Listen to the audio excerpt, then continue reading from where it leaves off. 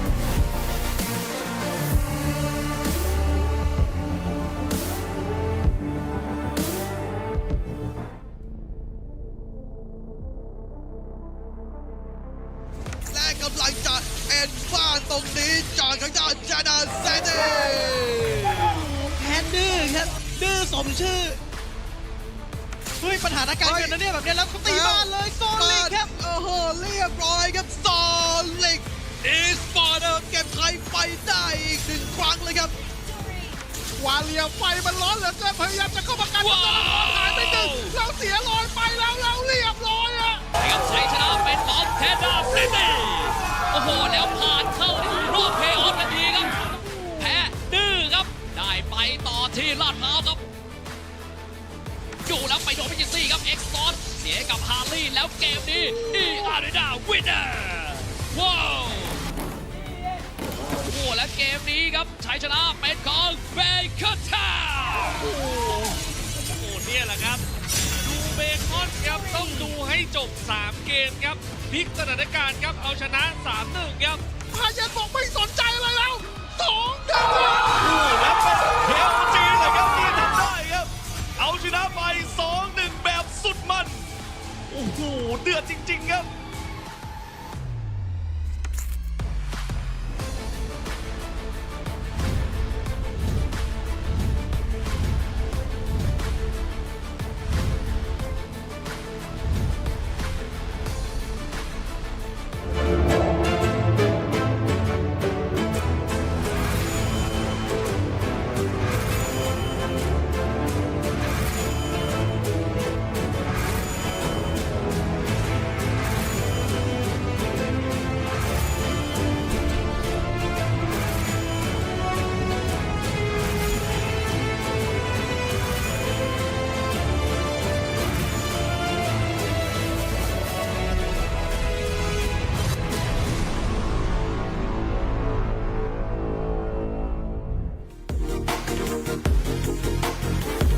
การแข่งขัน MSL Thailand Season 1 Powered by Moonton Official Telecommunication Partner True 5G Official Gaming Phone by Infinix Official Sponsor by Richman Shop Official Gaming Chair Partner DX Racer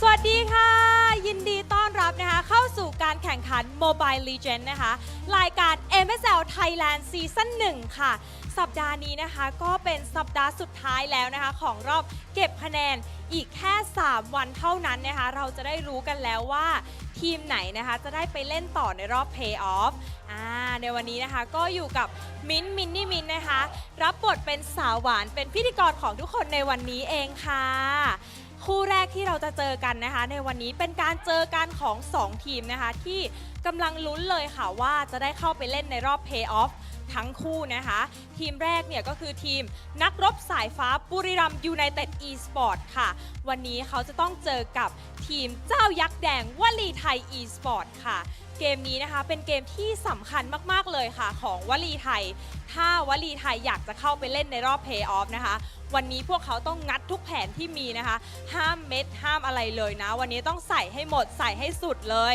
มาดูกันนะคะว่าวันนี้จะเป็นวันของนักรบสายฟ้าหรือจะเป็นวันของเจ้ายักษ์แดงนะคะถ้าทุกคนพร้อมแล้วคนดูพร้อมแล้วตอนนี้แคสเตอร์ก็พร้อมแล้วเช่นกันค่ะขออนุญาตส่งต่อให้กับพี่แคสเตอร์ทั้ง3คนได้เลยค่ะ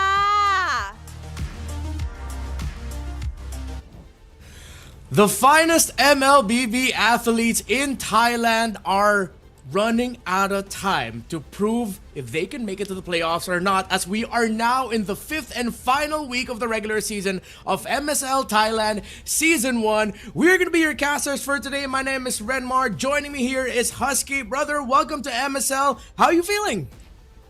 I'm feeling great. You know, I've been keeping up with MSL, and even since week 1, I've been saying when we promote MSL Thailand on our domestic broadcast, I was like, we got some great teams, we got some great players, some familiar faces, but most importantly, we get to see the Thailand spices, the way that they play the game, the ingenuity, some of the heroes that they bring out that we usually don't see. I want to see more of that today. And we are definitely going to see more of that, as every week of MSL Thailand has delivered a lot of surprises, from the results to the hero picks to the gameplay. We understand, if you haven't yet, you are about to understand why Thailand got a big league for MLBB esports and why all of these players are hell-bent on proving that they can make it to the playoffs. The playoffs will be happening in May 24th, so they have like a week off after the regular season to ready up for that. But this week is gonna be crucial. Some top teams are going to be fighting for the top slots. Of course, Seed 1 and Seed 2 by the end of the regular season will go straight to the semifinals. And of course, we all know how important it is to just get out of the first round and just make it to the second round already. You're going to be safe. And in just a bit, we're going to be seeing the standings to show you the picture of the league so far. Now, you've caught up a little bit with MSL Thailand. You've taken a bit of time through your busy schedule with MPL MY as well to check it out. Is there a team that you have your eyes set on as a massive threat? A massive threat, I think, aside from the top two teams that have secured playoffs, which is KOG and Tenacity, I personally am a huge fan of Bacon Time. Right, and I think there's very little reason to explain why. I think I just love Bacon Time. I love the name of the team. I love the design, but I also love how they play the game. It really gives you the feeling that they have something up their sleeves, right? They're bringing out the Akai jungle every now and then, something that we haven't seen often in other more established league. And right now sitting in 4th place, I think they have a good chance to be safe after today and maybe also make it the playoffs. Yeah, Bacon Time, one of the two teams going into week 3 undefeated alongside King of Gamers, but KOG ended that and they stand as the sole undefeated team in the league so far.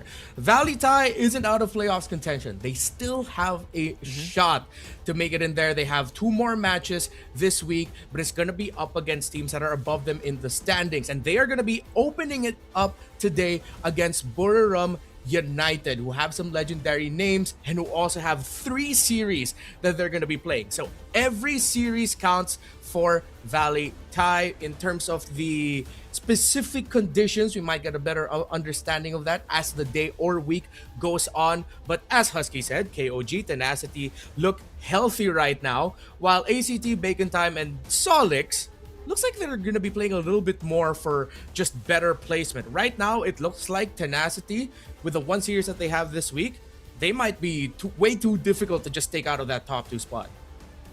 Yeah, and I think, the bottom 3 teams, the scores, they don't look too well, right? So realistically, only VLTH has a chance to knock someone out from that top 6, and it could very well be BRU. And you did say that this is a team with a pretty stacked roster. When I first saw them unveil their roster, I'm like, these are players that we have seen on regional stage, they've played in cross-nation tournaments, and the fact that now they get a second, third chance to play in the first official league for a slot at MSC is quite surprising that they are now sitting in that 5th and 6th spots and having a chance to not make playoffs. Yeah, Buriram United, not the smoothest season that they've had. They have secured some important sweep wins against teams such as Hydra and E-Arena. But if you're doubting if they could challenge teams that are above them in the standings, well, they do have that 1 sweep win against ACT. They've been swept by Full Sense and Tenacity, though. However, they were able to take a game off of King of Gamers Club. So surprising, yeah, I agree. It seems like this team, with the DNA that they have, the history that they have the DNA to be able to make a threatening run in the higher or the top portions of the standings. While the members of VLTH, they are one of the top 2 teams from the open qualifiers. If you're a team coming from the open qualifier and you're going up against some big names in Thailand, to be safe, or to be fair, I feel like not a lot of people are expecting a lot of them, but not expecting a lot out of them. However, they are in this spot where you still gotta watch out. They have wins against Full Sense, Hydra, and E-Arena, clearly separating them from the teams in the lower portions of the standings. They've been swept by teams such as KOG, Tenacity, and ACT, but they do have that 1 win against Solix. So it's interesting that these 2 teams, with very close in the standings, very somewhat similar records of, hey, one side, a lot of expectations. The others, it seems like we're just coasting. I feel like this might be one of the few 3-game series that we'll have here. Yeah, and I think, there's a bit more pressure on VLTH just because they have 1 lesser series to play, right? BRU, they have 1 series each day for the rest of the week up until Sunday. For VLTH, they're not playing on Sundays, so every win is going to matter a lot more, carry a lot more weight. If they can take down BRU today, preferably if it's a clean sweep, they put themselves in a way better position and put that pressure onto BRU. So we are technically starting off the last week of the regular season for MSL Thailand with one of the most important matches to determine who might make playoffs. Yeah, and You know what? Even though I mentioned like we might be getting 3 games here, I agree with you. The Valley Tie, if I'm them, I'm looking to just sweep BRU here because their last opponent for the regular season is gonna be Bacon Time, a team that you appreciate and everyone knows there's a lot of eyes on Bacon Time. But let's look at BRU. We have Naracorn, Lois, Agi, Izzy, and of course their roamer. Give me a second there. It's in my notes. I saved it up. It's MZ, the captain for BRU. Now, we know MZ, Agi, Lois, they are quite familiar names to us in the scene. They've been here for quite some time. I believe you also have 2 MSC, the very first MSC champions in there with ID and S. While for Valley Tie, throughout the history of MLBB esports, there's always been teams coming out of open qualifiers. Again, not a lot of expectations, but suddenly they just show up with a surprising result. And if they're out to deliver a surprising result, it has to be today. It has to be today. And I think, you know, for Valley Tie, if anyone is in for an underdog story, even if you look past MSL Thailand, even in MPL MY, we have experienced teams that came from the Academy League and almost cruised to an international appearance. And that was just, you know, less than a year ago. And I think, you know, Thailand might also experience something like that, right? Valley Thai it feels like they have a chip on their shoulder. Season ช่วงเวลาที่ทุกแต้มเริ่มมีค่ามากกว่าที่เคย Yeah.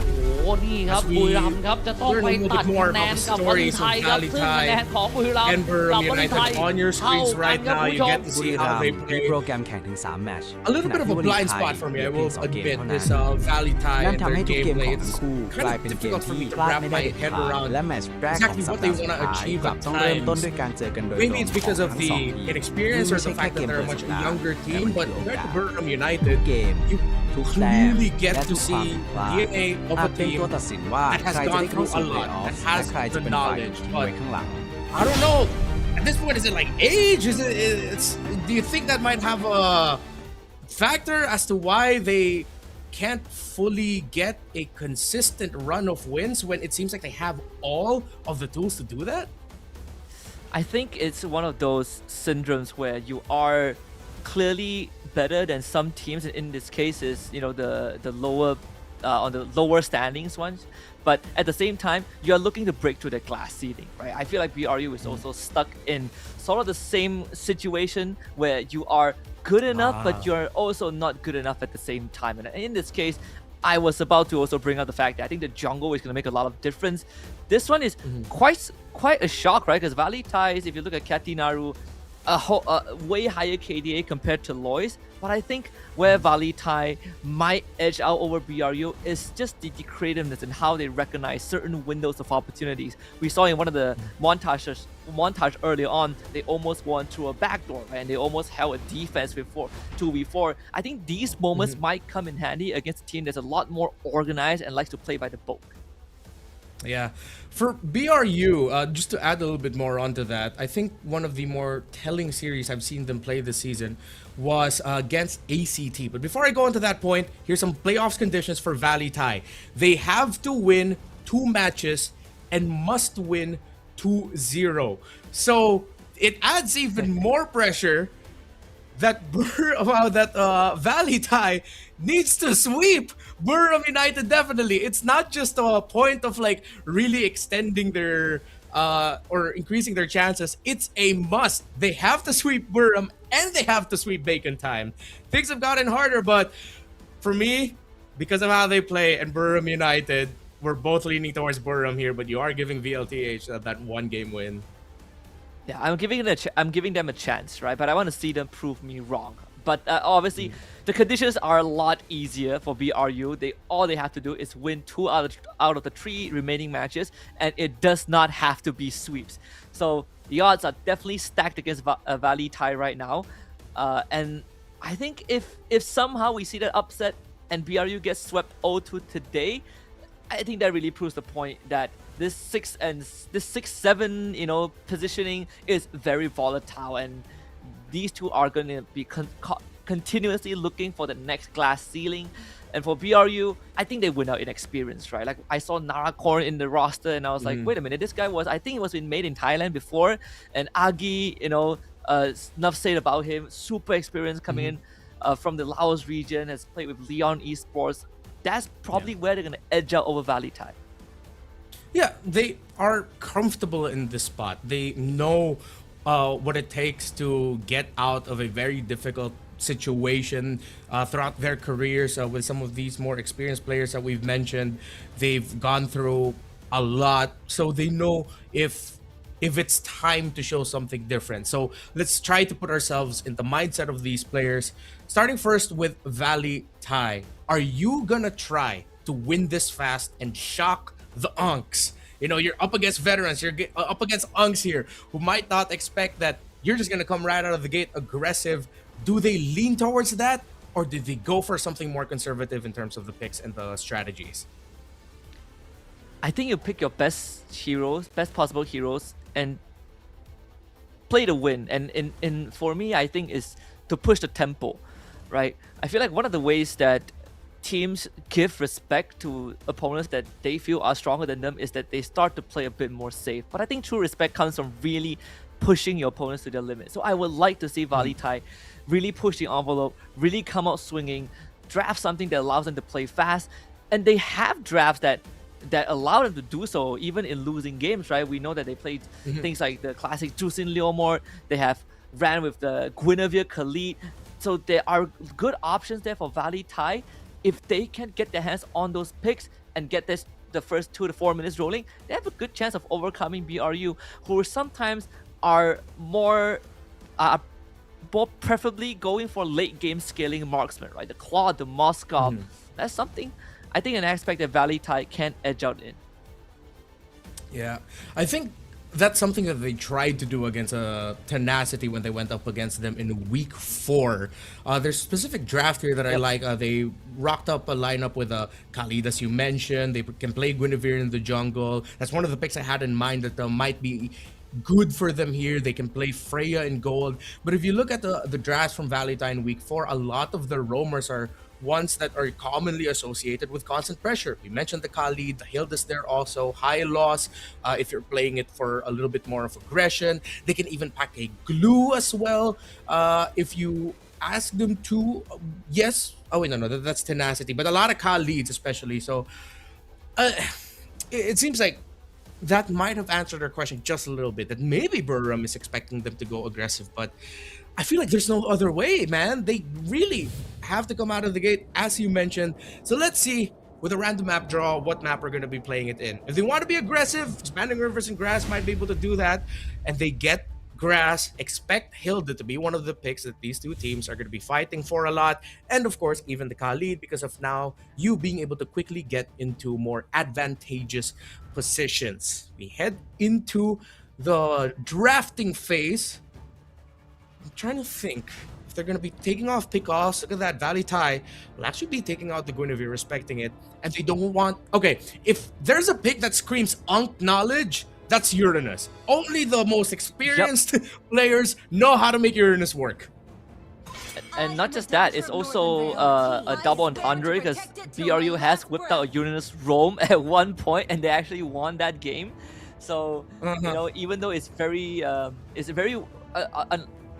unorthodox, but VLTH, you know, you get a buy one free one, it's always good. BRU responding with a Freya ban, I think that's great as well. Obviously, you know, Jusin has been quite a contested pick in other regions, but in MSL Thailand, she isn't fully contested, at least in the picks, right? There are some games where the Jusin was completely left open and people and teams still don't opt for her.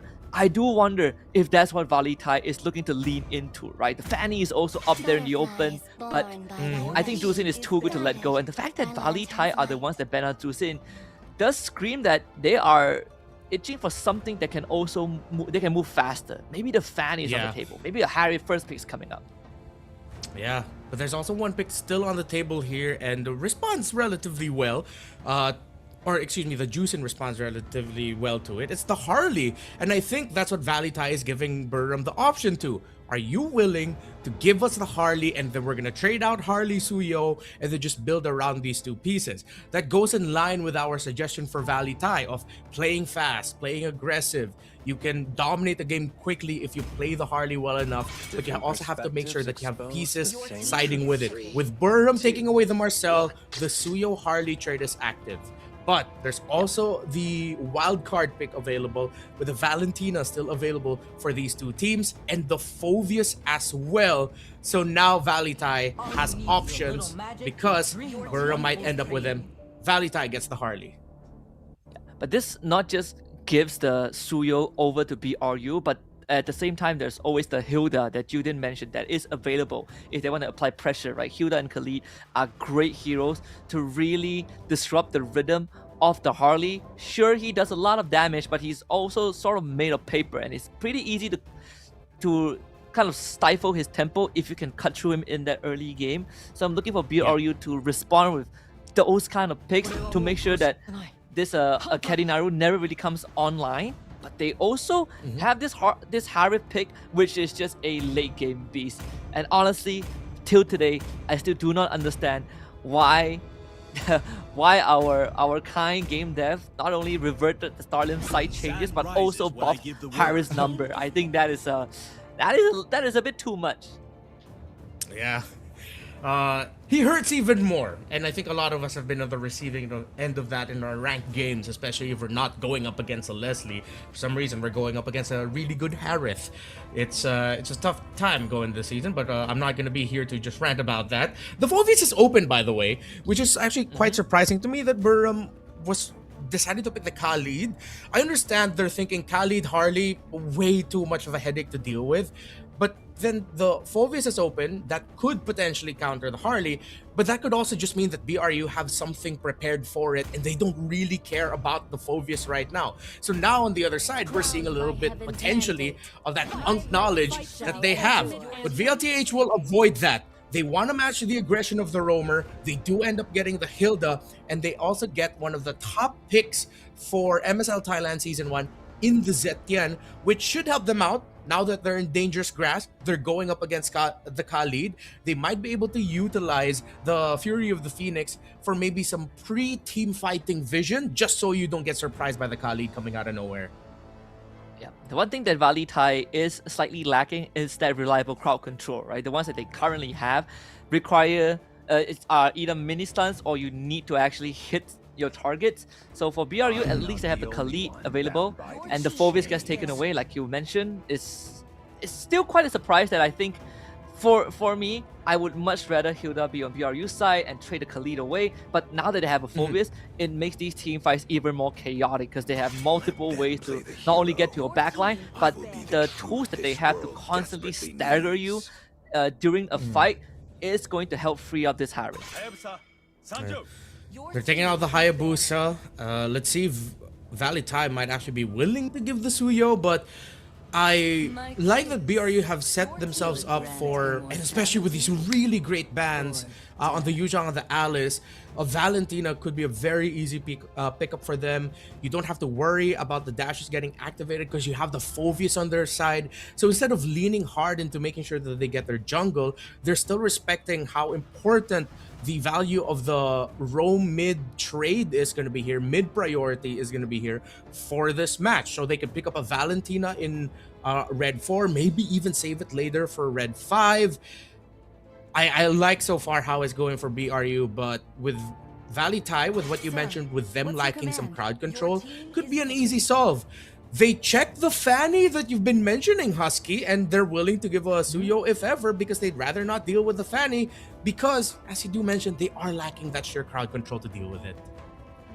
BRU could pick their jungle last if they do want to. The Lilia, I think, is not too bad of an option mid. Sure, your reach is slightly shorter than what the Zetian has, but you do get to salvage mid prior thanks to having a Khalid, and it gives you a guaranteed way to get out of the deadly magic if the Harley ever jumps onto you, and gives you great zone control overall. They do go for the Yi, play a bit safer, and add even more team fight control. VLTH need a really good EXP laner right now to just cut through the BRU formation. The glue is still on the board if they're willing to play that into a Phoveus. More common thing that we usually see is a Lapu-Lapu against a Phoveus. I don't know if VLTH are confident enough to pack a Sora and pair it up with a Hilda. They're going to be the only ones really helping each other out in terms of exchanging who becomes first contact and vision. So there's potential routes VLTH could go for, and all really good for Burram because they haven't even shown their jungler just yet. They're not going to be getting a Sora. They chill out, they pack the Terizla, they decided we actually just need something really solid for our front so that our Hilda can potentially mess up the Eve, and they get the Claude. A good balance of dive and poke, but the Hilda and the Terizla really need to talk about who could peel for the Zetien. Unless they tell the Zetien, you have a passive with a knockback anyway, you do you. Like the Crimson Lightning. Yep. Oh, and the Leomorph for BRU too. So the snowball capacity is there. BRU's draft. Incredibly scary. And not only that, Leomorph is also one of the few heroes that does extremely well into the Harley. You jump onto your Phantom Steed, you get an extra 100 hybrid defense at level 1, and you just man fight this Magician. Overall, I think VLTH, definitely on a more conservative end. A lot rests on whether the Hilda and Harley can get the ball rolling. If not, then it's all going to be on the Claude. Rome mid trio. Does VLTH have enough to bridge for their Claude? Because Burram, I gotta have to agree with you, that is a terrifying lineup to deal with. And VLTH know that they need to get this win. They need sweep wins against this team here today and against Bacon Time. Right now, it seems like they've picked the more difficult route. I think we're on the same boat. It looks like a BRU favorite game here for game number 1, Husky. Yeah, I agree. I definitely think that BRU's draft is slightly easier to execute, and even matchup-wise, if we just look at like one-on-one matchups, the head-to-head favors BRU a lot more, just in the sense of the hero. The Khalid actually almost went down at level 1, but it's just a Khalid, not a problem. He's gonna be fine once he hits level 2. I'm also worried, like, if the game goes late and both teams are even, I think it would still favor BRU because your Claude into Harif, there's no way you win 1v1 against a Harif in his current state right now. He's just a bit too powerful. Yeah, it's going to be really tough for them. So it's an awkward window for VLTH, wherein it seems like their early game window is really small. They're also up against a Leomord who is going to be able to get the first Litha Wanderer of the game. Still on their first earlier parts of the rotations. But this has to be a good sign for VLTH that they are up against. That their Claude is taking it to that Harith very bravely. He is not shying away from the duel in lane. Yep, he can do it for now, but once the Harith gets like a Starlim sight, the window immediately closes. Like the Starlim sight changes everything about that matchup.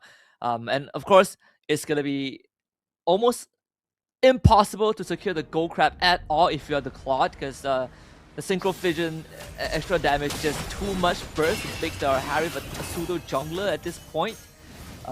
Even at the 4-minute mark, it's not going to be easy to fight out against BRU, because BRU, they press their ults. If it hits you, you just lose the fight instantly. We're heading into the first turtle of the game now. Seems like BRU is there in position first. Could be a really tough fight for VLTH as they're just getting bodied out of the turtle pit. They might not even find room for their Hardy to play. The Deadly Magic used on Mizzy too, so the Khalid absorbs everything. So no Deadly Magic makes this even tougher. They're gonna use the healer to jump in, take a penalty zone right onto the Leomord. Fury of the Phoenix connects, but the damage is just not there. First blood given over to BRU as they walk away with the objective.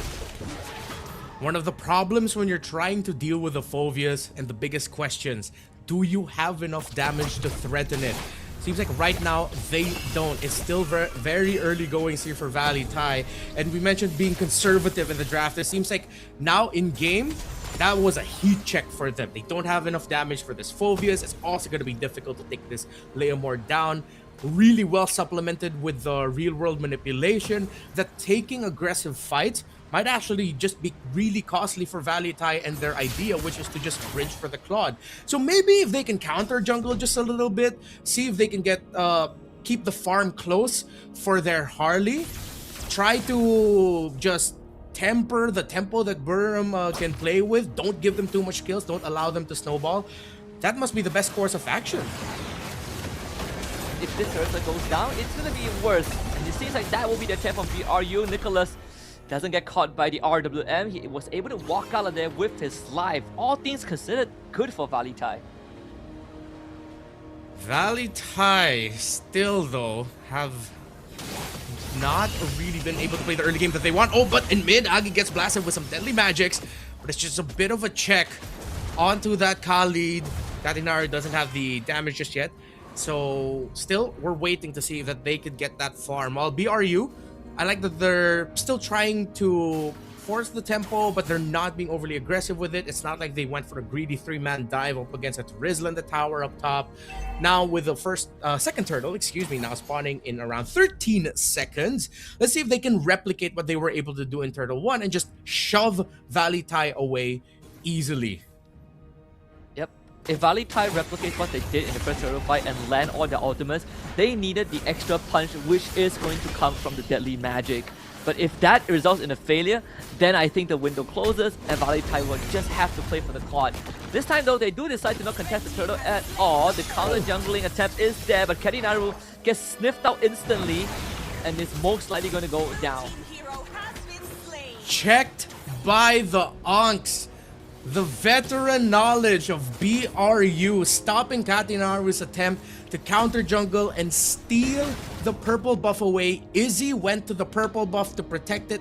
That's just a really good read by BRU and their gold laner. They are just winning everything right now. Despite the Hilda and the Zetian being together, they're having a lot of difficulties in mid despite their pokes. Chajame will have to use the flicker to not get taken down.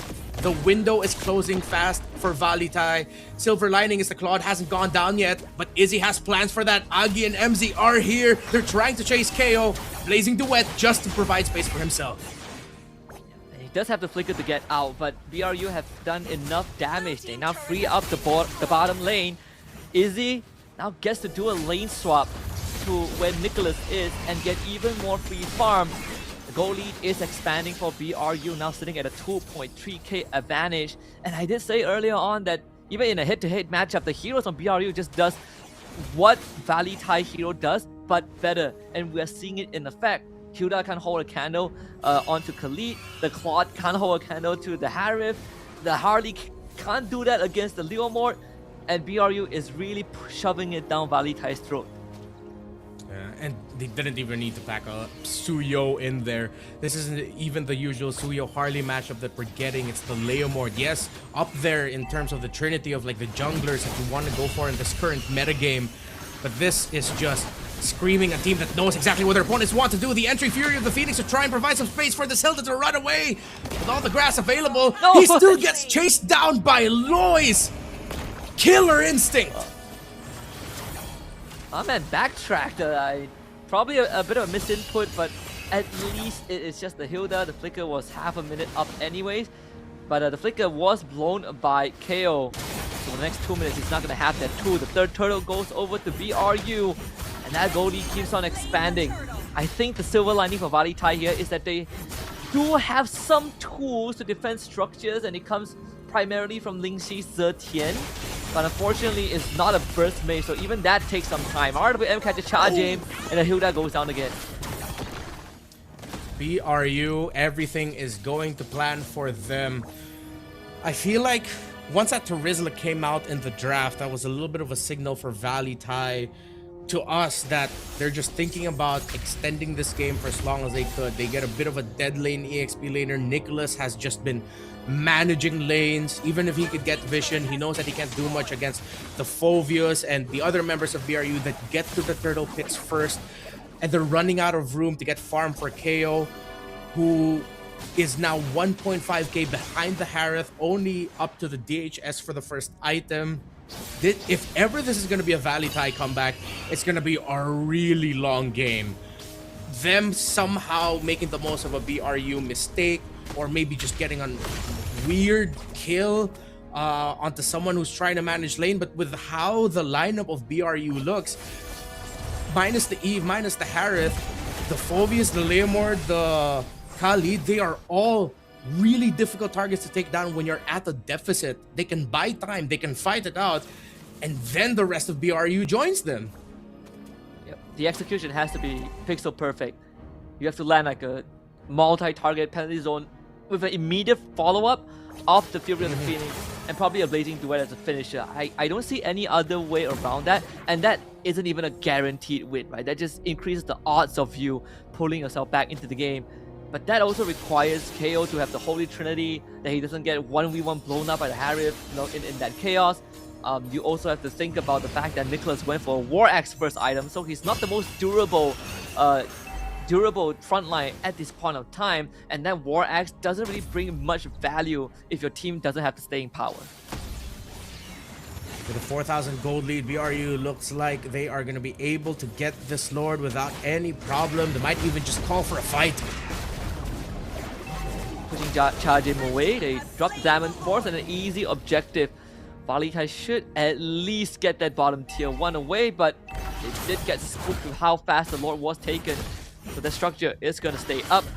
4.2k gold lead for BRU, that will keep on expanding. Let's see if BRU could at least take that mid tier 1. That would determine how much space VLTH have left in this game. See if they can hold on to it.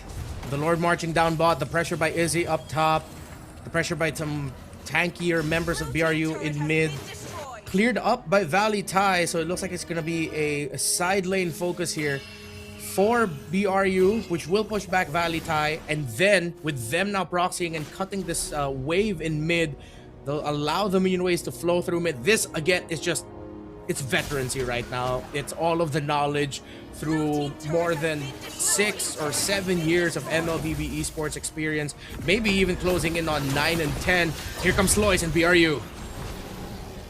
Did pop the bottom holy defense.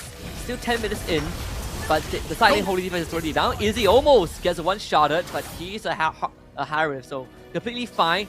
Despite the amount of damage that Kalinaru possesses, again, it's just they lack the finisher, and in this case, I don't really blame him. It's a Harith. He puts out the Diamond Force, and then a couple of chrono dashes, and he just negates whatever that you dealt to him. Holy Crystal is now out. Divine Glaive probably is the next item. Raging Sandstorm connects. Fury of the Phoenix could follow up into the RWM to delay the follow-up from BRU, but they still end up losing Charjim and Nicholas. That's how far ahead BRU are. VLTH at least get the 1 kill out of it, but they needed the help of the tower, and BRU just diving a little bit too aggressively, but they know that they can afford these losses right now. Holy defense in mid will get popped as well. It's only the 11th minute, and they are still here knocking on the door of VLTH. Gets trampled over by Lois. Without the Harley around, BRU easily takes the structure and gets the heck out of there. Next Lord in under a minute too. So they already have the long lane set up. It's not like VLTH has any agency to contest anyways, but BRU is essentially in a spot that this is their game to lose. VLTH's window, as we said earlier, was that early game. Playing around the Hilda and the Harley, if you could get a big pick, if you could get a big rotation, but they just couldn't find that angle. They tried to early on against Agi and MZ, but they were able to get away, and BRU just now led them to this point. 7,500 and climbing is their gold lead. The Claude just secured the Holy Trinity, but the Trinity of items that you're looking for him, but you need more. Are you gonna rush the Malefic Roar at this point? But then when you go in, you're most likely also just gonna get blasted by a Harith who's under his own Zaman Forest. VLTH cannot even contest this Lord. We may be seeing here the closing moments of the game. Free Lord for BRU, barely any resources for VLTH. This could be over soon, and VLTH's playoffs hopes are about to get dashed by BRU. Yep. It might have only 3 more minutes to salvage that playoff dreams. And it's not a long time. This Lord could be the game ender and the dream ender in this case for VLTH. If they lose this game, nothing else they do from that point onwards would matter anymore. It would just be a battle of pride, and there's still a shot. It's a long shot. Again, the same conditions have to apply. You land some godlike multi-target ultimate. You have to make sure that BRU is fighting underneath your inhibitor and the tower is helping you out. But with such a huge deficit, I don't think even that is going to be enough. And the 10 make onto Agi and just tickles in the art of M, catches Ketinaru, he gets dunked on, and that's your jungler gone. VLTH down one man. They do clear out the Lord, but the side lane inhibitors have been destroyed. Mid lane still has an enhanced minion wave coming in. BRU looking to close out the game convincingly. Fear to finish into a penalty zone is good, but again, they need some extra punch, which is lacking. And in response, losing out onto Nicholas, the Winter Crown backline as a distraction. BRU with their eyes on the crystal will shatter it. And alongside that, the pieces of VLTH's playout dreams dashed. A cold-blooded victory by BRU. VLTH needed to win a sweep win in their last two matches, and they lose their playoffs dreams just with one game victory for Buriram United. I really can't help but think that maybe the coaches, the players might be looking at the draft and thinking we could have played some things better. They could have taken the Phobius for themselves, but it still ended up in the hands of BRU. The Khalid and Harith were the first picks of BRU, and I was thinking usually how it goes in the big three regions. If you see the Harith on the other side and you can pick up Phobius for yourself, you want to pick up that Phobius. But then they ended up closing their draft with a Terizla that really didn't get to do much in this game against a more aggressive focused Phobius. That's just a tough L to take after the season that you've had, the wins that you were able to secure, the hope was still there that you can make it to the playoffs, and then now you still have to play the rest of this series and one more series to close this out. VLTH, I feel for you, but let's look at the victors in Buriram United. Congratulations to them. This is their moment. It's only game number one, but this is already a big win for them. Yeah, a big win for them, and on top of that, most likely safe in the playoffs, because this does push them up in terms of points. If they close out the series, it's going to be 4-3 matches, and then it's a matter of standings, because the other three teams, the Full Sense, E-Arena, and Hydra Esports, they already don't have playoff chances, and BRU just knocked out the last contender, so they are 100% safe in the playoffs. But again, the draft that they had is just so much easier to execute. Great scaling, in fact, I think stronger scaling than what VLTH has, and basically just shuts down all the game plans, right? They have all the counters that can basically ignore VLTH's game plans, and once they get a lead, it is very hard to pry it away from them. And their MVP is going to be Agi, very experienced player, as we've been mentioning. If you're wondering, his recorded pro scene records have gone back since 2023. MSC 2023 with Team Evo. He was also even able to compete in the M7 World Championship in the wildcards, if I'm not mistaken, with Leon. So there's a reason why we looked at BRU and just connected them with the idea of, this is a team that knows what they need to do to get the job done. And they got the job done really well here. I love their drafting, love their execution. Agi's real-world manipulations really stopped a lot of the ideas, I feel like, that VLTH had. Where just when you'd see them posturing and setting up, next thing you know, with a real-world manipulation brought up, most of the time, even just to focus onto one player, they know that they have to respond to it. And then that changes their idea. That changes their box, that with some very simple button presses, excuse me if it's a bit blunt, but sometimes it felt like BRU just needed to press one thing, and then VLTH are now scrambling about like, what do we do? Yep. Because it's, again, the ease of execution, right? They cover all the bases. They have great zone control with the RWM, but it's also incredibly tough to fight directly into them because you have a door stopper, which is essentially the Phobius. You have arguably one of the most busted goal laners right now in the Harith that is not only self-sufficient, but can literally man-fight you. He's the personification of bring it on, I will take you all down one by one. It's just a very full draft. It's like a full course meal, you leave the dinner table feeling that you've had everything that you want, from the apps to the dessert. and the Hall of Famers tell you everything that you need to know. Agi as the carry, Lois on that Leo Moore just free farming the whole game. Of course, Agi as the best wingman again, and unfortunately for Charge vs Hilda, this is a rough game. There's really nothing much that you can do on a Hilda if all your lanes are losing. Yeah, it seems like the more we talk about it, we really just have to say that Burram United were out-drafted. Could there have been a world wherein they could have won? Yes, but it's, again, I think the main theme that especially Husky has been really drilling down on here is like the ease of execution. It seems like a lot of the picks that they went for decided to go for the hardest route possible. Like, if you look at it pick to pick, it makes sense. Like, first, of course, Harley Suyo, you'd want to pick up the Harley. If that snowball's out of control, there's not much that you can do to make a comeback against it. But then even the Harley was answered really well because BRU ended up with the Phoveus.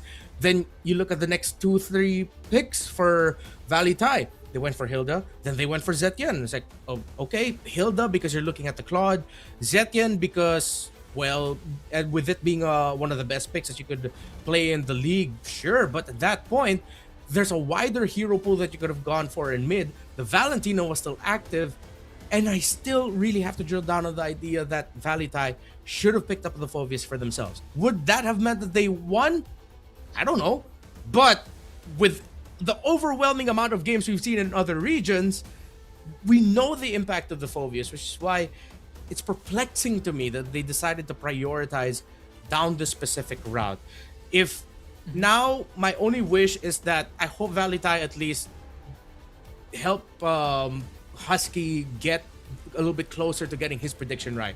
I want to see them at least force them to a game number 3. Show them that you still got some fight in you, that despite you already being out of playoffs contentions, that you're still hungry to prove that you deserve to dance with Thailand's finest and MLBB, because it would be really disheartening for them if they get dominated like this again in game number 2 and still have a second series to play to close out the week. I think also when it comes to like the complexity of drafting, sure, there's the ease of execution, but at the same time, it's also the damage profile, right? A lot of the teams, I think even us in our ranked games, sometimes we 5-stack up and then we feel really good, and then we fall into the trap of we got the right heroes, but now we don't have the damage, and it depends on a whole lot of setup to have a chance, and that's something that VLTH was lacking. They have the setup, but they just don't have the output, whereas for BRU, they do what VLTH do, but a lot better. They have easy setup, but they also have so much damage that they could just unlock at level 4 and run you down with. Something that I think VLTH and the rest of the competitors can study a bit more and just make sure that you find that good balance. You have a great setup like Terizla, you better make sure that your mid laner has enough damage, your jungler can play fast, and maybe Zetien might be something that you want to not consider if you already lack that punch. Yeah, it's the things that we were asking for, the combination of the penalty zone with the Fury of the Phoenix of the Zetien, they were able to execute it, but then it's that very frustrating moment of, oh, we got the setup right, Harley can only do damage onto one dude, and these dudes that you're up against are already so tanky that even if you get a full combo on them with the deadly magics, you throw out all your cards, you really maximize it, you're still left wondering, how come they still have health? Or in the case of the Harith, he drops his Zaman Force, dashes, how come this guy still has shield? And then now you're looking at the Claude.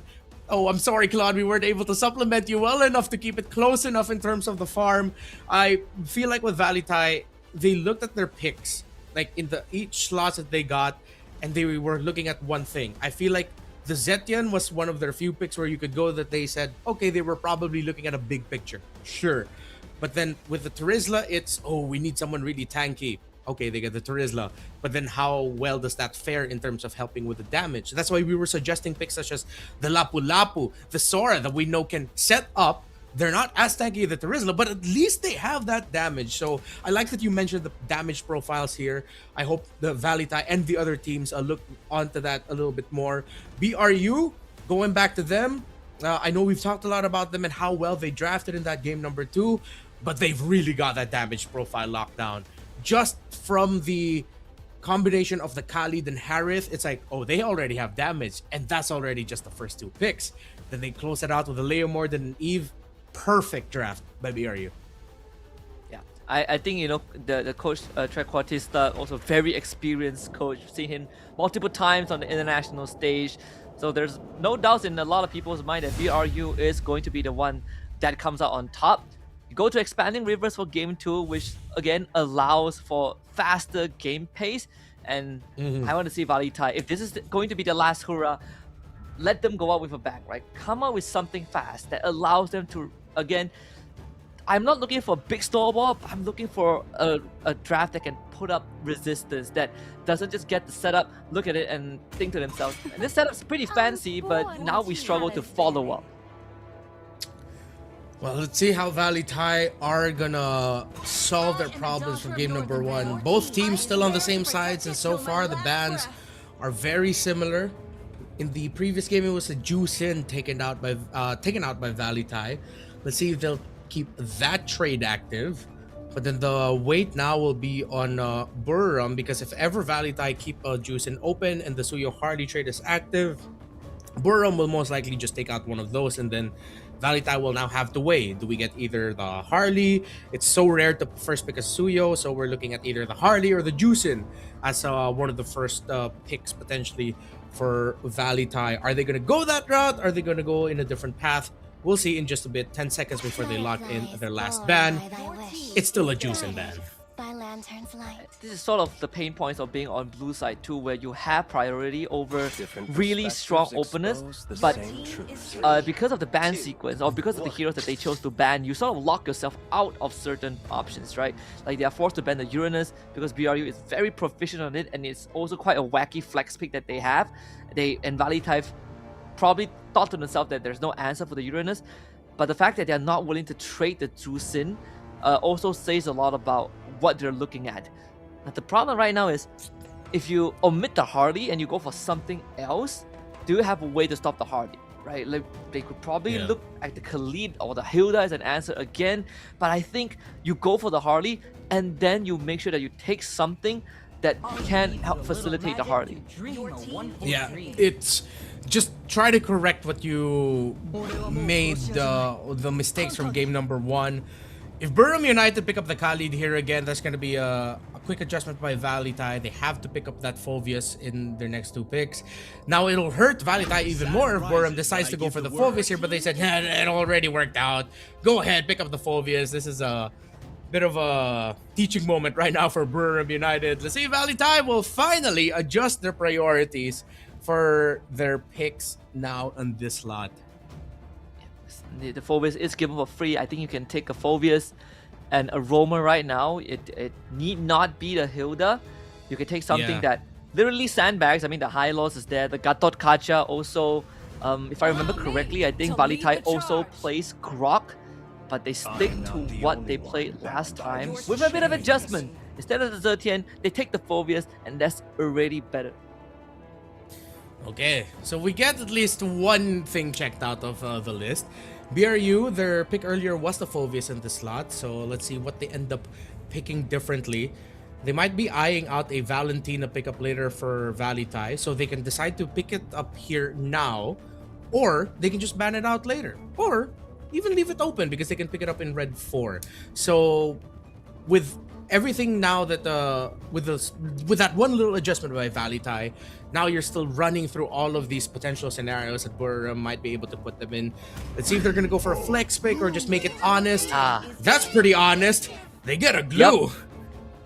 Yep. I was thinking that the glue is gonna come because it's red 3. Now you want to ban Faramis? Go ahead. You want to open Faramis and take it for whatever reason? Go right ahead as well. BRU with this glue pick, incredibly powerful for themselves. Sure, it doesn't. It breaks the illusion of the flex, but it's okay. You get yourself such a strong matchup into the Phoveus. Like, what can the Phoveus do? You stick onto him or the Hilda, they're out of the fight. If you somehow catch the Harley, he is as good as dead. Now you get to really skew the gold lane matchup in your favor. It's gonna be a tough decision for VLTH for their gold lane. With the Claude gone, I think with Burram being potentially able to pick up an Eve in red 4 if it's not going to be a Valentina. Oh, okay, good ban by VLTH, but I think that's a big sign for Burram to start thinking about a carry coming out of the VLTH draft later.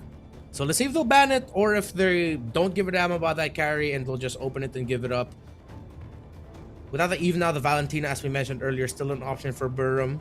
The Zetian, favorite pick of the region, still available as well. Yeah, Zetian is definitely a lot better for BRU than it is for VLTH, who's again still need some damage. If you want to look in the gold laner, like the carry, great late game hero, decent into the Harif, skill matchup but decent. I was thinking of the Granger. I think the Granger would be great to supplement them. Sky Piercer carrier, can take down beefy targets, decent matchup in the Harif, mid game fighter, but BRU once more reads into that, and now VLTH's hands are really tied. I think you probably ban out like Farsa or Zetian, like either or. You have to pick a poison right now. Yeah, you don't really have a lot of reach. You have a lot of divers that provide so much space for the artillery mages that we mentioned. You're gonna have to pick your poison, but they said we're gonna take out the Hayabusa instead. I feel like there's so many room that Burram can work with in the jungle that the Hayabusa might have been an overthink. But let's see, maybe VLTH are trying to supplement for something like a Kimi in mid, because if they're not going to go for burst, if they're not going to go for the Farsa, at least go for, well, even more damage, and at least then you'll have a Sky Piercer holder, because with the Granger taken out, as you mentioned, maybe a Sky Piercer might do VLTH good. Sky Piercer holder, I mean, Obsidia is one, but that one takes so long. The YSS, some YSS junglers, some YSS players, gold lane or jungle also take Sky Piercer, but again, it's so unreliable. The gore comes out means even more damage, easy lane prio as well, great objective taking, and an auto tank shredder. You hit someone with the stun and you ult them, they just vaporize. Yeah, what a draft by Burram. That gourd came out of left field, but of course, one of the rising picks, especially in the previous weeks in Philippines, we've been seeing a lot of the gourd. Has there been a lot of gourds in Malaysia? No, I haven't been picked once yet, I think. Oh. Yeah, still pretty vanilla here. We still go for the classic, you know, Valentina, the artillery, the Jusin Zetian, occasional Lilia now and then. Valentina is the last option. Decent mid trio, decent damage, but the main problem is very short reach. Yeah. And BRU's draft are great when you're fighting right in front of them. Yeah, it seems like every this fight can be a Leo Mort, Leomord again? Yeah, it might be good. Let's see. Yeah, there you go. It just looks so... It's a perfect pickup. As I was about to say, it seems like every fight VLTH would want to take is right into the arms of Burram. It's like, okay, we have this glue. We have the gourd who's afar. We're just going to be all dive. We don't need this Suyo. We're just going to pick up another tanky fighter jungler that also deals really great damage. I think it's a similar story to game number 1. We're both leaning here towards Burram, where once again for VLTH, their conditions aren't as clear. And usually that means you're relying on, again, 1 or 2 people to just pop off and somehow have a really great start where they find some miraculous early kills, which is hard to do against the Leomord. It's going to be hard to catch this gourd as well with a Khalid providing vision and space for it. It's a similar story of the more experienced team in Burram United having a much easier lineup to execute, while for VLTH, very demanding. Let's see if they can meet those demands in this game number 2 to at least salvage a little bit of pride for the remainder of their season, as they have already been eliminated, but in playoffs contention. We start as we always do, just looking at the junglers. VLTH once more choosing to take the road less taken. Not even that. The other advantage that BRU has is this is a very sticky draft in a literal and metaphorical sense, right? Once you commit to a fight, VLTH, they have no tools to disengage, and even if they try to, BRU, they have glue to stick onto you. They can run you down with Khalid and Leomord. So every single commitment that VLTH decides to go for, they have to be 100% sure that that is what they wanted to do, and they have to do it together, because there's no backing up from what BRU's draft has.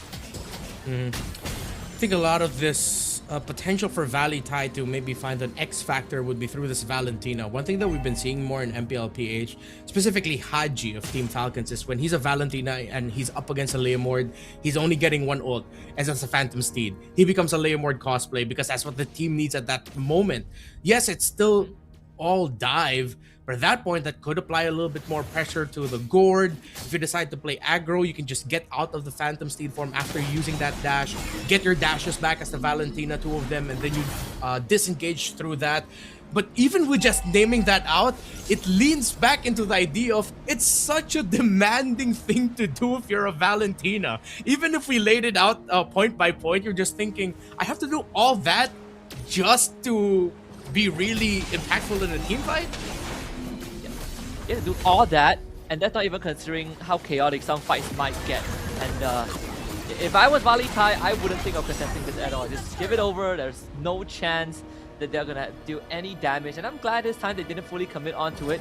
Though I thought that maybe Lingji would at least try to steal the Phantom Steed away. All he's considered is a lot better. Raising Sandstorm will be stolen. That's one way for them to set up, but the follow-up is going to be the question, right? I think a little bit of a nitpick here, but Cha James, when he decided to go for those pokes on the Khalid and the Leomord in mid, that should have been timed a little bit better with Lingxi being close by and then being able to poke himself, get some Terrifies out. So just a little nitpick, but it shows those little things that they gotta really work on and make sure that they're getting the timings correctly to make this work. And I gotta have to agree with you. Them not taking that first fight was really good for them, but out of nowhere, Chajim just gets destroyed. Oh, the tanky Razor. They just blow through him. And if you just watch your Hilda get deleted like that, you gotta start worrying, because Moskov is not winning against Harif anytime soon, so that lane is a bust. Glue into Phobos is a dead lane, but you know, on paper, Glue wins regardless, and your roam just literally got freaking disintegrated. Yeah. So now that locks VLTH out of any jungle invade, and they just have to eat it. He might be dead again. He has to flicker. Why is he putting himself in such a dangerous spot? It's like after that first kill onto him, Cha James said, I can go again, I can do this. But you got your flicker burnt out, that's not good for you. Oh, but Agi gets his flicker burnt out. Here comes Nicholas, entries, finds the Gourd. Great rotation by this Phoveus. Good stuff. Needed to spill its presence somewhere, because if you're fighting against the Glue, it's a wet noodle fight. You will never win that. So I like the initiative that Nicholas made. The Raging Sandstorm hits an air ball, which is good. There's no Raging Sandstorm, but I don't know if they have a way to deal with the Glue though. Lingxi flickers away. KO on another angle. Hard to join the fight, and Nicholas might be sold out. Has to bounce around with the ult to stay alive. They do lose the turtle and Nicholas at the same time, but at least they take the Khalid with them. Katinaru missed his retry, or I think was just shocked by the sudden burst of damage that he didn't have enough time to quickly respond to just pressing his retribution. It's still off a cooldown. That has to hurt for VLTH. I think they should have just went for the turtle rush a little bit faster, because once that Glue shows up in a team fight, it is gonna be a better looking win for Buram. I think VLTH were thinking about, what if this Leomord is hiding in that bush by the beetle? What if he's close by? But with the cooldown on that purple, you should know that he could be there, and Nicholas gets taken down a second time. Buram look like they're about to coast to a sweep. Yep, and that is your second tank in your team. Just paper put through the shredder. They're gonna try to take down Narakorn, but it is incredibly hard. This Glue is a Glue, and you don't have your Trinity just yet. Narakorn is gonna get out of there, not a problem. As Agi comes in with the laser. KO takes his SOD. The damage profile is not there yet. They're gonna try and chase him down. Mizzy will do exactly that. One last swing will do it. KO able to get up, but not for long. Mizzy with the final blow, and now they look for a trade with the deadly magic. This should be a confirmation, but still losing your gold laner must hurt. I think based off of our reactions, the viewers can tell that we both thought he probably shouldn't have pressed that, and now in mid, Buram need to get out. Izzy gets a flicker out. as they tried to burn down the tower. VLTH still get to hold to their tower on mid, but it took a lot of damage. Lois will go back to his rotation and take his purple buff. He's gonna coast to the orange, and then it's turtle number 3. 4 seconds about to spawn. Agi already had his Mystic Gush forced out. Admittedly, VLTH does have a better chance than they did compared to Game 1 and the last 2 turtle fights. Of course, Narakorn will always be a problem until the Trinity comes online. But VLTH, they are outnumbered. And I don't think they want to bring the Moskov in right now. Lingxi is already out of the fight, so call it off. Just give the objective to BRU. Better than losing any members. Let's see if the Moskov can take the turret. I don't think so. It's expanding river, so the Khalid is already on the way to the bottom lane, and they don't have a tier 1 there. So Moskov gets locked out of resources and is now 2 levels behind Easy. They just keep getting bodied again. Resource-wise, again, not as bad, but Nicholas gets stunned and eats the entire Mystic Gush, plus the damage from the Harith. The Phobius falls. SOD. Is he gonna commit that? He learned from the last one, not anymore. And that's gonna be another kill there for Buram. They take down the 2 frontliners. And reinforcement cut off by the Leomort and Blue 2. And now Lingxi most likely can go down. He does take the Phantom Steed. Can he at least find a trade? In fact, he survives. The hybrid defense paid off with the Phantom Steed. Good call by Lingxi to pop the ultimate and even steal the ultimate of the Leomord. In such short notice, keeping himself alive, being able to punish that glue. But the painful part here for VLTH is, again, they still have not taken down any of the turrets in the map. Maybe they could flow the minions and manipulate the map in such a way that they might be able to take down the tower up top 20 or 10 seconds before the Lord spawns in the bottom lane. But it seems like with the amount of ground covered right now by Buram, they are not giving them that space. They are not allowing any inch of room for a comeback here for VLTH. Now they're coming onto Lingxi, who stole the Mystic Gush and unleashes it, but very little effect as he gets taken down by Mizzy. Bodied, and Buram continue the aggression. Knocked back by KO just to provide space. And Buram really do not want VLTH to get any space. They got a kill, they got a second turret up top, while it's Katinaru in the far lane, just flowing the minions down bot. See if that one little minion, not gonna be making it in the radius of the tower as the minion wave of Buram comes out. And this Lord is as good as gone. VLTH once more needs to swim against the tide. Arguably with slightly better odds compared to Game 1 because they do have decent damage profile. But the second problem that they run into is that now that they have damage, the setup part is harder. And the fact that they have to fight in the face of BRU makes it even more complicated because BRU loves it. The heroes love it when you are right in front of them. And if you cannot jump onto Agi, if you cannot find a way to stop Izzy, you have no chance. I think we mentioned earlier, another Mystic Projectile. Agi might be on the way to getting another MVP. No kills, 5 assists, but those assists have been big. That's a dive there, but it's just a deterrent to allow Easy to take that bottom tier 2. Try to pop this holy defense. And Game 1, they popped the holy defense at around 10 minutes. They almost replicated that. So BRU playing with their protocols and doing a fantastic job. Korn completely fine, absorbed the deadly magic. Lord still slowly cruising down the top lane, which means that the horror is far from over for VLTH. Too many minions to deal with, the Lord still marching. But VLTH does have holy defenses that have been unpopped here. That might give him just a little bit of breathing room. But here comes Buram, still relentless, with a 7,000 gold lead. KO should be able to clear that out without any issue. They've weathered the storm for now. Katinaru again needs an extra punch. The commitment onto the top inhibitor from BRU. They really want the structure taken, and they will do exactly that.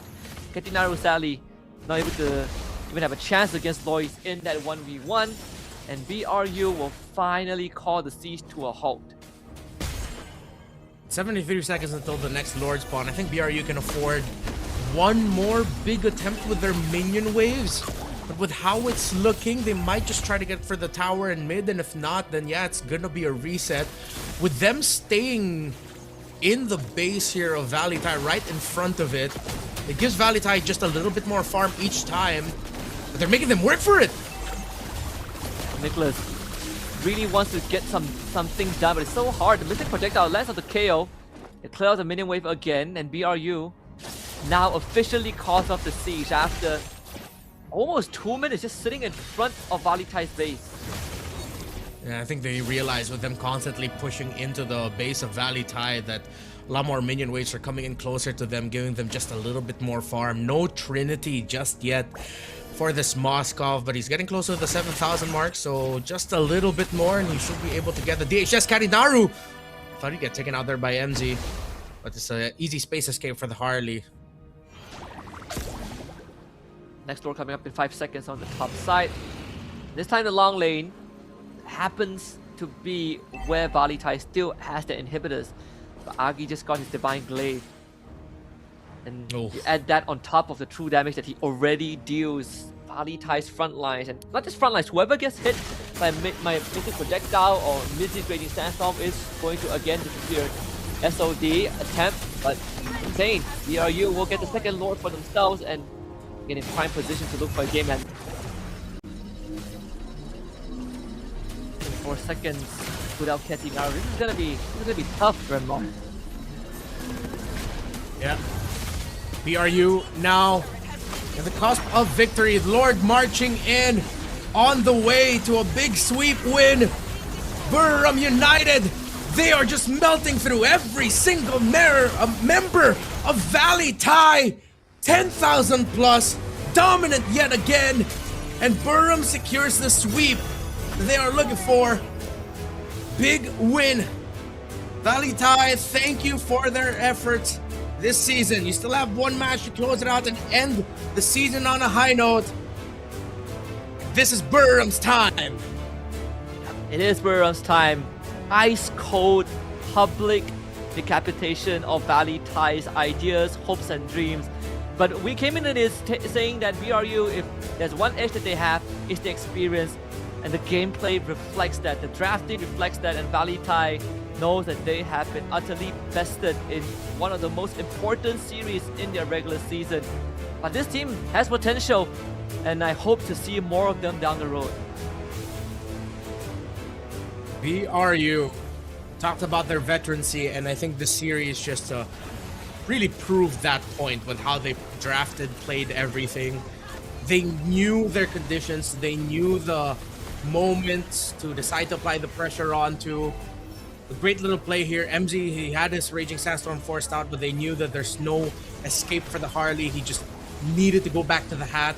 Hence why the members of BRU were ready for him to go back.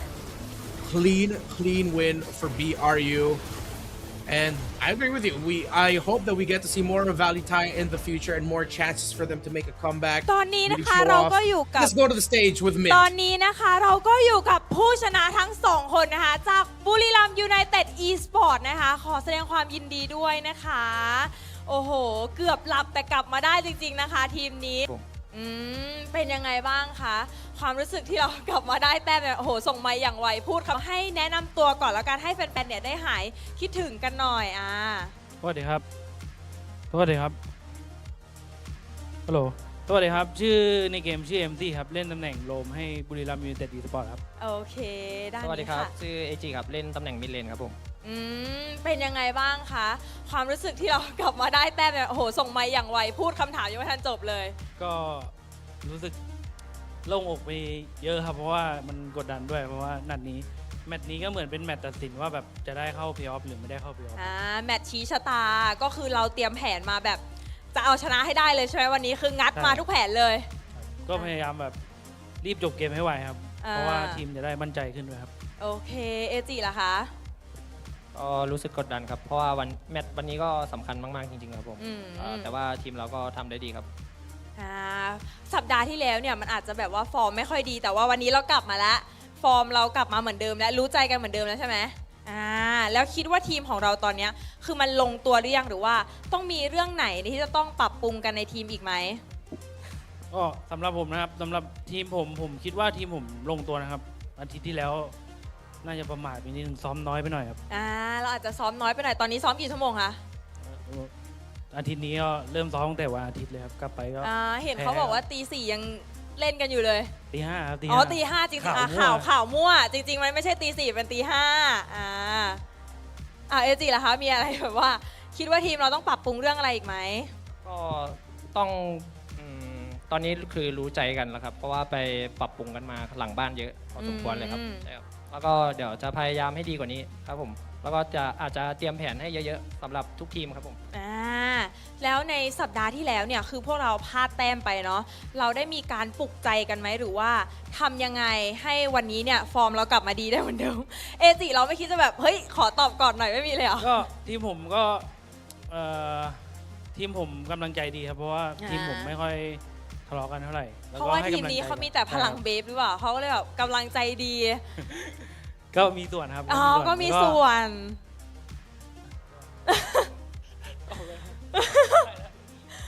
ปลุกใจกันยังไงหลังบ้านหลังจากอาทิตย์ที่แล้วเราอาจจะรู้สึกว่าแบบเฮ้ยเราต้องแบบงัดทุกแผนออกมาแล้วเพราะว่าวีคนี้มันชี้ชะตาแล้วอะไรอย่างเงี้ยแบบปลุกใจกันยังไงบ้างหลังบ้านเราก็พยายามเตือนกันครับแล้วก็ให้กำลังใจกันเยอะๆครับอย่างเช่นคือเวลาว่างก็อาจจะทำกิจกรรมด้วยกันบ่อยๆครับแล้วก็เวลาซ้อมไม่ได้ทำกิจกรรมอะไรคะไปตีแบดตีแบดไม่ได้เกี่ยวกับเกม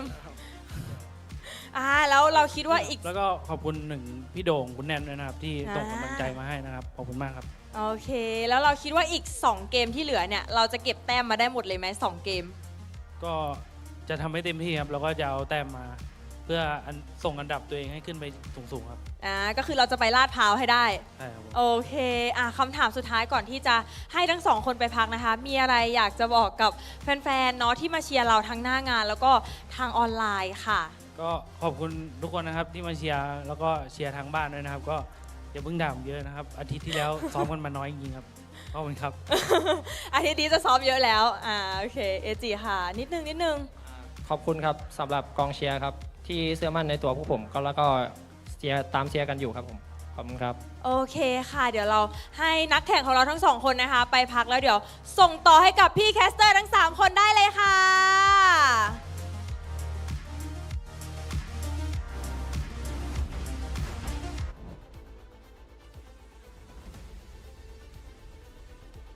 victory here and making the playoffs picture look really interesting. This also allows them some room to maybe bump themselves up a little bit higher in the standings. Now, Husky, I want to give you a moment here to speak your truth, King, because you called the impact of that Granger ban. You even called the impact of the Leomord last pick. Why was that Granger such a bit of a death knell or like a final nail in the coffin there?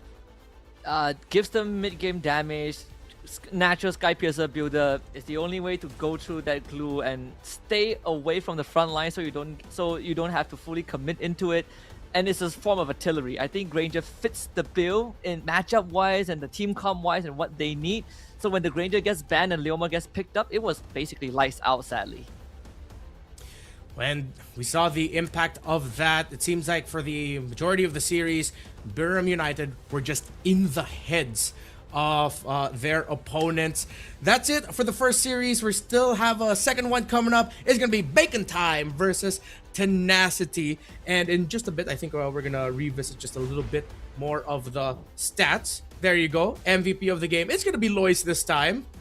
Just realized he throws up an L because that's the first letter of his name. It's not just him like taunting the opponent of like you're gonna take an L. It's literally that's his name. I just realized that. I'm kind of embarrassed about that. Or is it a 7? Oh, seven? Oh wait, no, isn't it supposed to be flipped if it's a 7? That's a thing now. Oh, you're right. Yeah, if you didn't mention it, I would have thought of that. That is actually his name. I thought it's like L for Leomord or something. Well, yeah, it seems like he's built into it. Like in this series, he played 2 Leomord games and were just really great all throughout, great timings. And I think with the Leomord showing up yet again in the second game, it really was just to push the idea and narrative even more that Durham United know that they can outplay and outdraft, out-execute everything that VLTH wants to do. Again, it really feels like I was just watching a team that knew exactly what their opponents want to do, how exactly they want to draft. That it never really felt like there was a threat to Burham's control. Yes, VLTH were much better off in this game compared to game number 1, but it still felt like a very similar story. Yeah. It's like a ship with too many holes, right? Like you plug some of the holes, but the structure of the integrity of the ship still compromised due to various reasons, and it's eventually the holes are gonna start leaking again, and your ship will sink. This time it felt like it took longer. It felt like VLTH put up a slightly better fight, at least in the early game.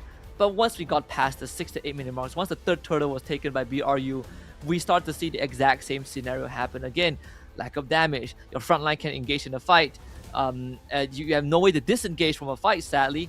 And I think most notable of all, there's just no way for you to safely fight into BRU, because every single time VLTH throws a punch, they get hit by 3 more, and those 3 punches are even harder.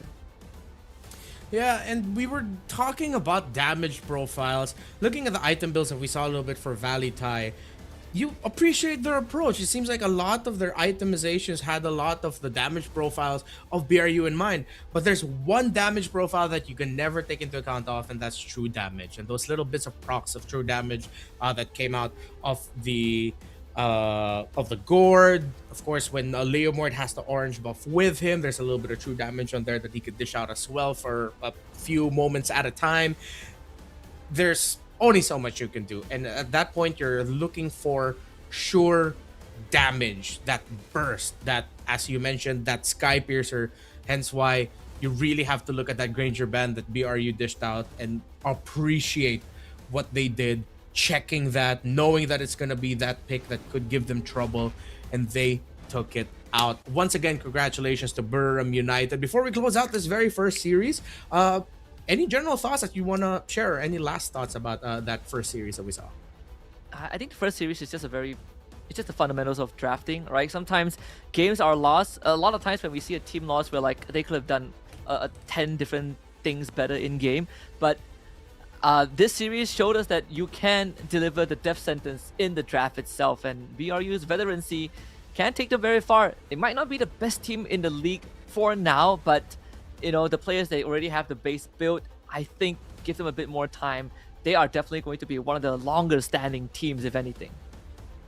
Yeah, with so many strong teams, especially on the top side of our standings, with King of Gamers still undefeated, with Tenacity, young team that have a very aggressive playstyle, shocking the league. Maybe it's a team with experience like Burham United that could shock everyone else in the upper echelon. Coming up next, we've got Bacon Time versus Tenacity as our second series of the day. Once again, my name is Redmar. Husky, still, we're going to be back after a short break. MSL Thailand, see you in a bit.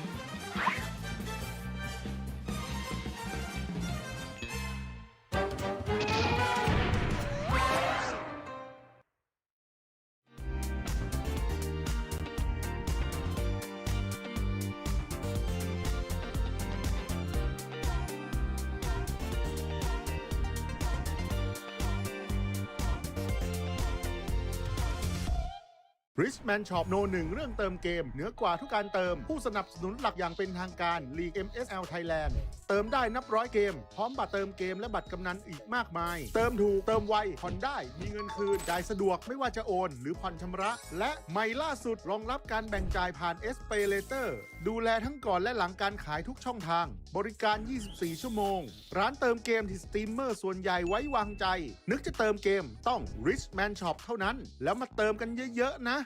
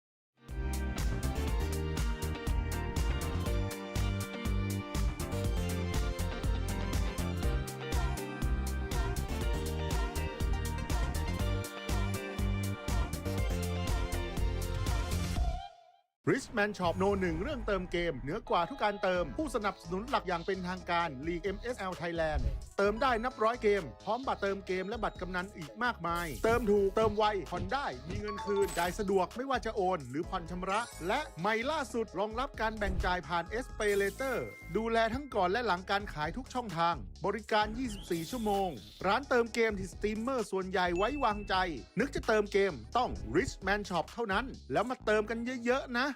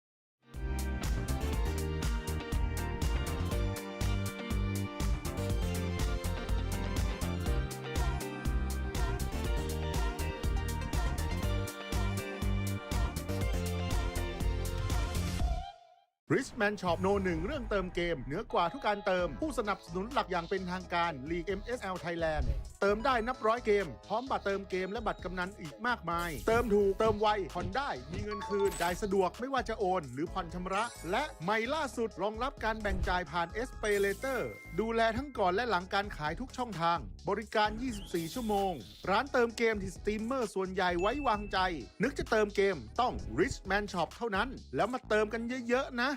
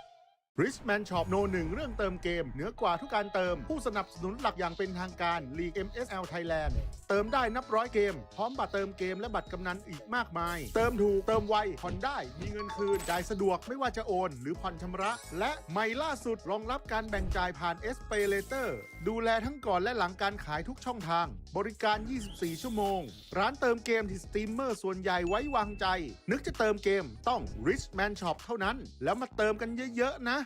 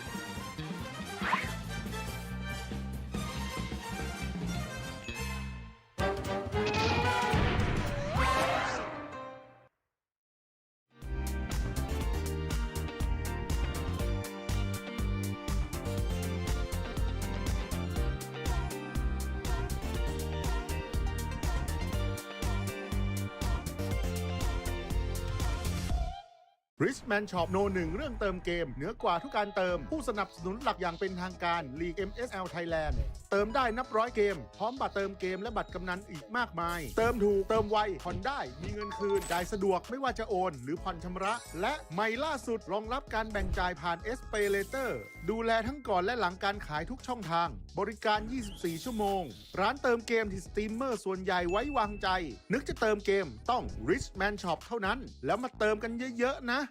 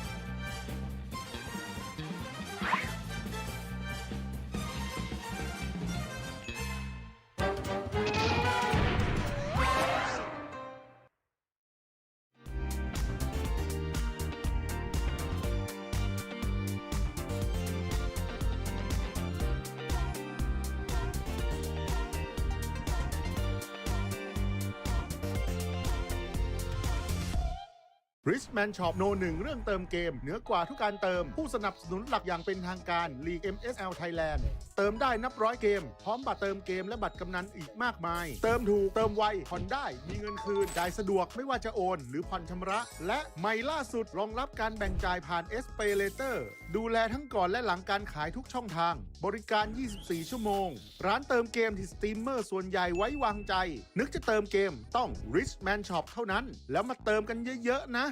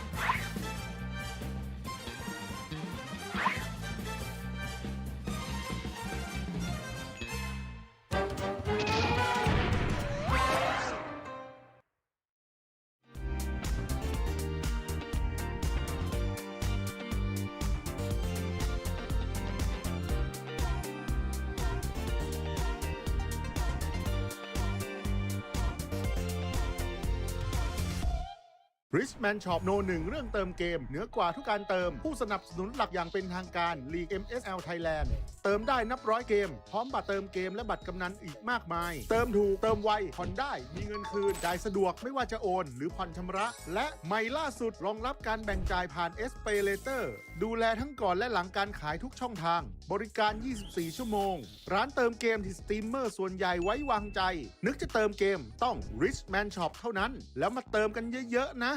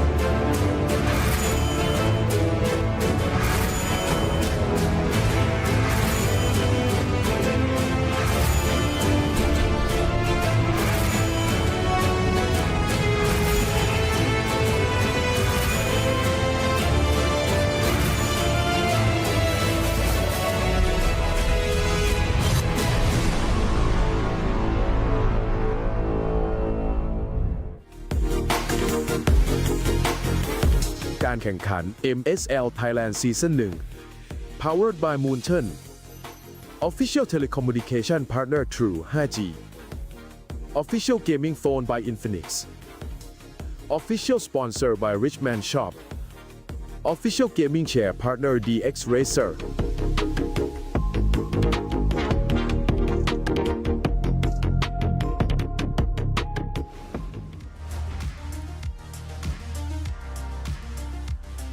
กลับมาดูกันต่อกับการแข่งขันของเราในคู่ที่ 2 ในวันนี้ค่ะสำหรับแฟนๆ คนไหนนะคะที่อยากมาดูการแข่งขันนะคะสามารถมาได้เลยนะคะ Lido Connect ชั้น 2 ฮ3 ค่ะอยู่ติดกับสถานีรถไฟฟ้าสถานีสยามนะคะเดินทางสะดวกมากๆเลยค่ะและสำหรับใครที่อยากมาตอนนี้นะคะก็ยังมาทันนะคะเพราะการแข่งขันของเรานะคะยังเหลืออีก2คู่เลยค่ะสำหรับท่านใดนะคะที่ไม่สะดวกเดินทางนะคะสามารถดูผ่านช่องทางออนไลน์ได้ทุกช่องทางเลยค่ะส่วนการเจอกันในคู่ที่ 2 ของเรานะคะจะเป็นการเจอกันของทีมเต้าหมูเบคอนไทม์ค่ะเจอกับทีมที่กำลังมาแรงสุดๆเลยนะคะในตอนนี้อย่างเจ้าแพะดื้อเทนาซิตี้ค่ะต้องบอกได้เลยว่าห้ามพลาดเลยนะคะสำหรับ2ทีมนี้เพราะว่าตอนนี้นะคะจากเจ้าแพะดื้อเนี่ยได้กลายร่างเป็นเจ้าแพะดุไปเรียบร้อยแล้วสำหรับใครนะคะที่มาขวางทางทีมนี้เนี่ยก็ระวังแพะตัวนี้ชนกระเด็นนะคะเดี๋ยวเรามาดูกันค่ะว่าวันนี้นะคะทางเบคอนไทม์บีบอสเนี่ยจะใช้วิธีไหนนะคะมาหยุดความร้อนแรงของอ้ายน้ำกับกิฟฟินนะคะก่อนจะไปดูการแข่งขันเนี่ยทุกคนคะส่งกำลังใจนะคะพิมพ์มาทางออนไลน์ได้เยอะๆเลยนะคะเดี๋ยวทางแคสเตอร์ของเราเนี่ยจะพูดให้กำลังใจนักแข่งแทนทุกๆคนทางออนไลน์เองค่ะและหน้างานเนี่ยก็มีแฟนๆนะคะคอยให้กำลังใจนักแข่งของเราอยู่แล้วด้วยเพราะฉะนั้นนะคะตอนนี้ถ้าทุกคนพร้อมแล้วนะคะขออนุญาตส่งต่อให้กับแคสเตอร์ทั้ง3คนได้เลยค่ะ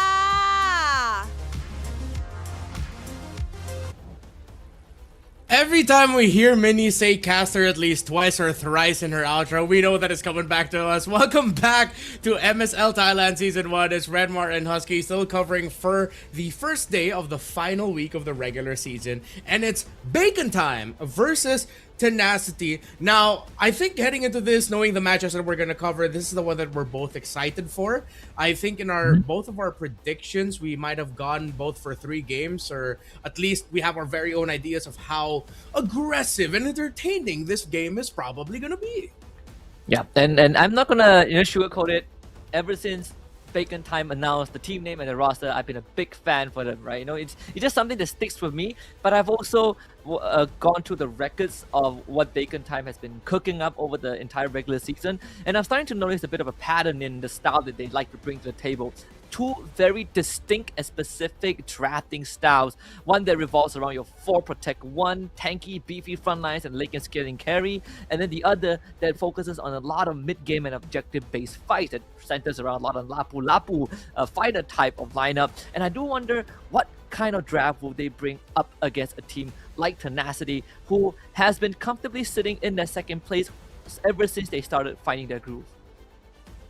Yeah, Tenacity live up to the name. If there is one thing that stuck to me seeing them play, being able to cast their games, it's 2 members that really personify what it means to play for Tenacity in this season of MSL Thailand. Song Jinwoo in the EXP lane, Water in the jungle. They live up to the name. They are tenacious. They keep going for it. But it's not just a messy engage over and over again. You can really see the gears turning in their heads, calculating. On the other side, one of the reasons why a lot of people were on the same boat as you, Husky, is because of heading into the season, Bacon Time announced that they would have 2 imports from the Philippines in Spider, Miles, and Exort, just controlling the center of the map, and those 2 are so good and they personify the gameplay of Bacon Time. Now, updates for you all. Because of Valley Thai's loss earlier, they have now been eliminated from playoffs contention, and it looks like we already have the main names that we are going to be seeing for the MSL Thailand Season 1 playoffs in KOG, Tenacity, ACT, Bacon Time, Burram United Esports, and Solix Esports. Now, the remainder of the series for the regular season are just going to be jockeying for a much better position. Yep, and it all comes down to the remaining matches. That, for example, between Bacon Time and Tenacity, there's Tenacity should feel slightly comfortable in 2nd place for now, but there is a universe where Bacon Time, if they are able to take down Tenacity and affect that net game with, or the aggregate points a little bit, then there is a chance that ACT can use the remainder of their regular season matches to catch up and get that bye in the playoffs. The only team that is truly safe is KOG, because they have been undefeated so far, and it's very unlikely that they will be overtaken unless the stars truly align. So we're really looking at the 2nd to 6th place jostle, where KOG is just waiting to see who joins them in that upper bracket. Yeah, it doesn't really seem like a feasible reality that we'll see King of Gamers just start racking up losses to close out the season and then completely lose their top 1 spot. So we're now looking at this series specifically to see if Bacon Time can threaten Tenacity's spot there in the top 2. Of course, the top 2 teams in the regular season will immediately go into the 2nd round of the playoffs, taking themselves out of the elimination opening round. But let's just take a moment to look at our top restreamers. Actually, the top 1 number Muan, and Husky, I gotta say that man looks like a star. He's got that look. He does. He can. You can fit him in a lot of roles. He can be a pop star. He can be the greatest player that's ever played games in history. He can be anything, right? He has won in life. But again, huge appreciation to the restreamers of Thailand that really help shine light onto the game itself and the league in its inaugural season. I remember on different platforms too, like Lammy Snacks. I've seen this guy since many years ago, and it's such a pleasure to see him still being active and on a more unconventional platform, especially for MLBB. So keep it going, boy. Yeah, and thank you once again to all of the restreamers and of course the Thai community. The global community is still catching up on what Thailand has to offer, but ever since the big announcement, especially during the M7 World Championship, you really see the fervent love of the Thai community for MLBB esports, the support that they're showing for the teams, and you can't help just but look at a region that similar to, I think I can liken them very closely to MPL Cambodia, who, yes, outside of their bubble we don't really hear a lot of noise, but when you look at Cambodia, there is a lot of noise for MPLKH. So thank you once again to everyone in Thailand who keeps our community growing in our newest region. Gang Gang, B-Boss, Exhort, Guns, and Spider Miles is the lineup for Bacon Time. Yeah, Bacon Time. Again, they have a chance to become a piece of the cogs that shift the standing for Tenacity, and I do want to see what they are going to bring up to the table against a team that, true enough, having Song Jin-woo, one of the greatest MC in history of animation in the team, it's going to be a tough cookie to crack, but I'm pretty sure that there's something up on Bacon Time's sleeves that they still haven't reviewed yet. There are two players in the Tenacity side who have 6 MVP awards apiece in games. That's Grift and Water. They're going to be leading the charge for Tenacity, while Guns is up there in that list as well, but with 4 for Bacon Time. So a lot of very prolific players for both sides, whether as personalities or just really good players within the game. Week 4 MVP is Water of Tenacity, and let's see if he can make it flow today against Bacon Time as they look to protect their slot in the upper echelon, while Bacon Time will look to see if they can threaten and return to their, what they believe, the rightful place for them in the top 2. Regular Season ช่วงเวลาที่ทุกเกมเริ่มมีผลต่อเส้นทาง Playoffs โดยตรง 10 ทีมฟอร์มแรงที่การันตีการเข้าสู่ Playoff นะครับชัยชนะเป็นของ Tenacity โอ้โหแล้วผ่านเข้าสู่รอบ Playoff ทันทีครับ แต่แม้10จะผ่านเข้าสู่รอบต่อไปได้สำเร็จเพราะอันดับในเวลานี้อาจเป็นตัวกำหนดเส้นทางทั้งหมดในรอบ Playoffs โดยเฉพาะตำแหน่งบนหัวตารางที่หมายถึงความได้เปรียบในการเริ่มต้นบนสาย Upper Bracket และนั่นทำให้เบคอนต้องกลายเป็นกำแพงสำคัญโอ้โหและเกมนี้ครับชัยชนะเป็นของเบคอนทาวน์ดูเบคอนครับต้องดูให้จบ3เกมครับเพราะหากพลาดในช่วงโปรแกรมโค้งสุดท้ายนี้ตำแหน่งที่เคยดูมั่นคงอาจกลายเป็นสถานการณ์กดดันทันทีนี่ไม่ใช่แค่เกมของ2ทีมฟอร์มแรงแต่มันคือเกมของการรักษาตำแหน่งและการหยุดเส้นทางของอีกฝ่ายเพราะในช่วงเวลาที่ทุกแต้มสำคัญที่สุดของฤดูกาลไม่มีใครอยากเป็นฝ่ายเสียโมเมนตัมก่อนเข้าสู่ Playoffs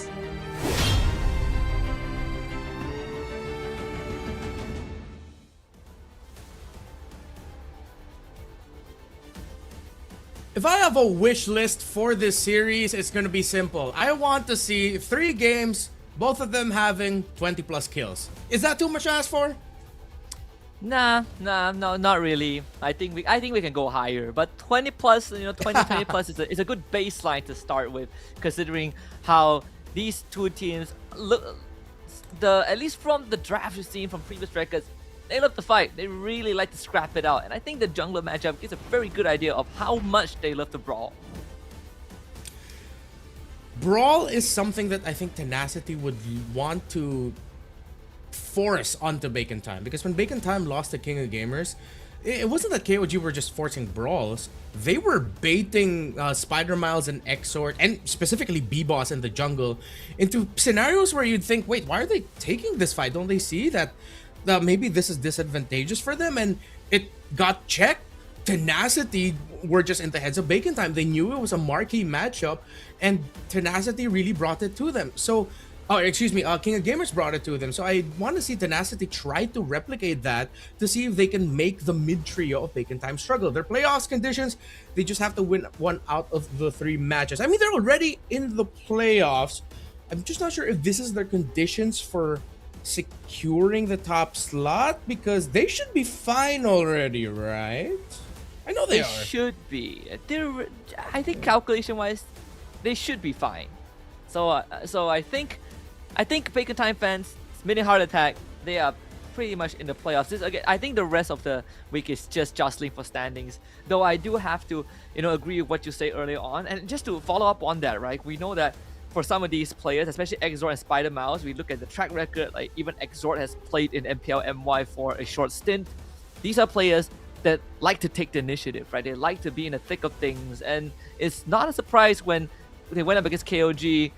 you have they are sort of lured into these kind of false sense of security. Even I think the top pick heroes that we got to take a glimpse of just now really speaks about what has been sort of the trend here, what's popular in MSL Thailand. The Harley, for example, is still the most picked hero to this point.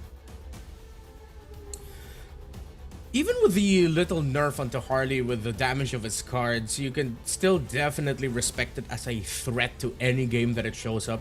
Unless, of course, similar to what we saw in the first series of the day, the roam mid combo isn't enough to supplement the Harley. I feel like that's the trap that a lot of drafts fall into, that when they think of the Harley, they just think, oh, powerful pick. But it's actually way more susceptible to not having a priority duo being paired up with it. So whoever's gonna get the Harley in this game really need to make sure that the roam mid can help bridge for the Harley. Even with that little adjustment, that's still a nerf that you have to consider, but the snowball factor for the Harley is definitely gonna be there. So Tenacity is gonna be on the blue side this time. Bacon Time on the red, and you see some respect coming out of Bacon Time, taking away Water's Fanny right out of the gate. Yep. And for Tenacity side, banning out big bulky sandbags like the Phobius and Uranus, which has brought Bacon Time some degrees of success. The Juicin also getting taken out. Again, another Juicin ban on the blue side. It's just been quite interesting so far, seeing some of these teams really having a different approach to what they consider as priority. The Harry gets banned out. I like that one. That means the Harith is now open. The Guinevere is now open. Couple of choices. The Freya is also open, and Tenacity will go for the Valkyrie. And this is a flex pick. If I've ever seen one, you can put it in the gold. It's very rare that it goes into XP these days. There's just so much value that you can get out of a Freya in the gold, considering that the Harith is taken out. Let's see if Bacon Time will rush out of the gate with a carry right away. One of the few picks that you could actually use to help manage it if ever in the gold lane. But with it being a potential flex pick, even though it's quite rare, but not in MSL Thailand though, might be a little bit too early. You still have Suyo and Harley both still open. I think because of the presence of the Freya and the picks that were taken out, a Kalea wouldn't be too bad a little bit later in the draft, most likely in the first phase, either red 3 or one of the first picks on the blue side. Bacon Time goes for the Suyo and the Zetian. Thailand really loves the Zetian pick. Right out the gates too. So we still have big ticket picks that are up on the table. The Guinevere is still there. Harley maybe not 100% favorite anymore, although it is still one of their favorite picks over in the league. The Leomord is always another option. Man, I think the Gwyn is still not too bad here, right? Like, you have technically double flex picks, but it gives a lot of flexibility over to Tenacity. If they want to go for they could go for the jungler here too. Yeah, considering that they're about to go into the second phase without their jungler just yet. Will it be a Suyo or will it be a Leomord? No, they want to keep their jungle pick open, so they're showing Bacon Time that they have options. And as expected, Bacon Time picks up the carry, so the Kaleo will still be open, but with a Valentina on the other side, they might not be too keen on giving the Tsunami Slam to Tenacity. And the High Loss is paired up with the Valentina in mid. You see a lot of pokes from the Zetian. I think Tenacity might want to consider taking away a Gatkacha. The taunt would be really great in this scenario, though it's not an artillery mage. Just having another roamer that can also pack revitalize, which will most likely be the battle spell of the High Loss, would be great for the trading. Yeah, something that can slow down the tempo of Bacon Time. They still opting to ban out the Kalea as a security measure. Completely fine here. Yeah. I mean, both teams currently blowing the draft out of the water. One side goes for all of the cores in the first phase. The other showing a bit of it feels more like a Bacon Time-esque draft if you just cover the team tags. Alice gets taken out, another XP laner removed. So a lot of focus onto Kangkang's hero pool. If we want to look at tanky sandbags, probably the glue is the only one left that I can think of. Yeah. Of course, with the counter of the Freya being gone, with the Phoveus out of the contention now, with it getting banned out by Tenacity, they might have set up themselves for a really great draft. I think with a high loss around, yeah, Glue would be great. You could even consider putting that in the roam if you're Spider Miles. Help manage that a little bit more. You're just as annoying to deal with, but it could also be an EXP option. But nope, it's going to be the Lapu-Lapu in the EXP. Let's see where this Freya is going to be going. Now, with the Valentina on board, a Fury of the Phoenix is most likely the ultimate that it takes. But do not turn off the idea that we might see more of a Lapu-Lapu cosplay through the Valentina, and the burst, that extra penetration of the backline might actually be good with forcing out the passive of the Zetian early, so that it's so much more susceptible to the eventual entry of the Freya. Yep, anything that allows you to morph is always great, and Bravest Fighter is one of them. And most of the time, it's pretty hard to steal the Fury of the Phoenix because the Zetian can opt to never show herself on the map, at least within range of the Valentina ult. So there's still the jungler that they're looking for, the Joy and the Arla. So talk about a team that really just wants to just perma-dive you. Yeah, I thought you kept mentioning the Guinevere earlier, and since this is still open, I thought they were gonna go for it. And I'm shocked that with they it didn't. being paired up with an Arlot. Yeah, exactly. And they even picked up an Arlot. An Arlot and the Guinevere together is such a busted combo. But hey, let's see how they make this Joy work. And they do have the tools to just pop the passive of the Zetian right away. There might be a lot of pressure. They need some stronghold in the front. The Glue in the row might actually be their best bet. Or going back to earlier, the Gata Kacha, as we mentioned. Glue got thought. The Badang is actually another option to look at. They lay down the carpet, the Badang can stop them with the fist crack, but they go for the Cho. Some single target isolation, but a lot more mechanically intensive. Although at the same time, it's Spider Miles, you know, so not a surprise there for Bacon Time. It really fits into his style. I personally would have preferred the Badang slightly more, but Bacon Time, they want to play some mechanical checks with Tenacity. Yeah, we're going to be seeing the Cho in action after the buff from Decisive Moment May 13, although I believe the release of that was delayed to yesterday, May 14th. Longer basic attack range, no delay after skill 1, and stronger ultimate, more damage plus better cooldown. Maybe Bacon Time saw something in the adjustments to Cho and saw it as a pick to watch out for. But the problem is, we've seen this time and time again, lineups that field roamers without a revitalize against a roamer that does have, just lose it out in the early trades. Considering one of the most fearsome trading heroes in the game is in the hands of Tenacity, that Freya, that might end up becoming a factor. Welcome to game number one, excuse me. Welcome to game number 1 of the second series of the day. And yeah, we're both I'm expecting 3, but you are all Bacon Time today, Husky. Yeah, I'm all Bacon Time. Bacon Time, day in, day out, all the way. But like you said, the early trades should favor at least the side of Tenacity. Unfortunately, even though Zetian has long range, the early game damage not as impressive. She does need some items to work with, and it's very dependent on how long you can stay in the fight with your abilities. And V-Boss actually gets the golem with the DOT. But Spider-Mouse not really much help to work with, unfortunately, thanks to the early trade. And having to contend with this Valentina burst, a lot of respect has to be shown. Spider-Mouse a bit too close for comfort. It looked like Spider Miles just baited out Lord Guys and BS to go a little bit closer to the tower, just so that the Exort could get a little bit more damage in. Even for the town predictions on the Thailand broadcast side, very split.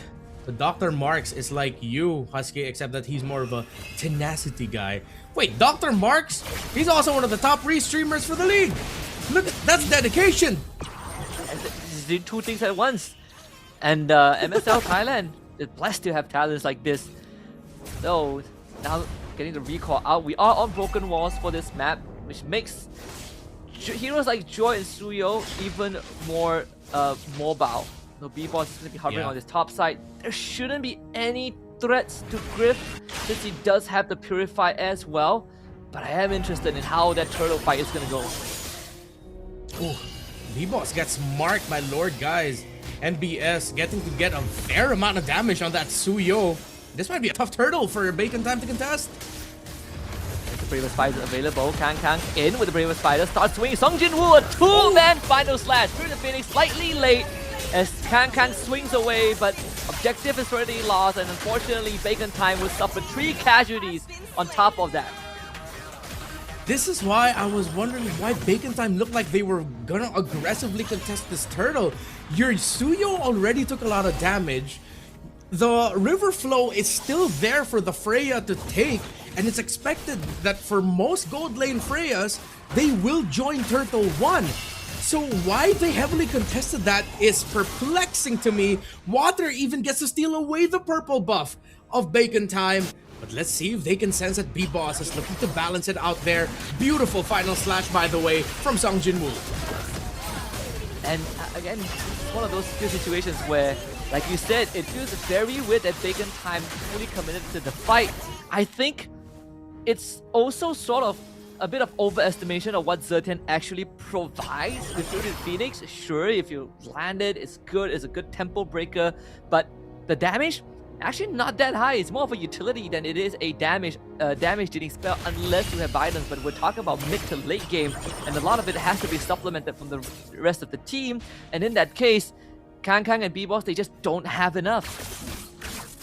In case you missed it, a B-Boss also got to steal away the purple buff of Water, so it just balances things out for them. But Tenacity got a 2,000 almost gold lead for them right after that first big win. They got 3 kills, stole some resources, and they're also getting a fair amount of resources, especially for this Freya. Now, I know Zetian is loved in this region, and Zetian is a great pick, but if your team falls behind fast, she is one of the most difficult mid laners to work with through a deficit, despite how good Fury of the Phoenix is. B-Boy is most likely going to die here. Able to at least get away by Water. Oh! Yep. Up skips him to jump. Uses his own teammates as a launch pad. And this turtle is lost. Bacon Time shouldn't even be contesting this. You just have to take the L here. Tenacity were not as aggressive as we thought they would be, but it's a much more calculated aggression, pressuring Bacon Time at the right time. Guns able to at least get out of that predicament. Spider-Mouse will show up in time. Fortunately, doesn't have the ult to work with, so no counter-engage potential there, as the orange buff is going to be taken away by Water. Spider-Mouse will have to read the information, and this Joy getting further and further ahead in terms of experience.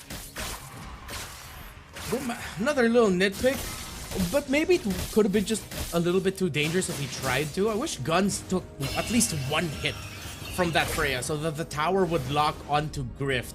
Because Grift didn't get the damage Guns, it was free for him to just get a few more hits on the energy shield. That should be upwards of around 50 to 60 gold, which because of the lead that they already have, it makes it even worse because now it's almost extending to a 1,000 gold lead favoring that Freya. But can't knock Guns for wanting to play it safe. He is one of the main conditions for Bacon Time here. So what we discussed earlier with the problems that Bacon Time had against KOG, Tenacity, you got your wish. They are able to replicate that. It's not exactly the same thing, but they're pressuring the row mid and especially B-Boss to the point where everything has now become stagnant for Bacon Time. Yeah, and on top of that, just looking at Bacon Time's draft gives you a very good idea of what the identity of this game is. It's all about those small skirmishes, those bursts of damage that Bacon Time is looking to try and win out as fast as possible. Because I think in the long fight and without crucial cooldowns, then you're relying a lot more on just the Suyo and the carry. But Tenacity, they have the tools to keep on going, especially with the Hylos and Arlet around. And another final slash, perfectly executed. B-Boss this time is able to escape, but Bacon Time, their response there. Kang shows up, the Land Shaker swings away first. The Bravest Spider doing work. Song Jin-woo gets kicked the wrong direction. Spider-Mouse ends up saving him. I can't tell if that was just protection or he really meant to kick him behind, but well, at the end of the day, tit for tat, nothing lost, nothing gained, not too bad, but it looks like Tenacity is gonna gain another turtle in their books, the final one of the game. 0 ultimates available for Bacon Time, no chance to contest at all. And throughout this 7 minutes-ish, Bacon Time not only are they losing out on objectives, that they themselves have not been able to pressure any structures of tenacity. A 4-man gang squad to the top lane just to zone out guns. That top side is going to get freed up, which means from this point onwards, Griff can always join his team if needed. So far, Bacon Time still really cannot find room to work with despite packing the Cho. Looking back now, I wish, because of everything that Tenacity has thrown at them with all their dive, yeah, Vadang in hindsight is actually would have been really great for them, just that extra stop. But you understand the Cho pick. Quick kick away on the Arlot, on the Joy, provides a lot of space, but you can't even find an offensive way to use this Cho. It seems like theoretically a lot of it is just going to be defense, and you don't want that against a lineup that wants to keep taking it to you. Look, another purple buff is going to get taken away from B-Boss. And that's all just from that minor lead, and on top of that, being able to free up this Freya. During the Phoenix, hits on the 4, Kang holding on very well with the War Axe. They need a bit more punch though, and sadly they don't really have it. Exor gets pulled back by Final Slash, but something who does go down. Guns finds that kill. Tenacity diving under tier 2s and still comes out the winner. Raw freaking damage is what Tenacity has brought out here, and they are making the most out of it. But Bacon Time is finally on the board, got a kill for their gold laner, got a tower up top. So that might have been a little bit costly for them, but at least they got some trades to it. Then uses the Suyo, only up to the second item for the War Axe, and it's a massive spike for the Joy compared to that second item, as it is clearly a big Holy Crystal magic power boost for this Joy of Water. That Spider Mouse gonna lose a big chunk of his health bar, and the rest of Tenacity showed up, and that is just instant delete onto Guns. Flicker is not gonna do too much if a Final Slash hits you. And that's a conundrum that Tenacity has put Bacon Time in. With what risks is your core willing to take, and in this case, there's no good option. And Bacon Time would just have to fight smarter, but that is going to be the toughest part. Tenacity is, if not only, one of the very few teams that have been able to make the current undefeated team in MSL Thailand King of Gamers Club look battle-tested. Look like they really needed to get things perfectly right to see if they could win. And now, so far, Tenacity is getting things perfectly right against Bacon Time. That's a kick by Spider Mouse. Fury of the Phoenix. B-Boss coming in from the back. This could be turned around for Bacon Time, but B-Boss gets blasted by the Joy. Not going to be able to get that kill, but immediately denies the gank that B-Boss could have delivered. Spider Miles is the casualty. They almost got Griff too. That would have been massive for Bacon Time, as the Lord is coming in the bottom lane.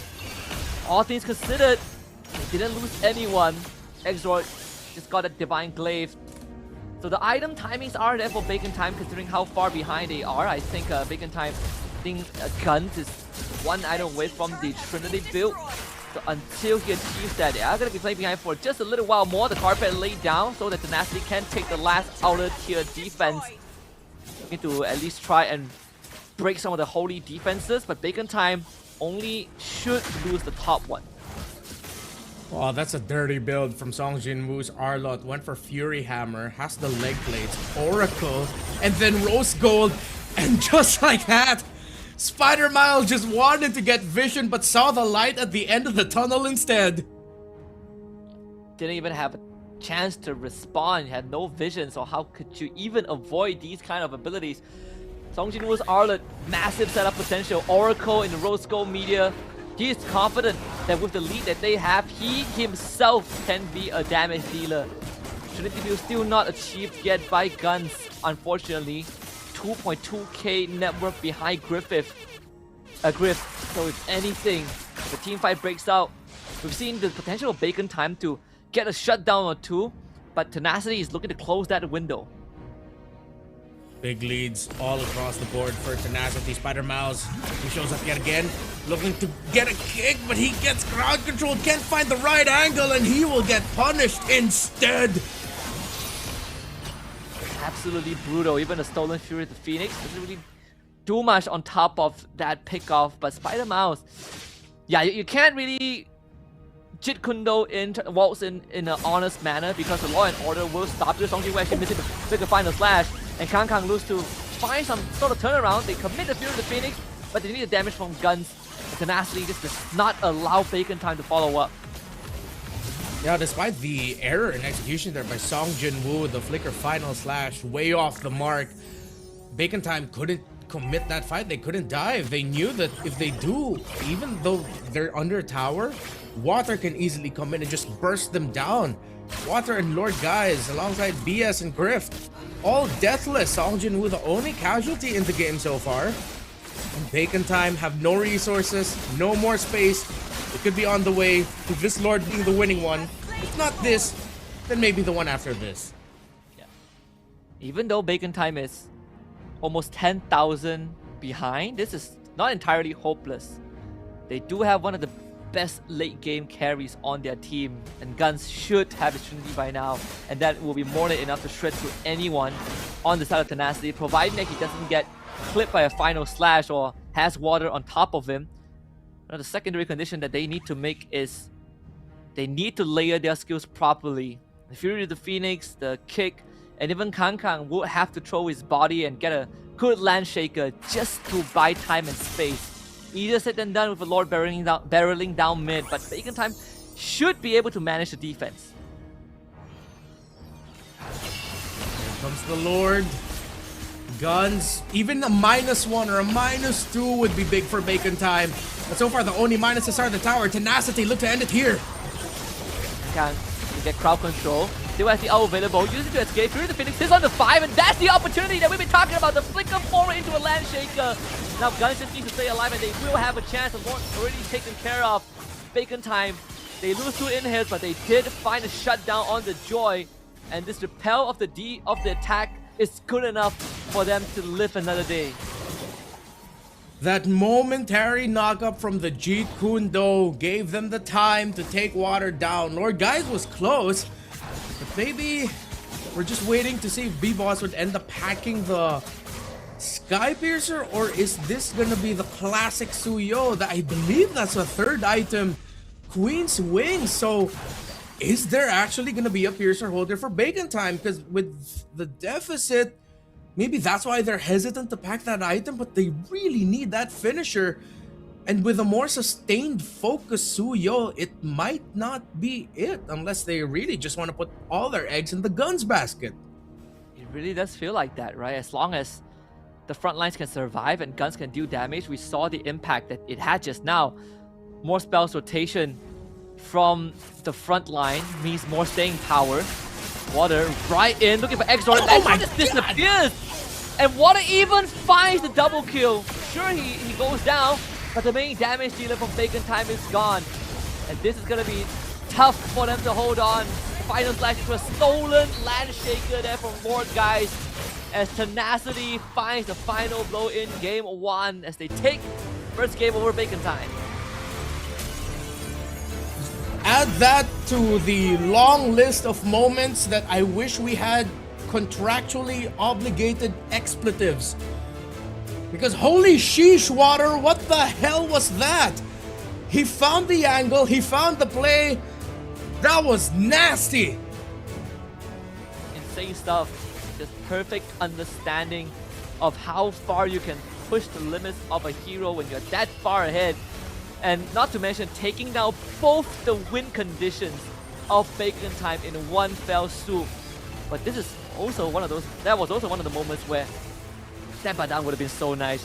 Really felt like that, that could have made a difference. Water truly winning the game off of that one engage, and I bet you Bacon Time did not see that coming. I feel like they probably didn't even thought that that was possible. Yeah, I mean, it's not like they were greedily pushed out of don't worry, we didn't transform into the Thai broadcast here. We're still here. They weren't even greedily outside the base, man. They were safely in their base, close enough to the turret. Water just realized, wait, yeah, no, I can burst them down now. It's all good. Yeah, this is pretty much over. No passive, no passive. Okay, pretty good. And then even with a passive there, I believe if you just time the electrifying beats well enough, you do get some semblance of like CC immunity. That maybe that's why we didn't get the knockback, or maybe he really did just mark that the Zetian didn't have it. Still crazy stuff here from Tenacity. I think this is why we were leaning hard on the idea that the roamer needed to be a tempo breaker. Cho, with his great kit, I believe he's more of a tempo setter. He's the guy constantly getting into bushes faster. He does have that mobility, and he wants to be first initiate. If you use his Way of the Dragon as a defensive tool, you're taking out a lot of the potential that he could have. Yes, he still has Jeet Kune Do, but it doesn't compare to if you had a big fist break come out, you have that little wall set up by Badang that sets up another way for Tenacity to commit a dash. Or if it was the Glue, who is of course one of the biggest tempo breakers that we know, I feel like that could have been really good as well. But no point crying over spilled milk. I hope Bacon Time acknowledged that that's what they were lacking in the last one. Still, we have to look more at the insane game that Tenacity played. The aggression, the calculated takes, water on this Joy. I'm not gonna say he's as good as King Kong, but you gotta put respect on the name of a performance like that. Truly natural. He got the flow for sure, but at the same time, it's another draft that reminds me of the earlier series we saw between VLTH in VLTH series, which is just the lack of crowd control, right? We floated some of the picks that could be not just a tempo breaker, but also give Bacon Time some staying power in these fights. As a Joy player, you love it when the enemy has literally no reliable way to stop you, and that's why he can just waltz into the fight, get a full out off, back off, and then rinse and repeat. Whereas, again, for Bacon Time, there are a lot of dependence on if Spider Mouse can hit a good Jeet Kune Do into Way of the Dragon, if Kang can get their Land Shaker onto multiple targets, but even then requires him to transform first, and that does take some time. Whereas for Tenacity, I have a high-lows. It doesn't take much to use high-lows, Pretty simple, right? Get in front of someone, poke them with the spear, you stun for about 1.5 seconds, and Tenacity cruises to an easy victory, 13-3 in Game 1. Dominant. I think a majority of the talents working here today were thinking that we'd see a much closer series here, but if this is the quality that Tenacity is going to be showing, and with Bacon Time clearly still not having been able to recover completely from being pretty much exposed by King of Gamers from week 3, especially up against a top team here, we could be on the way to seeing another sweep. And to add to everything that we've discussed about the draft, I think we have to go back to a pick that I believe it is a good indicator of being a great mid laner, and that's the Valentina. Some of the best mid laners in the game today are also some of the most fearsome Valentina players. Their timing is great. They know how to not only their individual timings, but also their timing with the respective roamer. It felt like Lord Guys and BS just were sharing a hive mind, and we're always in such a great connect that even Spider-Mouse and Exort, despite them being a more familiar combo, I'm pretty sure they have great chemistry. They look like they couldn't dance along to the tune of the high loss of the Valentina. Yeah, and it also comes, I think a big part of it comes down to the hero choices, right? And it's not to say that the Zetian Cho is a bad combo, but into a Valentina high loss, you fight them head on, it's just a losing fight, right? Valentina, so much burst damage, high lows, you get close to him, you're guaranteed to get punished. Whereas for Zetian, again, early game, the damage is actually not as much as you think. You really need some items on her. And the Cho, you need to be able to weave in and out with your abilities. And it's just based on the lengthy explanation itself, gives you a very good idea of how slightly more straightforward it is to pilot the mid duo of Tenacity than it is the one of Bacon Time. I think we're seeing some teams, especially here today, really not putting enough value on very specific picks, and this one was the Valentina.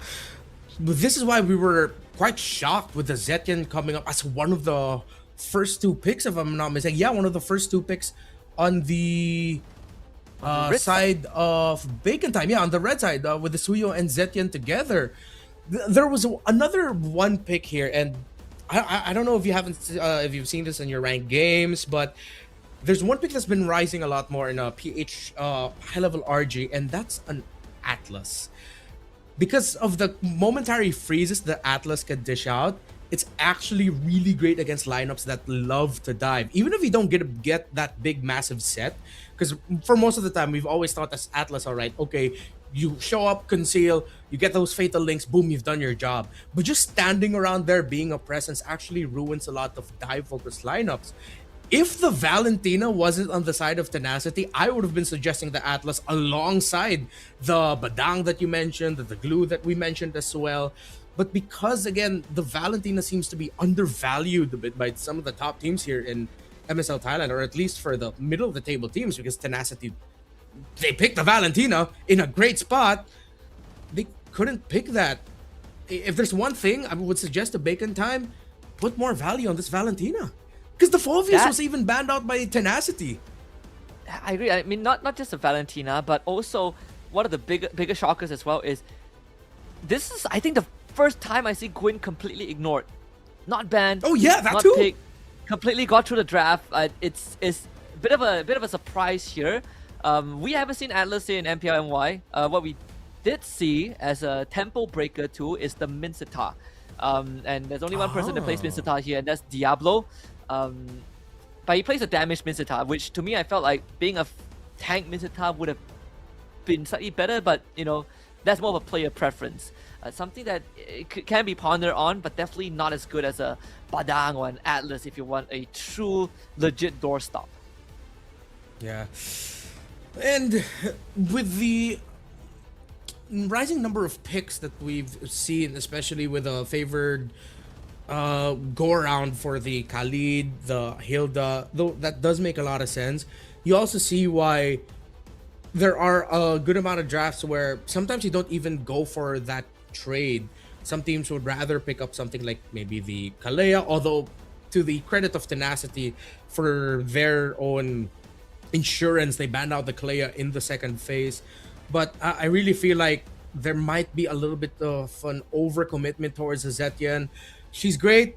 She's mommy. She's one of my favorite mid lane picks. But I think just rushing her isn't cutting it out anymore. Yeah, I think Zetian is more of a response than it is an initiative, right? She's put in a slightly weird spot where people see her kit and they're like, well, she's great at starting things off. Sure, when you're ahead, but what she's better is actually stopping people who overcommit with the prerequisite that she doesn't fall too far behind. Bacon Time, they themselves banned out the Zetian on blue side in game 2. Tenacity with the Marcel and Freya ban. So Harley still up, Suyo still up, Gwyn still up. Some big picks on the table. The Phoveus was banned out in game 1, but there's a chance it goes through too.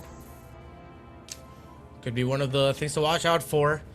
Even a surprise rush pick on the Phoveus blue 1 would be alright, considering that the Suyo Harley trade is active. You're gonna get one of those.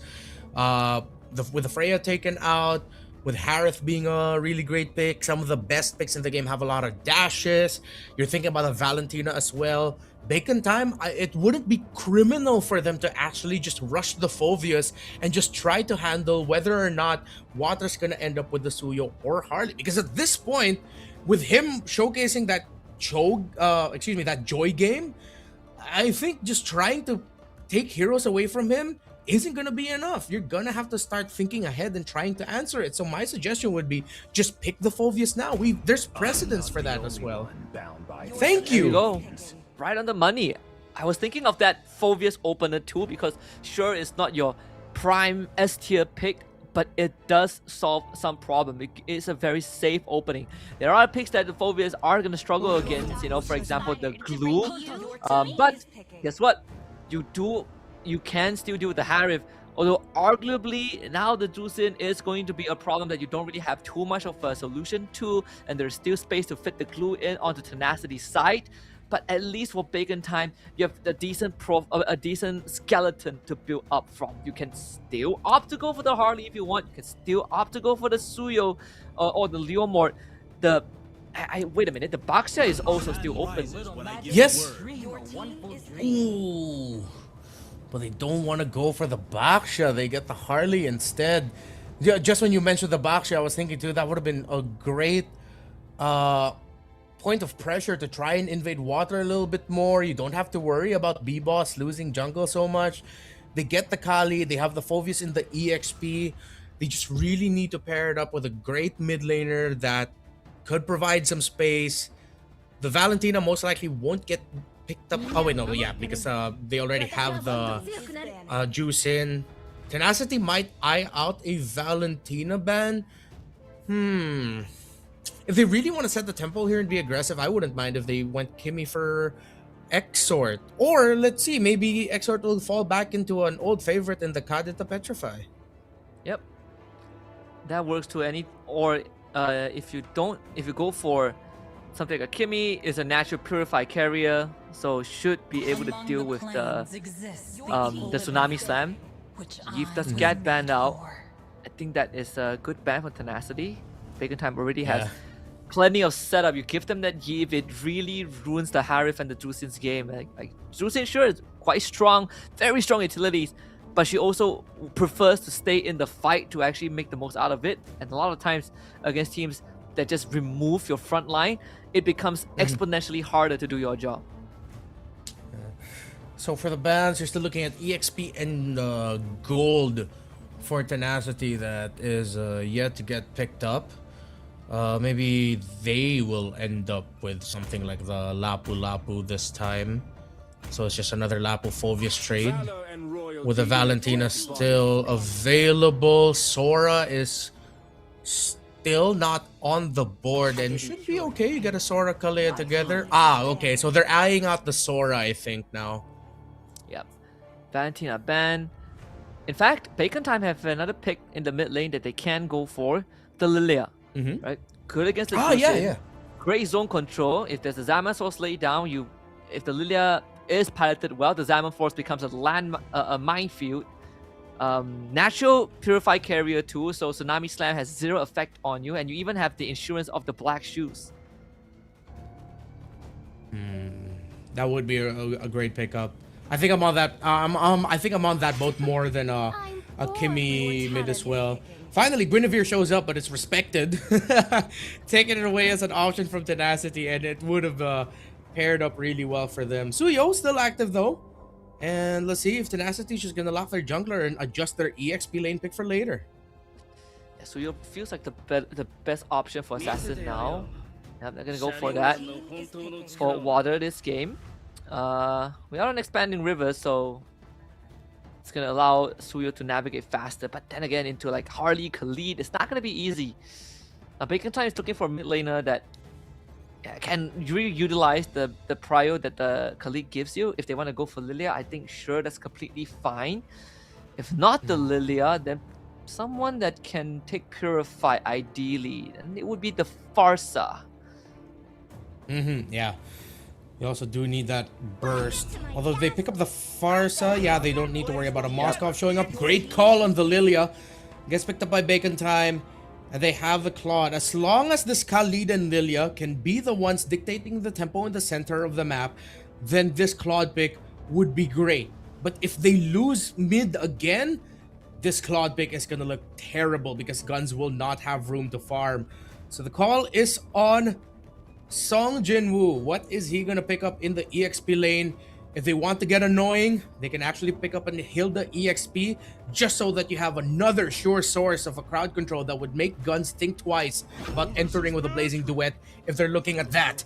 But they said, screw single target, we're going for group, and we're going to be annoying. They pick up the glue. The bad thing is, Bacon Time's damage profile, not that great for glue in the early game. That's why all the more pressure for Spider Miles, Exort, and B-Boss to dominate the center of the map for Bacon Time if they want to force game number 3. Yeah, but the upside is that both the carries on side of Bacon Time 100% is going to take Purify, so it does make the job of Song Jinwoo catching them off guard and sticking onto them slightly easier. So you are trading that Kalea utility for what the glue can give you the later the game goes on. Because if you stick on the Claude or Lilia, they're both almost guaranteed to be rendered ineffective for quite an amount of time in the game. This is a more balanced approach from both sides, but this Lilia and Claude, they are going to be monstrous if left unchecked. And let's see if Tenacity will be able to check the Bacon time priorities in the last two picks. The Lilia and the Claude were selected in the slot that's usually saved for responses, for rounding out your draft. I'm just telling the enemy team we found the two picks to deliver us a win. We also have to look at how the Kang on this Phoveus will handle his entry in team fights. The biggest effect of the glue to a Phoveus is that it makes the Phoveus look a little bit riskier. Any other EXP laner would make the Phoveus look terrifying. The glue would make Kang think twice about some engagements, and that moment of hesitation might be the room of difference that would either lead to a win or a loss. There's still some window for Kang to win out that early game into Song Jin-woo, as long as he takes smart trades. It's not mandatory, but it does alleviate some of that pressure. But once the glue gets some items, then that would be off the table. So you really only have maybe 2 to 4 minutes to make it happen before Song Jin-woo cashes in on a Molten Core and starts turning the odds around. Before that, you have better wave clear, you have better odds of securing the XP crab. And even when joining fights at level 4, your dive to the back is slightly stronger. Yeah. You see there the damage here, not like the last one. Spider-Miles and X-Short making it a little bit more hard for BS. The rapid boots on a Khalid, monstrous, because that just gives you just a little bit more room to quickly get that enhanced basic attack off through the Sandwalk to start off your Desert Tornado chain. Always appreciate that pickup on a Khalid. 4 seconds until this turtle spawns. Water, doesn't look like he's going to be going for his purple buff first. Let's see if that timing will change. The Spider-Miles and X-Sword will be pushed back behind their tower to try and clear. Oh, nope, that's the power of the Lilia. Yep. It's pretty hard to take priority in bushes when Lilia will give you so much vision. So people needs to be careful because doesn't really have a Purify to work with. And Song Jin-woo, he's gonna start waltzing in. Patrick at the team, he has no getting control out of the fight already, but they do get the root on the Kang. Kang ends up going down. And Song Jin-woo, he has level 4, so now he's starting to become a threat. Gunsto shows up with the blazing duet. BMI forward, finds himself a kill, and Purifies out of harm's way. Griff, bit late. Crimson Beacon gets deployed by Lord Guys. They get the lift off, and they catch Guns on the way back. 2 kills for Tenacity. Early 5v5 as both gold laners left their lanes, and we see exactly what glue brings for the team. Kang finds water. Spider-Miles got the last hit on the turtle because Kang was clutch with the kill, while B-Boss found the glue and a double kill. Out of nowhere, Kang comes back just in time. The fight dragged on for a bit too long, and Bacon Time's fallen members have enough time to respawn, take the river current, and rejoin the fight. And you know it, Phoveus and Khalid in these early game scenarios pack such a punch. Water, I think, didn't have retribution to work with, so they just dunked on him. So all things considered, Bacon Time, they get a win off of that. Great recovery, and yeah, Tenacity might have overstayed a little bit in building an advantage. Thought they could have gotten the turtle a little bit quicker. That moment of hesitation leads to Bacon Time getting turtle number 1. We've got ourselves a series and now a game 2, folks. This might not be the sweep.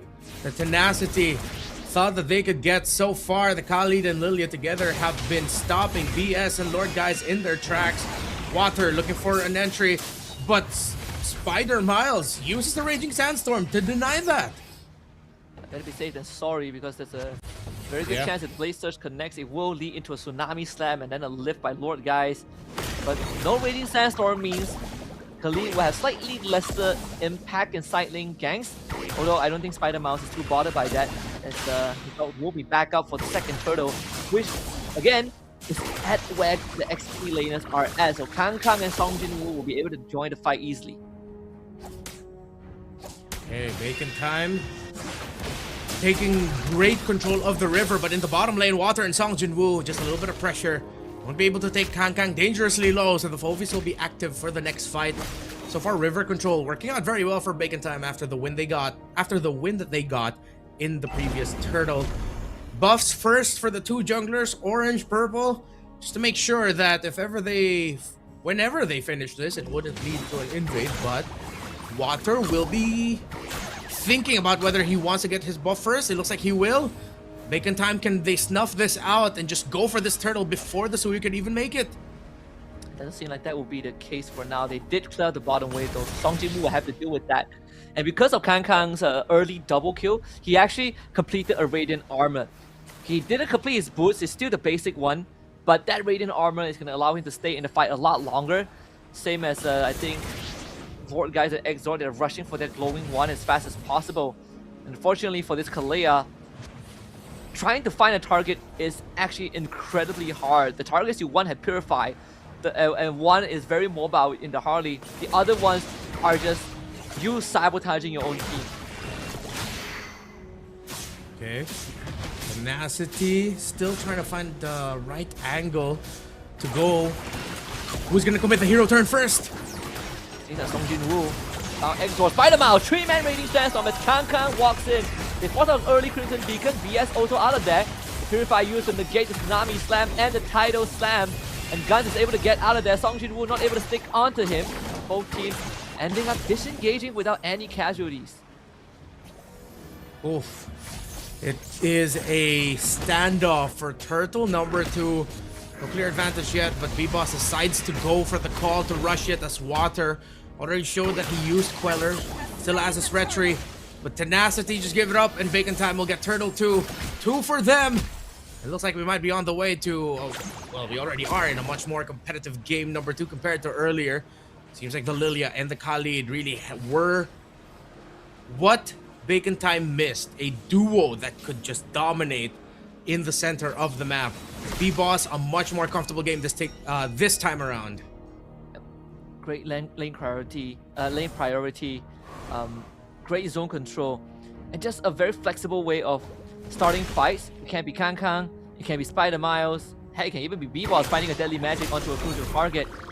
And the Purify, again, one of the most important tools for Bacon Time. As long as it's on, it's almost impossible for BS to do his job properly. Tenacity now looks at top side to see if they can finally get their Harith out of lane. Guns with the golden staff and a slight advantage over the Harith. Still on the way to the Feather of Heaven. In the mid, Lord Guy is forced to use the Crimson Beacon because of an attempt. Meanwhile, Guns forced to use the Blazing Duet. Water dives in, but the Purify just enough CC immune. Here comes a Raging Sandstorm by Spider Miles. On point. Bacon Time. Good stuff. Gun stacks up on the max art of Delivery. Blazing Duet clears the way, wins the trade, and was able to avoid BS's abilities and wait until the last second before the Purify. Again, such a strong tool, a true game changer in this case. And now they get to spill that advantage over to where the Harith is at and finally free Guns from the lane. They're gonna be cutting behind the turret, and Guns will have the space to take it down. Well into the mid game, getting closer to the 12-minute mark. Well, okay, not that close. It's still a good amount of time. Trying to get a tower down, but Lord 1 could be a big one. Whoever gets this, if they get it with a comfortable win, as long as they don't lose too many members, they should be able to take control of the game up until the 14th to 15-minute mark. Tenacity is still close enough in the resources. It wasn't a terrible time for them, but it is a 2-level lead favoring the Claude over the Harith. But it is a Harith. We know, even with just one item, that dude, he hurts. And because of the comfortable lead that Bacon Time has, Kang can now walk into the face of Song Jinwoo and really start to apply pressure. The good in from BS, they're trying to look for the jungler, but good raiding stance off to deny that, and the slam dunk again, giving Spider Mouse not just the kill, but the objective for his team. The rest of Tenacity forced to back off.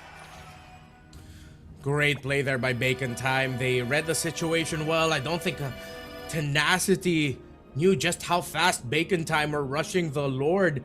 I'm thinking that they were expecting Bacon Time to just try to bait out a response and eventually turn on the hero. But no, instead Bacon Time shocked them. Water was way too far.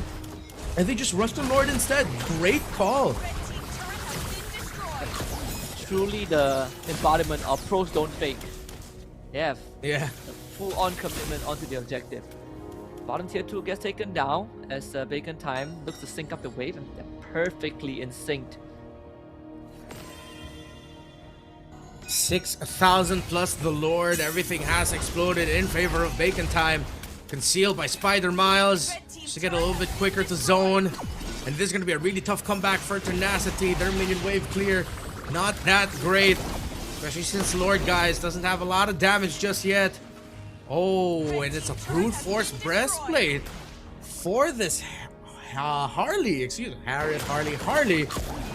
Usually you only see this build if he decides to go for the bloody retribution, but pairing it with a flame retribution is interesting. Not as tanky as the bloody retribution brute force breastplate Harley, but at least he doesn't sacrifice the damage. Yep. Not only that, but also allows him to stay in the fight if needed and keep on fighting for longer and longer. And he knows he's not the main character. They already have more than enough late game damage output. He's just gonna be there as an addition, a good supplement on top of the fact that if he does get grabbed by the Kalea, there's a good chance he gets 2-tapped by a Water 2. Especially the Sky Pierce available. Water still looking for his first stack. Bacon Time did take away all the outer tier defenses of Tenacity. But this is going to be an uphill battle for the red team. I think, I wonder if BS is going to be the only holder of the Chastise Squadron here, because it seems like he's really just going to be more for an entry. If they can, I think Tenacity should look into trying to get a little bit more items on Song Jinwoo, because he's going to be your main first contact. If they can readjust their approach and allow BS to be the later response, let him be the peel, wait for the Harley to go in if ever, or maybe the Claude, use the Tidal Strike as a way to just force out the Purify or send the Harley back much quicker would be good. But I think even that adjustment, again, the priority for that is they need to get items first. They need to get farm first, which they're running out of time and space to do, because Bacon Time, they're going to be hell-bent on getting this Lord and just making sure that they win it so that they could go for the end game push. Because this lead is going to balloon closer to 10 or 11k once they get that Lord if they don't suffer any losses. And Tenacity's defense is not going to be great on the second Lord approach with this damage profile and with the lead that Bacon Time has. This objective is most likely gone. Tenacity are still thinking about making a play happen, but the positioning is just not ideal for them. And that's Divine Glaive for B-Boss. Bacon Time have all the items and all the tools that they need to convincingly win a team fight and look for the end game. That game tree looking more and more possible right now for Bacon Time. It's one of our favorite scenarios we love to say. Bacon Time can just throw bodies, but it's Tenacity throwing bodies right onto Spider Miles. They want to build an advantage, but Spider Miles gets to flicker out just in time. Song Jinwoo picks up the Chastise Squadron as members of Bacon Time are chasing him. No deaths. Oh, but the Crimson Beacon by Lord, guys. They're gonna need that for this push. Okay, good stuff from Bacon Time, really forcing out all the tools. Song Jinwoo though, not so lucky as he's forced to run away. That's the mid inhibitor going down. The Tenacity put a stop to the remainder of the stage. They clear out the Lord. But Bacon Time, very systematic with their approach. Tenacity, they are the ones who are sort of in the predicament of a lot of the teams in the previous games we watched. They have Harif, sure. They have Suyo for the damage, but everyone else is just utility. It means that if Bacon Time can prevent Griff and Water from dealing effective damage, then it's as if they shut down the entirety of Tenacity. Exactly. Still a massive lead for Tenacity to crawl through. 15 minutes in, getting there. They haven't even crossed the 40,000 gold threshold. That's how you know it's gotten really bad for them. Bacon Time comfortable in going into more advanced positions to hold the river and hold the jungle. They will continue to try and take resources out of Tenacity. Songji Woo gets dragged back by the down wave. Can will be stuck on. The Black Shoes actually onto Exhort somehow. But still, Bacon Time able to zone away the rest of Tenacity. Now Exhort is going to wait out the grab. Songjin Woo completely isolated. They're trying to run away but gets dragged back. Kang finds the kill. Deadly Magic onto BS. He gets slowed down. Spider Mouse continues to stick onto Tenacity. Four guys able to bail his teammate out. Water escape. Bacon Time settles for one. Black Shoes was perfect. Looks like Zhang Jinwoo really was just locked in on making sure that Exort would be the one brought back and see if they could force that Black Shoes out early. But since he got misplaced, missed the slam goo left behind, and now it's still Bacon's time. 3 core items for the Harith, but without the Divine Glaive, it's gonna be tough. That's clearly the item that he's working on next. Exort just locked in his 4th core item. The Juicin also had to go for a more defensive route. Went for the Clock of Destiny Radiant Armor. And then the only damage item, utility item that he has is the Glowing Wand. There's still a okay amount of damage, I guess, for the Clock of Destiny, but you think of it really more for sustaining yourself. Yeah, and again, BS hasn't been able to do much on Kalea just because of the draft that Bacon Time has kind of put together. It's gonna be Lord number 3 for Bacon Time. This is where they're gonna look to end the game unless Tenacity pulls out something out of the hat. But there isn't really much option. Sure, Songjin Woo, the target that you want to slash on is Exort and Guns. But the next question is the follow-up going to be there? Because if they commit to a full dive, they might actually just end up getting wiped. So Tenacity might have to start getting creative with how they approach Bacon Time. Let's see how creative they can get. Lord marching through the mid. You've got a healthy flow going in through the sides. But with the minion wave not cleared out in the mid for Tenacity, the Lord will be crashing in mid first. A nice little bit of minion wave manipulation. But here comes the waves, and here comes Bacon Time. Playing it slow and steady. Conceal use Spider Mouse, cutting off some of the key supply lines. Kang also able to constantly hold the front. Tenacity should have damage to deal with the Lord with Water and Griffith. The blue Songjin Woo sticks onto his target. They get the pullback. Waiting to when it gets used. Bacon Time fighting it out. Another good pull, but they do lose Kang already. Spider-Man still alive. They finally get Tsunami Slam into an execution. That is the Hardy gone. B-Boss is dead. Guns trying to fight it up, but the damage is there. Exort bails out his marksman. Goes again with the Black Shield executed, but Guns now has space.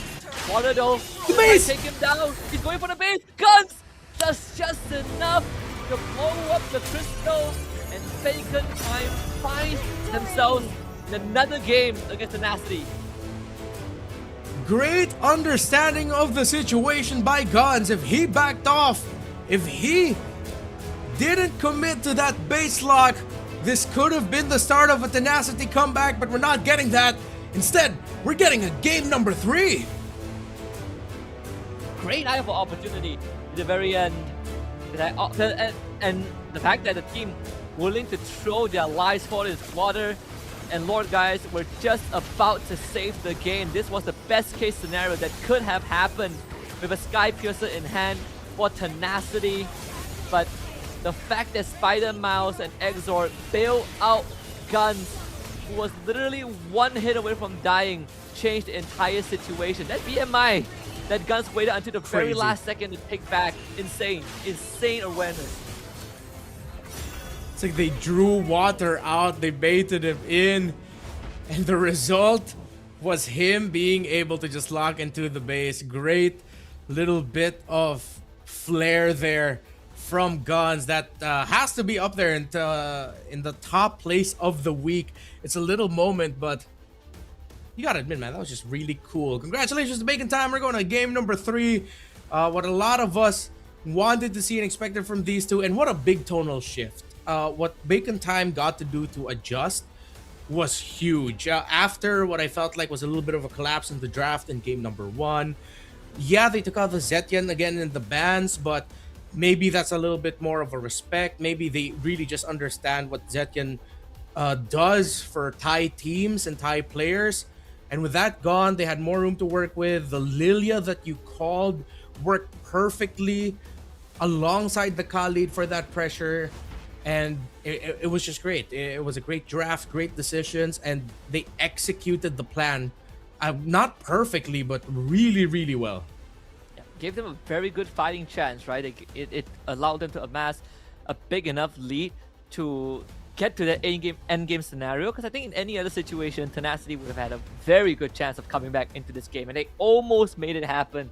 But this time, it's Spider, Miles, Khalid that really set the tone for the team and allowed them to play aggressively into Tenacity with the amount of setups, and not to mention securing the Lord for his team, securing the first turtle for his team. This Khalid goes above and beyond to get the job done. Decided to go for the, of course, Rapid Boots Rush and then Athena Shield as the priority. Just why it felt like the Juice and the Harith were always in quite awkward spots. It never really felt like they were doing enough damage onto this Khalid. Little bit of great itemization. Usually we see Khalids want to go for things such as Thunderbelt, an even greedier build would be going for the Heptases.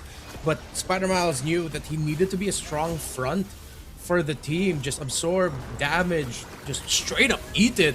And if he survives long enough, then it's really good for the team, because the Desert Tornado, despite not packing any damage items, still would be a big threat to heroes such as the Suyo that never really got the flow, unlike the Joy in the previous game. And to add to that, it even made Lord Guys go for a very awkward build, having to go for COD, then having to go for Radiant Armor after the Glowing Wand, losing a lot of the potential damage that they could have had. Yeah, because usually you don't really go for the COD this early on. I personally still felt like you didn't need to rush the COD. Glowing Wand into maybe a Blood Wings or Radiant would have done the job, but Lord Guys really playing it super safe, even though he wasn't really threatened most of the time. Just some small nitpicking. I don't think it would have changed much in the grand scheme of things, but it would have given Tenacity a slightly better fighting chance in that mid game if they just had that heal reduction slightly earlier into a comp that, you know, benefits from it. It's an outdraft in the sense, not like game number 1 where it was clearly they were left into a corner. This time, because of the priorities of Bacon Time, they got their pick for Spider Miles earlier in the draft, got in the first phase, then they adjusted their carries. If not the Harith, they also added 2 more carries to that. But the threat of the Lilia, especially against lineups with Juice, and ironically enough, the one other time that I saw Lilia in this exact same scenario where it felt like it was dictating the tempo in the mid is because of how it played against a Juice in as well. Not to say that maybe we're looking at the Lilia as the counter to the Juice in, but it stops it from being able to have the impact right away. You're gonna have to get a little bit more creative with it. But it was tough. BS was taking a lot despite having his own heal. Khalid and Lilia together, I think now has to be in the back of the heads of Tenacity to think about, because if Bacon Time have room to pick it up again, I wouldn't be surprised if they just went for it. You don't usually think of Khalid and Lilia together as something that you need to respond to right away. It might just fly over their heads again, or they might not even be ready to answer it. And I think, right, the only time that the Kalia got like a impactful Tsunami Slam was literally the last fight where he was able to be patient enough to catch B-Boss. But the other times, it's always a Purify that deals with it, whether it's the Claude or the Lilia. So unfortunately, the overall impact just wasn't there. And I think that's also why the appeal of a Kalia pick has gone down, because you have so many heroes that can take Purify and, you know, and sort of brush off the Tsunami Slam. There are still teams, I'm not sure in MPL PH its entirety, but in MPL MY, I think the only team that is actively willing to Kalia earlier on is probably SRG, but under very specific circumstances. Most of the time, you just get denied by Purify carriers, same as the Guinevere in the roam. So it's a lot more situational than it was back then. Yeah.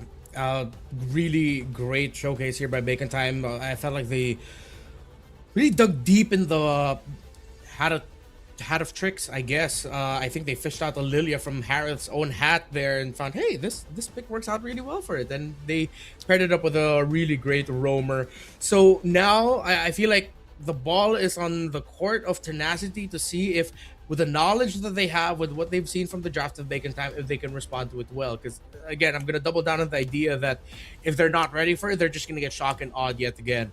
We might even see a return of a pick that popped up a little bit more earlier in the season for MSL Thailand, which is the Kaja, if it's available for them. We've seen Kaja. I'm not sure if we've got to see it in MPL MY, but the time she got to see it in MPL PH was just impact right away. It's strangely enough one of those picks that does a really good job of maintaining tempo, especially after hitting level 4, because now you're so worried about trading so heavily because you might just get pulled and bursted right out of the gate. Things like that now Tenacity will have to think about.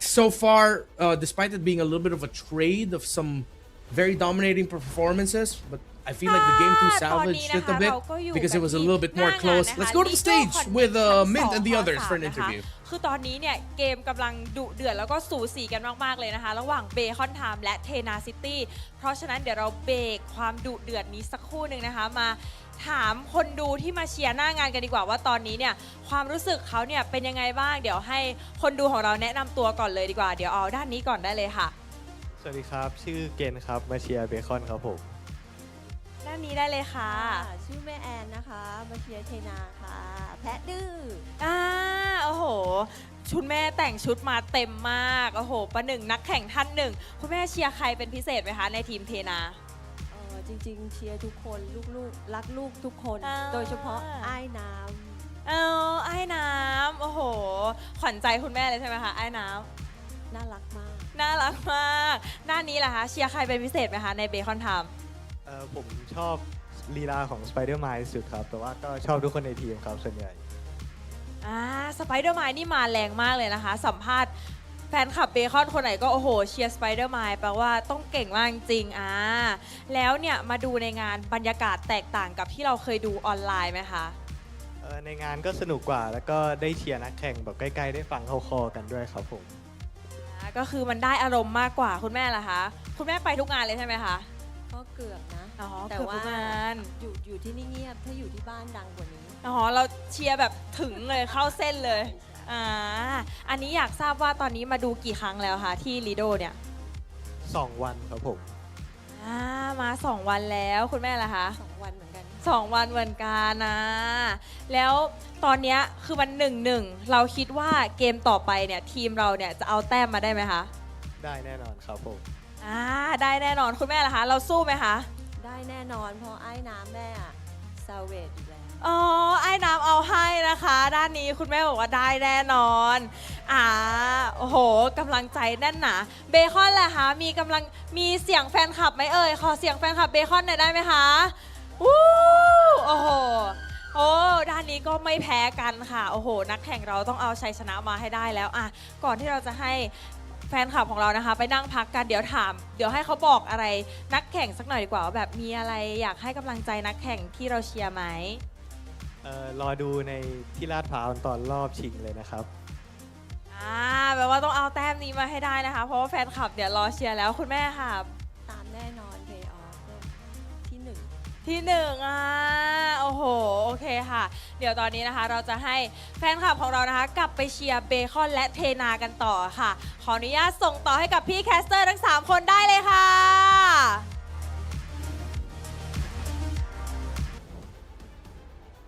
Sometimes I wonder if Minnie knows us, or if she knows that the English broadcast also gets to like see her segments. Hey Minnie, if you ever get to see this, hi. I just wanted to say hi. Don't look at me like that. It's just a hello. Great hearing from the fans over in the arena of MSL Thailand. Of course, you see the community there being active. Of course, exciting times for them. We are, after this, week away from their first ever playoffs, and I'm pretty sure that the level of competition there is going to get even higher. So far, Bacon Time and Tenacity have really set a good bar here. Again, these are two teams that already have their playoff slots. But Bacon Time and Tenacity are fighting for that coveted second spot in the standings to see if they could just skip through the first round and immediately make it into the second round. And so far, it's going to be tough to call, man, of who could actually take this. It's been a trade of dominating wins, though Tenacity was a little bit more competitive compared to Bacon Time in game number 1. But Bacon Time coming out of the gate with the draft in the second game, it feels like one of those scenarios that maybe the coaching staff and the players have just adjusted and realized, okay, so this is what we need to do.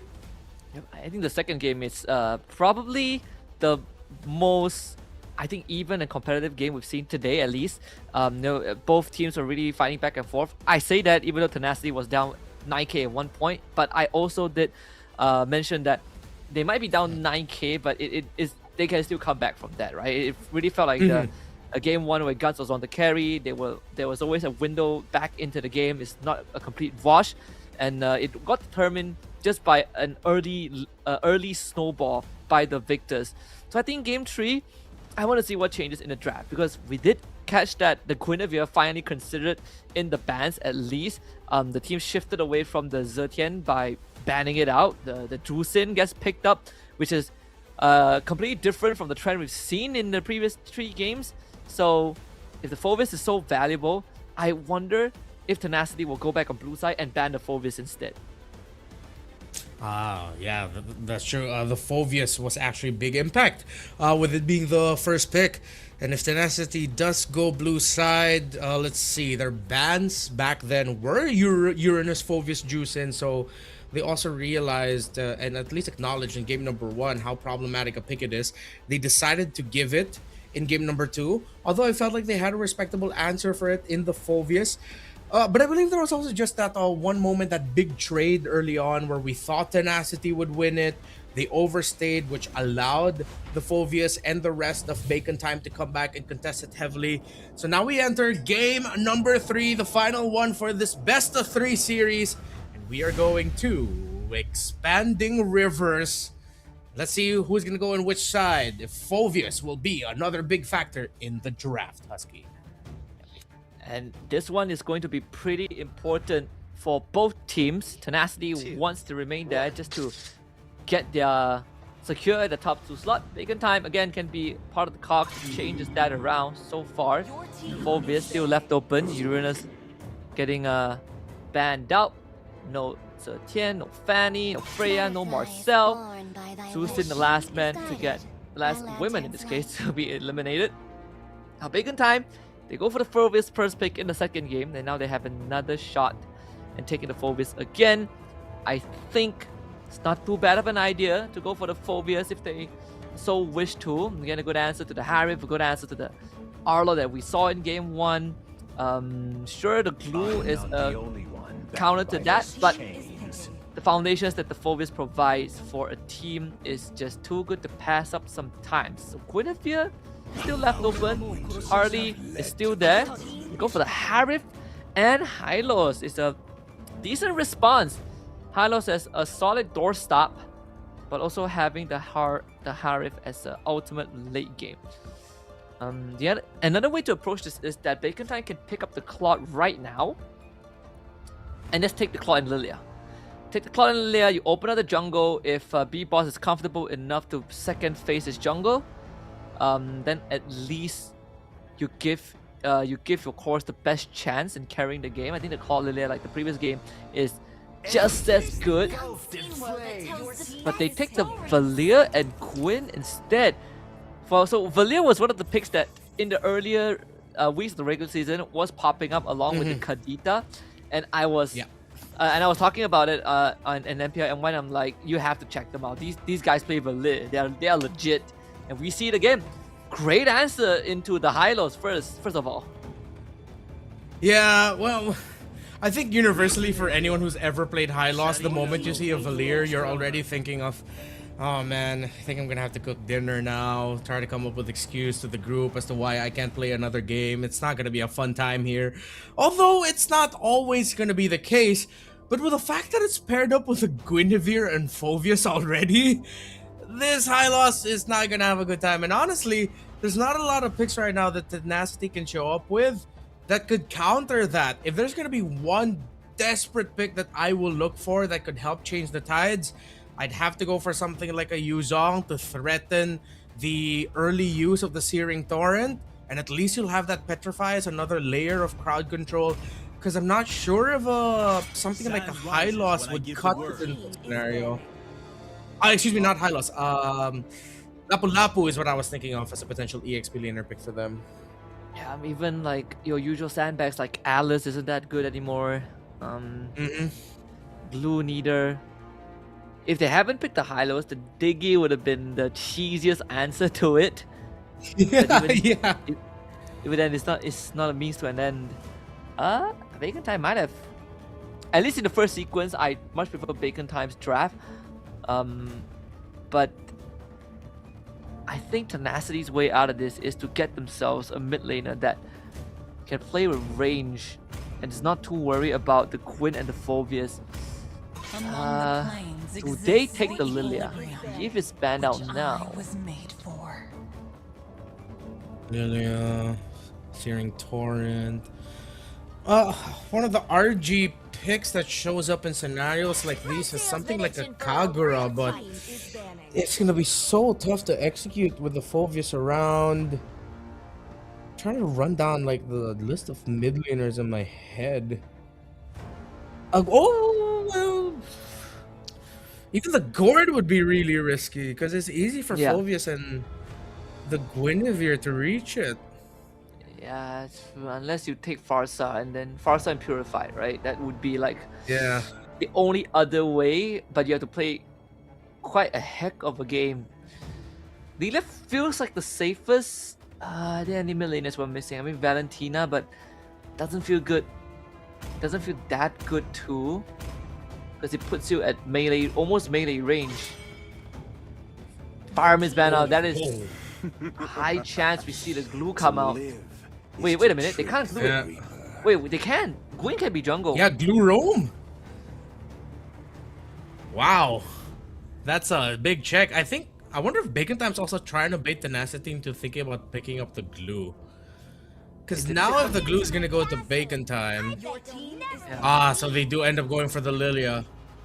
If they get the glue, Gwyn, Phobius, that's such a disgusting lineup. No matter what EXP laner you field there, it's tough. I think they just have to settle for something like a Yuzhong or Lapu. Even, or wait, what do you think about Sora? Ooh, I mean Sora, it's not too bad, but you are going to be an engaged machine, right? Like you are the engaged bot, and afterwards it's up to your team to get the job done. They go to Kaja and carry instead. Okay, this is completely different from what I envisioned, but it does take away the whole, you have Purify, you're saved. Kaja makes you really reconsider how do you take these fights. Yeah, really crazy. It's a possibility that I posed this well earlier, that Bacon Time might dig deep and go back into some crazier picks from the earlier weeks of MSL Thailand, and they do show up with it. It's the Kaja, and then the slot that they showed up with earlier with the Kali. Oh no, they showed it in the first phase, at least. Now in the last phase, it makes sense because the Guinevere and Phobius are gonna be playing first contact here, while the Kaja can just look to see if he can force something out with a big Divine Judgment. They do end up with the Sora as well, but now the presence of the Kaja makes it look even more dangerous to play. Yeah, it's sort of like the best option out of everything else remaining. Although I would say that for Bacon Time, they are an incredibly sticky comp. I feel like it's so hard to shake off any one of them. But for Tenacity, if they can go to get a decent setup with Sang-Jin Woo, they have a good chance to end the fight before it truly gets out of control. But a lot is going to be riding on his shoulders. This looks like it's going to be a really tough game for Tenacity. But Sang-Jin Woo Sora is almost already like stuff of legends in the very first season of MSL. Just when you think that he'll have a hard time or he can't make a play, he does find the play. But with everything Bacon Time has, they have all the tools to stop that. But maybe he just needs to take it to the next level. And we've already seen that he can.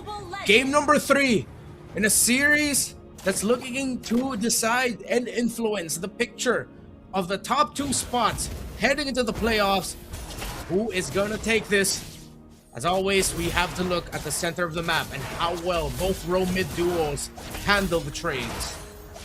So we're pointing out that Lord Guys decided to go for the flicker, and sure, you can flicker away if you see a threat, but if someone catches you, if Kang flickers dark waves or B-Boss lands a spatial migration, you are as good as dead.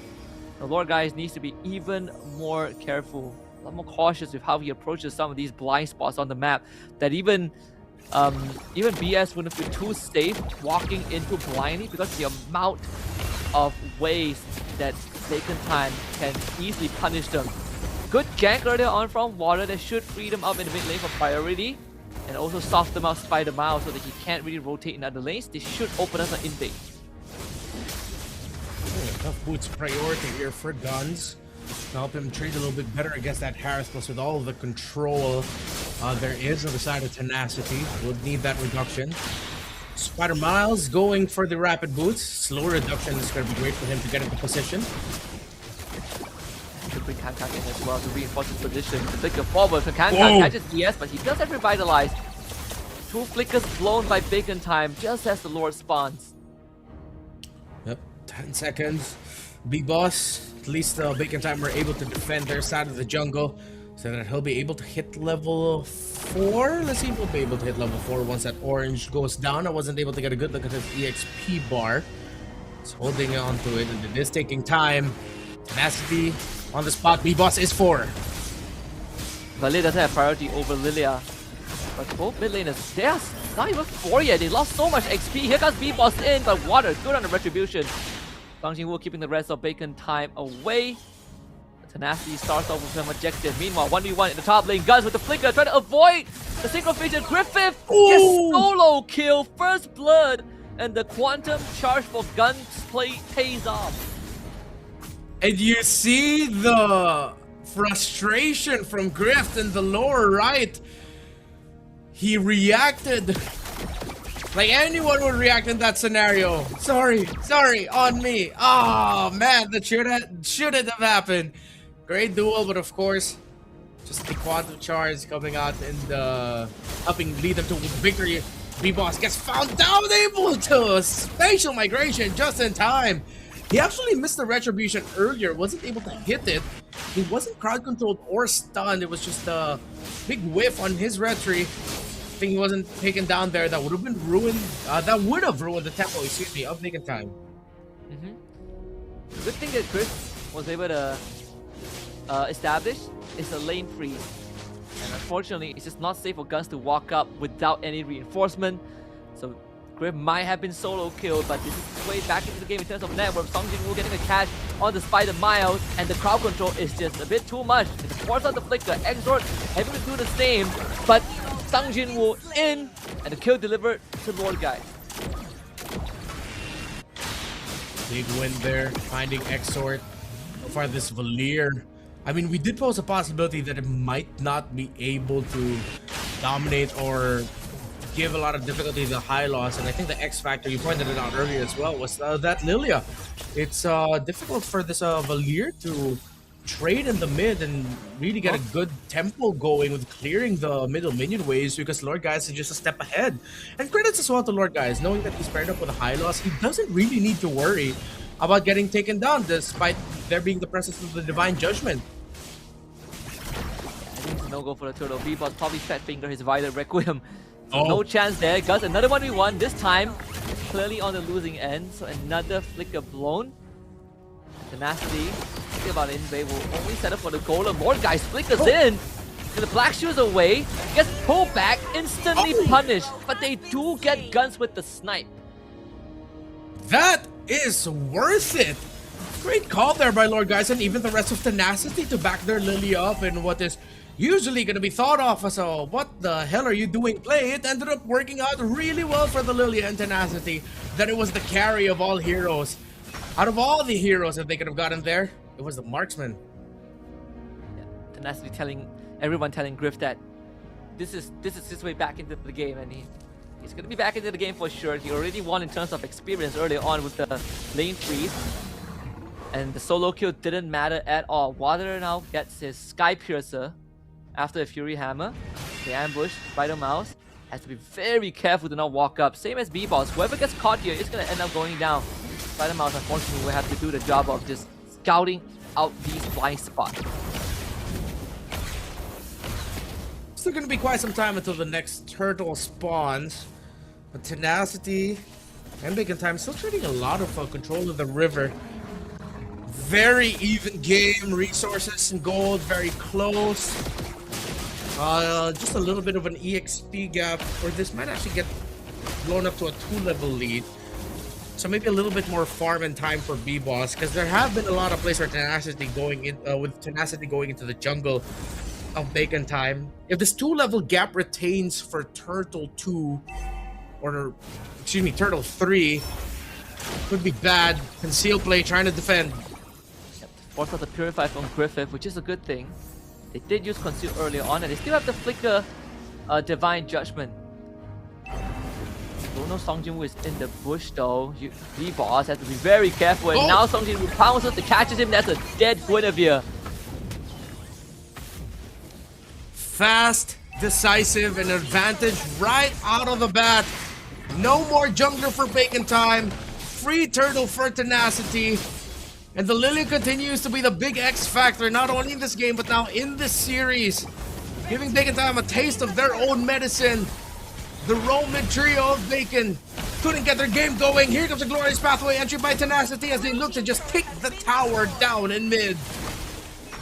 I was very surprised that Valir is the hero of choice. They commit for the pullback. They better get Lord, guys, and they will get it. Guns with the collection. Violent Requiem, good follow-up.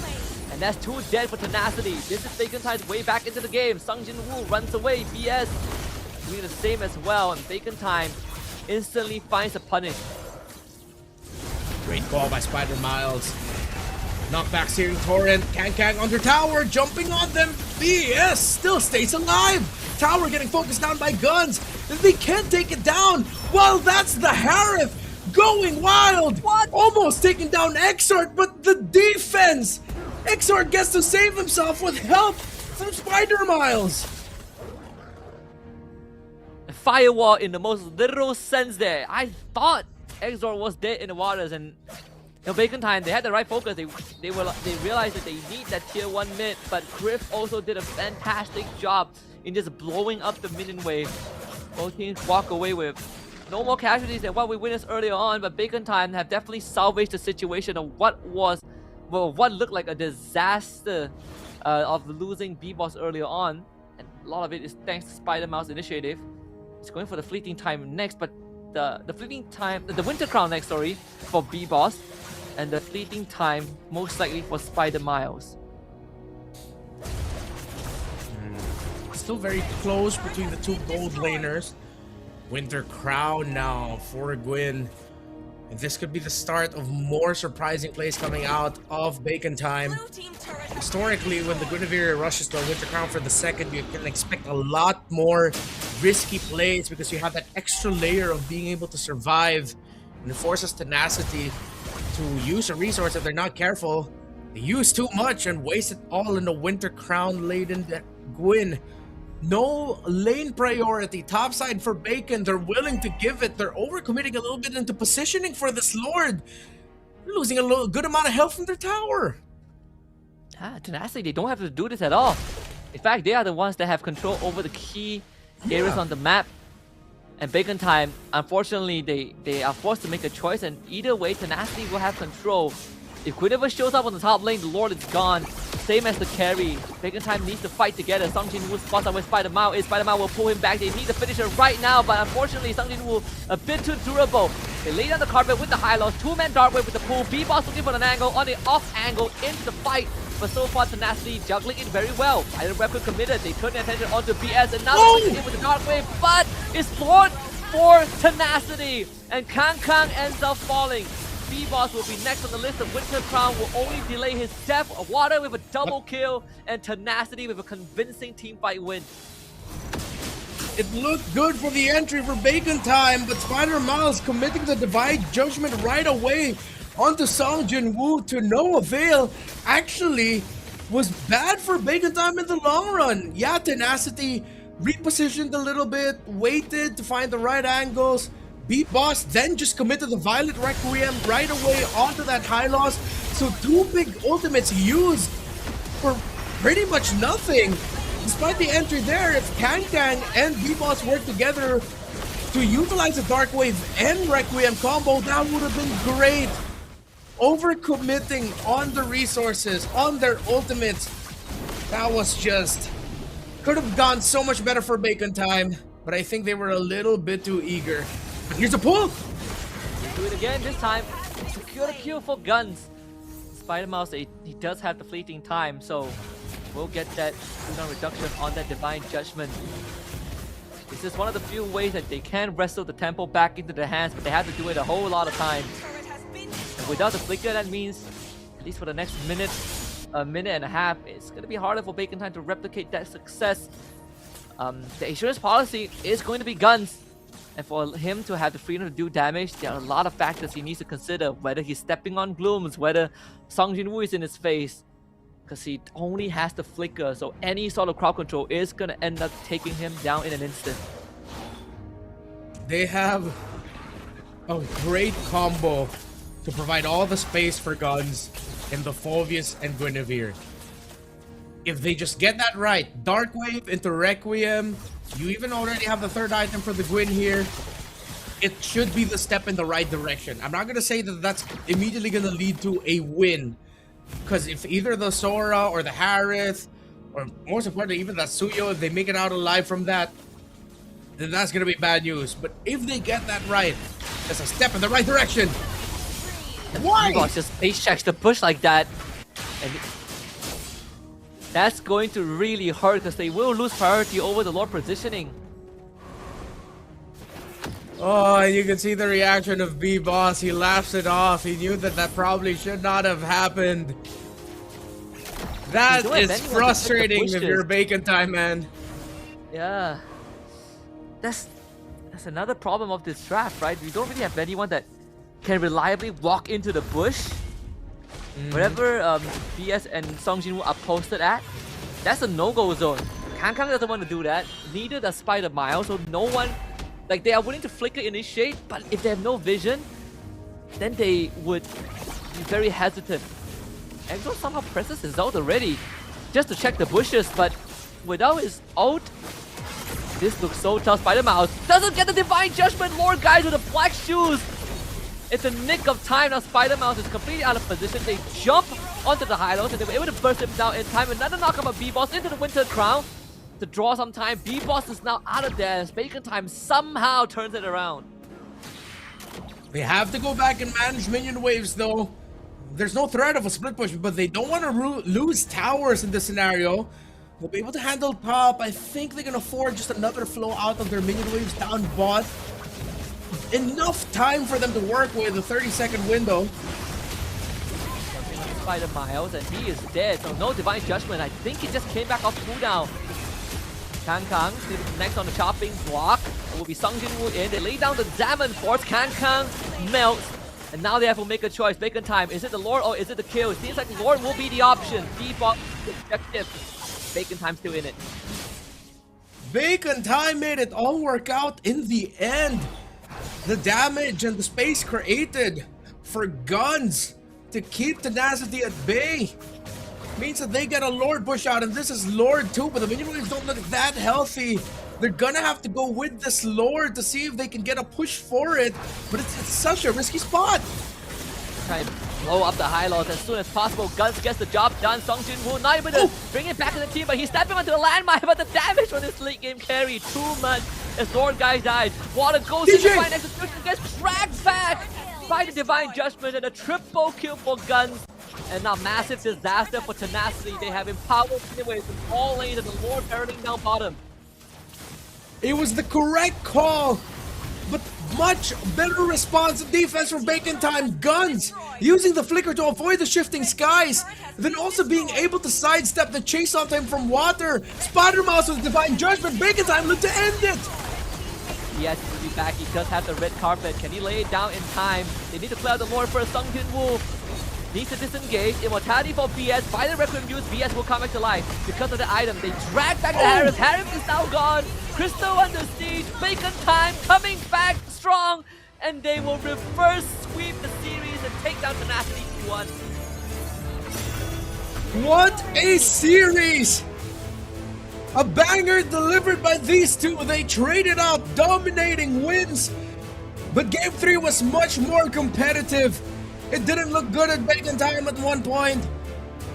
Bacon Time 100% securing their playoff slot. Just in case you didn't know, they are safe. They are going to the playoffs, and they have made the race for top 2 look even more exciting. We'll get the update later on in Series 3, but Bacon Time can be very happy with this result. They are threatening Tenacity's spot. Tenacity will have a lot to talk about. Game 2, forgivable, because the Bacon Time draft was great, but man, Game 3 really felt like it didn't have to go this way. Bacon Time draft was a lot harder to execute in totality, but somehow they were able to make the best out of everything. I gotta say, Guns is my MVP. Mechanically insane with that carry. All those flicker dodges, the 1v1 kill onto Griff in that early game, and the way that he pilots this carry in such a chaotic environment where it feels like to find the smallest window to do damage is hard. He deserves my respect, man. Let's go to the stage right now for an interview. ตอนนี้นะคะเราก็อยู่กับผู้ชนะทั้ง2คนจากเบคอนไทม์นะคะโอ้โหบอกได้เลยว่าเมื่อกี้เป็นเกมที่ตึงมากคือแบบลุ้นตลอดเกมเลยไม่ใช่แค่นักแข่งนะคะทุกคนในฮอลและออนไลน์ก็คือลุ้นกันไปหมดเลยคือขอถามความรู้สึกก่อนเลยค่ะความรู้สึกเป็นยังไงบ้างที่เราชนะและได้แต้มมาได้เข้าสู่รอบ Playoff แล้ว How does you feel about this win Happy. That's it just happy That's it. Okay แล้วกันเอ็นซีอะคะ ก็ดีใจมากครับเล่นได้วันนี้เล่นได้เหมือนในซ้อมเลยครับก็เลยทำให้ออกมาดี ถึงแม้ว่าเกมคือเราตั้งใจให้เป็นอย่างนี้ใช่ไหมมันคือแผนของเราแผนของทีมเราที่แบบให้เกมมันตึงก่อนอะไรอย่างนี้ใช่ไหมแล้วค่อยมาเอาชนะที่หลังหรือมันไม่ใช่แผน ไม่ใช่ครับ ไม่ใช่แผนด้วยโอ้โหนึกว่าเป็นแผนมาตลอดเลยแล้วคือความรู้สึกที่เราเอาชนะทีมที่แบบฟอร์มกำลังมาแรงเลยอย่างเทนาคือเมื่ออาทิตย์ก่อนเนี่ยแบบแทบจะไม่มีใครล้มเขาได้เลยนะเรารู้สึกยังไงบ้างที่เราเอาชนะเขาได้ในวันนี้ก็รู้สึกว่าดีใจมากครับแต่ผมก็รู้อยู่แล้วว่าทีมเราชนะอยู่แล้วอ๋อก็ดีใจแต่เราก็รู้อยู่แล้วว่าเราฝีมือดีกว่าอย่างนี้เหรอใช่ครับโอ้โห How does it feel after you beat the Tena City because they like performance is so good right now no one can beat him How does you feel Happy. Happy? That's it? There's a high chance that we can get the upper bracket, top 2. So happy. Oh, you're so happy, but you already know that you're gonna win, right? Yeah. ก็คือสำหรับสไปเดอร์มายเนี่ยก็คือเขารู้อยู่แล้วว่าเขาจะชนะมาได้เนี่ยก็คือมันเป็นไปตามที่ทีมวางแผนไว้อยู่แล้วก็เลยรู้สึกว่าก็ดีใจปกติแล้วตอนนี้คือมั่นใจแล้วใช่ไหมว่าแบบว่าไปเพย์ออฟได้เราจะแบบว่าไปสู้ทีมอื่นๆได้ด้วยแผนของเราแน่นอนตอนนี้ก็มั่นใจแล้วครับมั่นใจแล้วเดี๋ยวไปเอาคืน KOG เดี๋ยวไปเอาคืน KOG ในรอบเพย์ออฟโอ้ KOG ตอนนี้ต้องแบบฟังไว้แล้วนะเขาไปหาแผนมาแก้เกมแล้วนะเดี๋ยวคำถามสุดท้ายก่อนที่จะให้นักแข่งของเราไปพักเนาะก็มีอะไรอยากบอกแฟนๆเนาะที่มาคอยเชียร์เราหน้างานแล้วก็ทางออนไลน์ so can you tell your friend that always support you like tell them something Thank you for coming here in the venue. Thank you for supporting Bacon Time. ขอบคุณครับโอ้โหก็สำหรับสไปเดอร์มายนะคะก็ขอขอบคุณแฟนๆนะคะที่คอยซัพพอร์ตเบคอนตลอดเนาะการ NC ค่ะก็ขอบคุณที่คอยเชียร์เบคอนครับก็ดีใจมาก ตื่นเต้นยังดีใจกับชัยชนะอยู่ก็คือขอขอบคุณ Well, we're back. Didn't expect to come back out of nowhere, but we are back. I was looking at the table actually, and as it stands, the threat is actually real for Tenacity to lose their spot. So Bacon Time is tied with them in points, but the differential favors Tenacity. They're +7 because of their game record. So there's a +2 differential that Bacon Time needs to work through. So they need to try and, well, first, sweep their final opponents later on this week, which is VLTH, and then hope that Tenacity completely whiff the rest of the week and don't extend that point differential gap. But also, ACT Esports Club, it's one of the biggest threats to Tenacity because they are at +6 in differential, but they are 1 point behind. So the race between Tenacity, Bacon, and ACT Esports Club for this second slot is way too close to call right now, and it could completely swerve in a different way. Yeah, and I think for Tenacity fans, from this point onwards, you gotta pray hard, really hard, because Tenacity has played all of their series. This is as far as they will go in terms of point differential, Right. which is +7. But for ACT and Bacon Time, especially Bacon Time, they have 2 more series coming up. ACT, we'll see them later on, and they also have 1 more series on Sunday. So if anything, Tenacity is actually in the most vulnerable spot on that leaderboard. They could easily lose the slot as long as Bacon Time gets another sweep, as long as ACT wins 1 series. Either way, I think Tenacity's odds in top 2 are pretty slim. Oof. Good. Thank you for reminding me about that. It is Tenacity's last game in the regular season. Oh man, Bacon Time and ACT. Well, you also got your call there right. Guns is gonna be the MVP of this game. It was clear. We were chatting about this behind the scenes. It's crazy how your exact words were. Spider-Man was probably thinking, my jungle face checked the bush, and we somehow got Lord afterwards.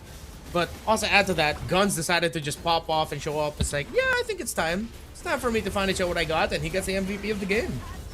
Yeah, because the chain of events, like the trades were not bad from both teams. This was sort of the point where it really felt like, okay, Tenacity, they have control of the game because Bacon Time committed everything, and somehow Tenacity just powered through it.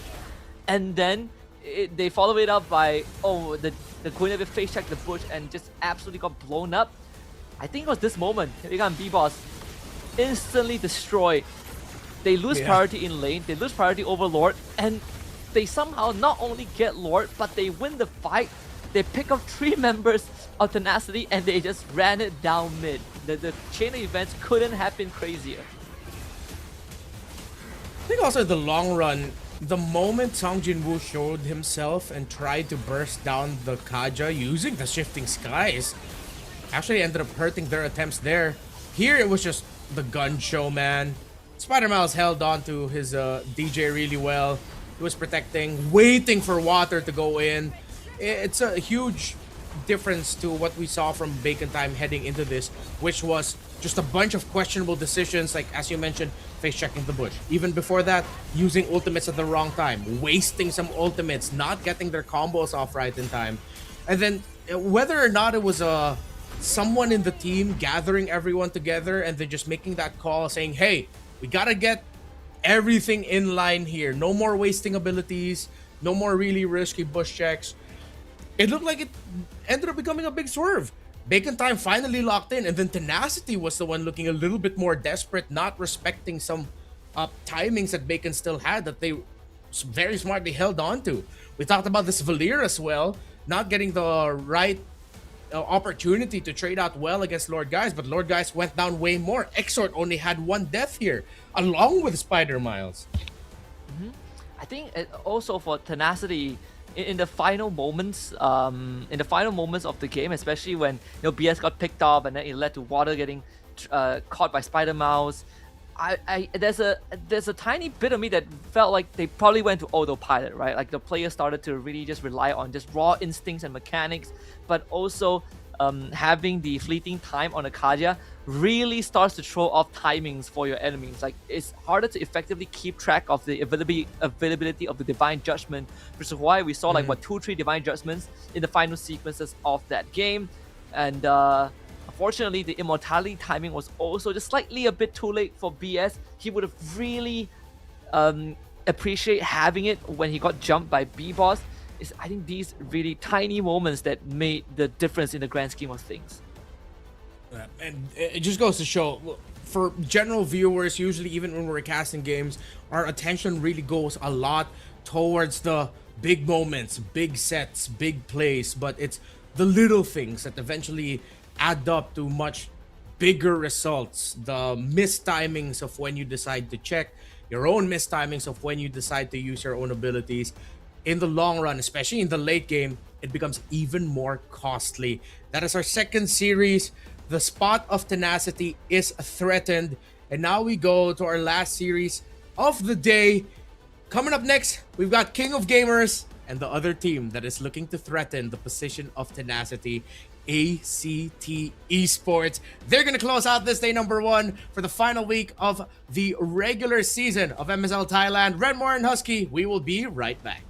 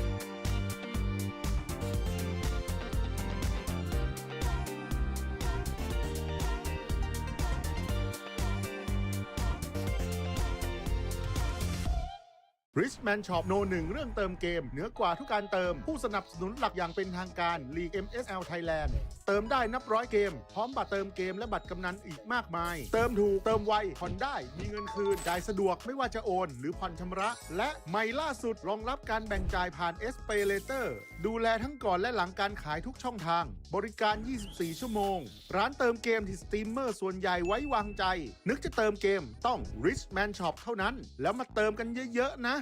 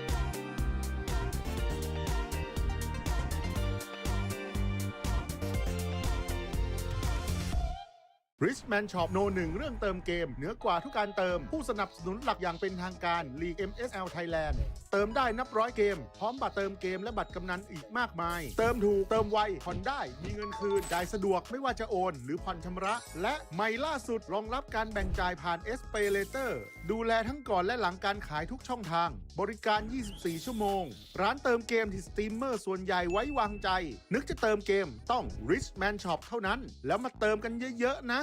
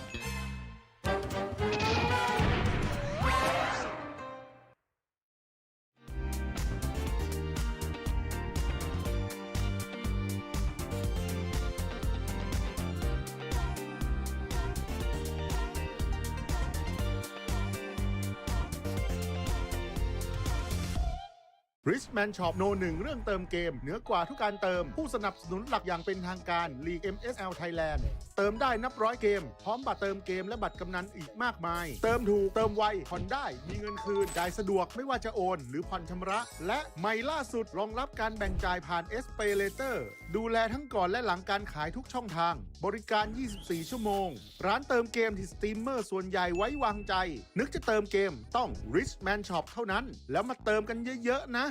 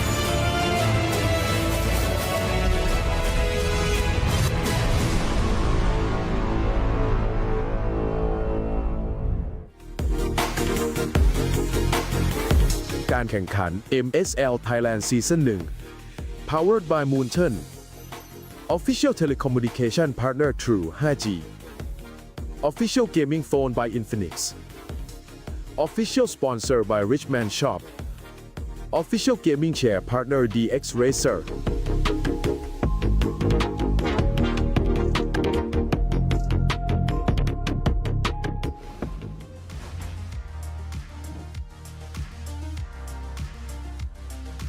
มา ถึงคู่สุดท้ายของเราในวันนี้แล้วนะคะ เรียกได้ว่าเป็นอีกหนึ่งคู่ไฮไลท์ของวันนี้ที่ทุกคนรอคอยกันเลย เพราะว่าเป็นการเจอกันของ2ทีมที่แข็งแกร่งแล้วก็ฟอร์มเนี่ยกำลังมาดีทั้งคู่เลยนะคะ คู่นี้จะเป็นการเจอกันของทีมไร้พ่ายอย่าง KOG King of Gamer Club ค่ะ ต้องมาเจอกับงานยากนะคะอย่าง Phoenix เพลิง ACT Esport Club ค่ะ อินซีดำปะทะธาตุมืด โอ้โห อาจจะเป็นฟีนิกซ์เพลิงก็ได้นะคะ ที่จะทำมาหยุดความร้อนแรงนะคะของ KOG โอ้โห บอกได้เลยว่า ACT เนี่ยเขาจะต้องงัดแผนเด็ดนะคะ มาสู้กับ KOG ในวันนี้แน่นอนค่ะ เพราะฉะนั้นนะคะทุกคนใครที่ไม่ได้อยู่หน้าจอคอมนะคะรีบกลับมาเลยค่ะพร้อมน้ำพร้อมขนมนะคะเพราะคู่นี้บอกได้เลยว่า 2-1 เนี่ยมีให้เห็นแน่นอนนะคะเพราะว่าฟอร์มของเขาเนี่ยกำลังดีทั้งคู่เลยเดี๋ยวเรามาดูกันนะคะว่าวันนี้ใครจะเก็บแต้มนี้ไปได้ค่ะถ้าทุกคนพร้อมแล้วนะคะ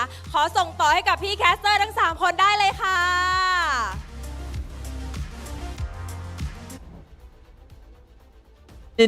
For the introduction, yes, ladies and gentlemen, we are back with MSL Thailand Season 1. This is the last week of the regular season, and we are on day 1 out of 3. We're done with the first 2 best of 3s, and now we're heading into the final one of the evening. It's King of Gamers versus ACT Esports Club. One is sitting at the top, KOG, undefeated so far in terms of series in the regular season, whereas for ACT Esports Club, the other team that came to the qualifiers, they're sitting in 4th place on that leaderboard at this point of time. But there's a bigger threat looming in the totality of this series, is that ACT Esports Club can overtake Tenacity in the top 2 spot. My name is Husky, and you will be with me for now, as Rennie is off to a vacation in the Bahamas, because I did ask him to buy me some souvenirs overseas, and I didn't expect him to take my joke so seriously that he bought a plane ticket and is off for the airport. So we'll probably have him back later on once he speed runs this side quest. But there are a couple of things that we need to get through. First of all is, again, the threat to Tenacity's spot on that regular season leaderboard. They did lose out, unfortunately, to Bacon Time earlier on in a 2-1 reverse sweep. And the bigger problem for them is that they have exhausted all of their games in the regular season, which means that whatever standing that you see them at right now is going to remain this for the rest of the weekend. And for ACT Esports Cup and Bacon Time, they have a lot more left in the tank. And by the end of this weekend, there's a high chance that Tenacity will lose the 2nd spot and miss out the upper bracket semis and miss out the opportunity to get that bye in the playoffs. Of course, in terms of how we look at the standings, we'll look at the total points first before we consider the match win-loss and the net game win. And in this case, ACT Esports Club, all they need to do is to win the series, and they'll have a very, very good chance in taking over Tenacity and Bacon Time. ACT and Bacon Time both have 2 more series left to play, with their 2nd one on Sunday. So this is going to be incredibly entertaining to see if ACT Esports Club can leave a dent in the legacy of KOG. But first, we gotta take flight and talk about these 2 players, Zed and Karn. 2 very established players so far in the season, that they have shown that they're mettle and they've been able to deliver some great gameplays overall.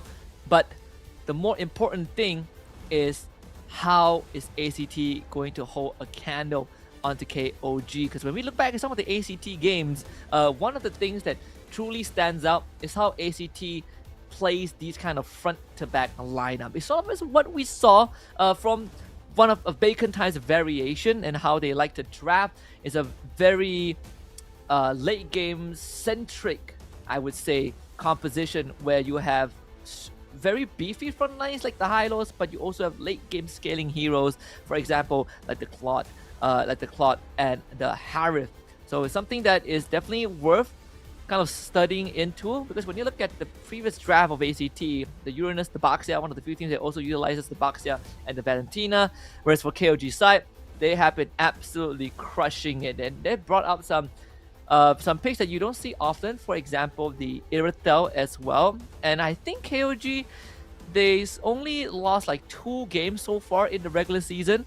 One was against Tenacity, and the other one, I believe, is against Buriram United Esports.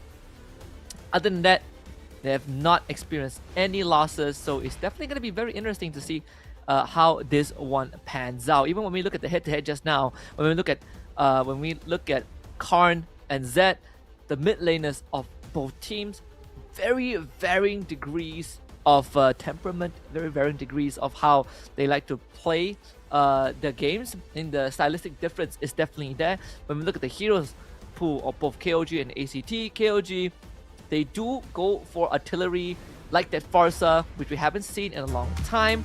So let's look at the lineup of both teams, starting with King of the Gamers Club. We have 33rd, Kaizen, Zed, Payan, and Nile. This team don't really need much introduction. One of the best teams in MSL Thailand right now. All of them are established, especially Kaizen, who has played with some established team like Omega and Next Play back in the Philippines.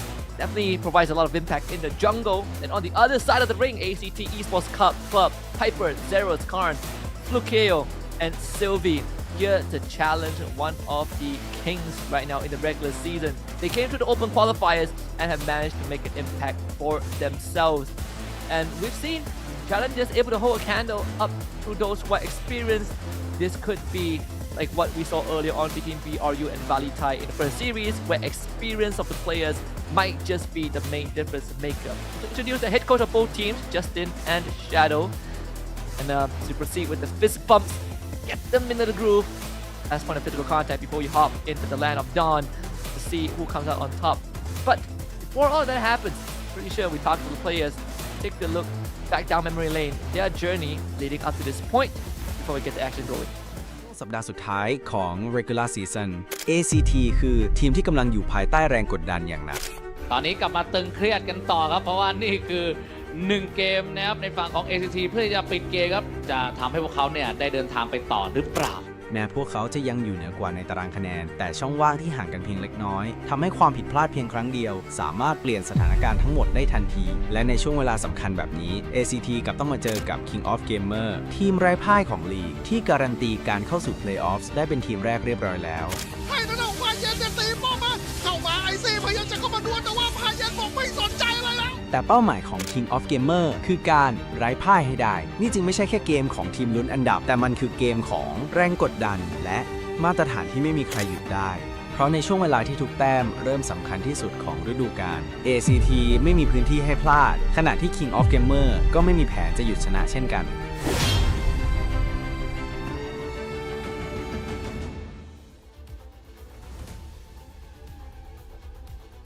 You heard it. The goal is to reach playoffs. Let's look at some of the head-to-heads. This time between the gold laners, Flukeo and Payan.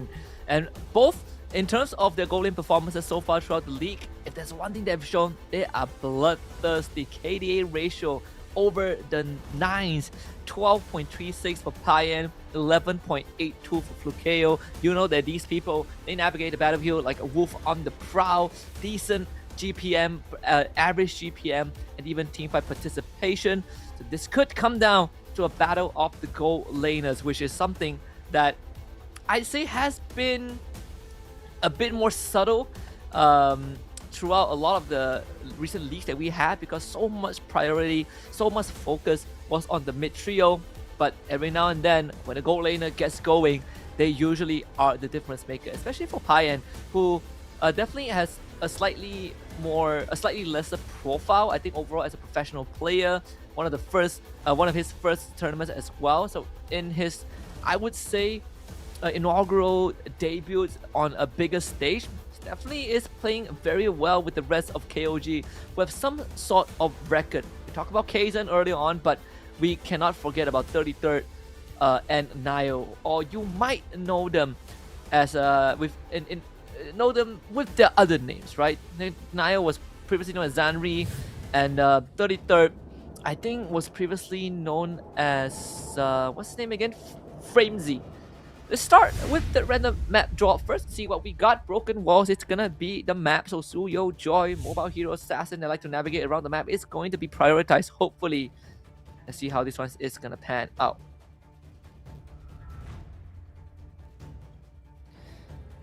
We're gonna have KOG on that blue side and ACT on the red side. Freya, Uranus, and Marcel getting taken out of the picture. Zeus in the follow, Fanny, Guinevere, Phoveus, Harith, Hardy. Plenty of options out there. There's also the Zetian, which has been quite the focus of most of the Thai teams. Welcome to the greatest magic show of all time. Is banning. So the Harley gets banned out, which is, I think this is the first Harley ban of the evening as well, because Harley hasn't really been prioritized in the banning stage as much. So let's see. It does open up the Suyo, but we've also seen the Joy being piloted earlier on Broken Walls, and that was by Tenacity's Water. So the Zetian does end up getting removed. This first pick is going to be important. The Guinevere is still up. Suyo first pick isn't really a norm here in MSL Thailand, although it does happen in other regions, MPLMY for example. A couple of teams do love the Suyo first pick. They go for the Phoveus. We've seen earlier on, great answer to the Harith, great answer to a lot of heroes, but mostly it's just a very good front for KOG. So ACT, and also because of Broken Walls, if there's any Joy players out there, which is pretty rare nowadays, it's a pretty good answer to that as well. Guinevere can still be a pick here if they want to flex. The Glue is always a good pick, although the Pheromones will always come as a response, so you can keep that for Red 3. I think here, we go for the Claude. I was thinking about that. The Claude decent into the Harith too. It played well, but also not really affected by the Phoveus. Instant Terizla as a response.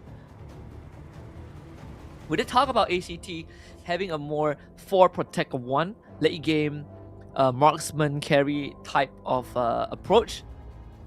They are very, very honest with this opening. The fact that they picked a Terizla and a Claude really sort of reveals kind of the full story of what they want to achieve here, right? Terizla usually is a good blind pick, but you don't pick it this early on. So it's a Guinevere for KOG. Great flex. They can opt to take their marksman here or a mid laner. They'll take the Harith for themselves, so they save the mid laner for phase 2. Which is completely fine. The Leo Mort will be the immediate response from ACT, so that does give the potential of maybe a Valir into a Suyo or Queen matchup. Either way, and not Valir, Leo Mort. Either way, it should be beneficial for the Leo Mort overall. You get some early to mid game power spikes too, so you're not fully relying on just the Claude to carry you through. Banning out the Kimi as well, so that you don't have to wrestle with mid lane priority that much, since you do get first pick on the red side in the second phase. KOG should be banning us some good roamers. I do like the high-lows ban. Aside from the high-lows, there are things like Gatot Kacha. Cho doesn't seem to be the big highlight, at least for this matchup. So Gatot Kacha is one way. The high-lows, the Badang. The Valir is the one that gets banned out instead. Or the MSL Thailand special, which is the Valir. Not seen anywhere else so far. Let's see, this should be a mid pick. I feel like we're running out of mid heroes. The Lilia is not a bad choice here for ACT. They can take the Lilia for themselves because I think AOG also has incentive to take Lilia. And it's better if ACT takes it. Then you give your Roma the best chance because you get to see if the Guinevere goes roam or not. They're gonna take Gatot Kacha first, which is equally fine. It's one of the heroes that we didn't mention earlier on. They can be a good frontline, natural revitalized carrier too. So for KOG here, they could opt for the Lilia still. No harm in that. Great in the tanks. If not, then there is Yeef. Although, okay, maybe not Yeef. This is way too dangerous. You have literally a full team of divers. Yeef will not survive. Or we have a hard time unless you play the game with your lives here. So not Yeef, maybe. Kimi is also banned out as well.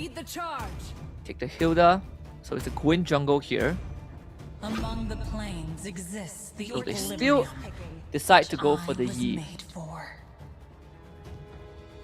Truly confidence right there from KOG. The Yi is not going to have an easy game. Penalty Zone, AOG, Blazing Duet. All very good answers to the Yi. Now we just need a mage that can do it. The Valentina is actually still up. Wouldn't mind the Valentina. The Valentina with a Purify. Pretty good for ACT. Unless they want to do utility against artillery against artillery, then there's always the Farsa up and available.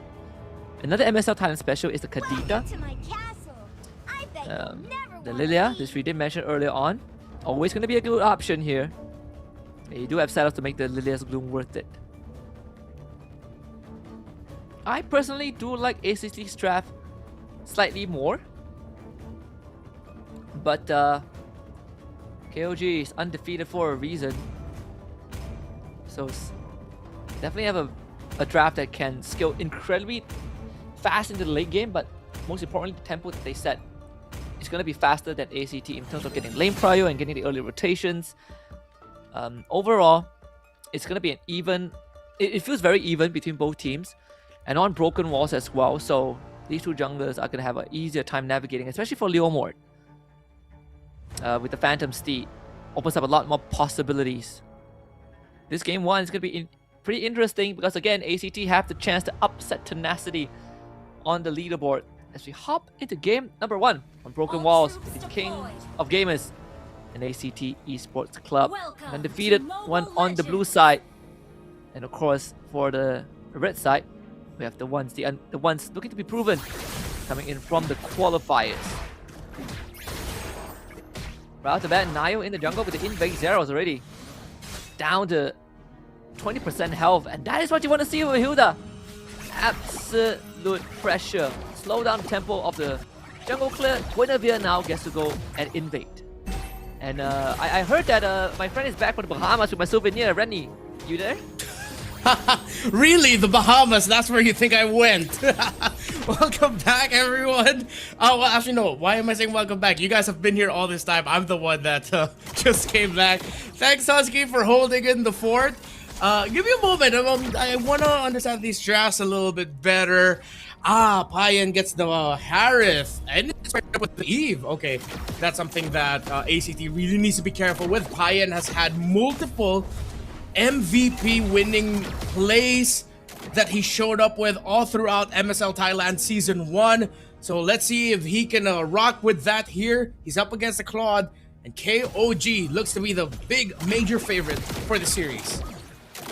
Even when we look at the head-to-head earlier on, you know, both the gold laners incredibly bloodthirsty with the KDs that they have, both rocking double digits. Of course, our prediction still goes over to KOG having the upper hand. They are undefeated for a reason, but I am liking ACT's draft. I feel like, you know, on an even battle, on a even power scale, they have a very, very good chance. Oh yeah, for sure. I think it will boil down to, as you mentioned, Sylvie as well as Gatot, the Terizla. I think Saros just really also needs to work on his timing, make sure he doesn't go in a little bit too aggressively early on. But this is just some great zone out by KOG. They're so far behind in experience. He finally hits this level 4. They get the first blood by the Rec Room as a response. Daros tries to jump in, but the Art of M keeps him away just enough. 33rd again, good Dark Wave as a disengage. 1-for-1 trade, and KOG with the objective. But still, they're not done just yet. They can still invade. Cameraman, look back, they're in danger. It's 33rd, holds off the fort. I think the purple buff is stolen away. Kazan still has to run away though, but unfortunately there's no more follow-up there, and KOG's jungler up 2 levels now. Yeah, buff under his feet. That means Saros got it removed from him.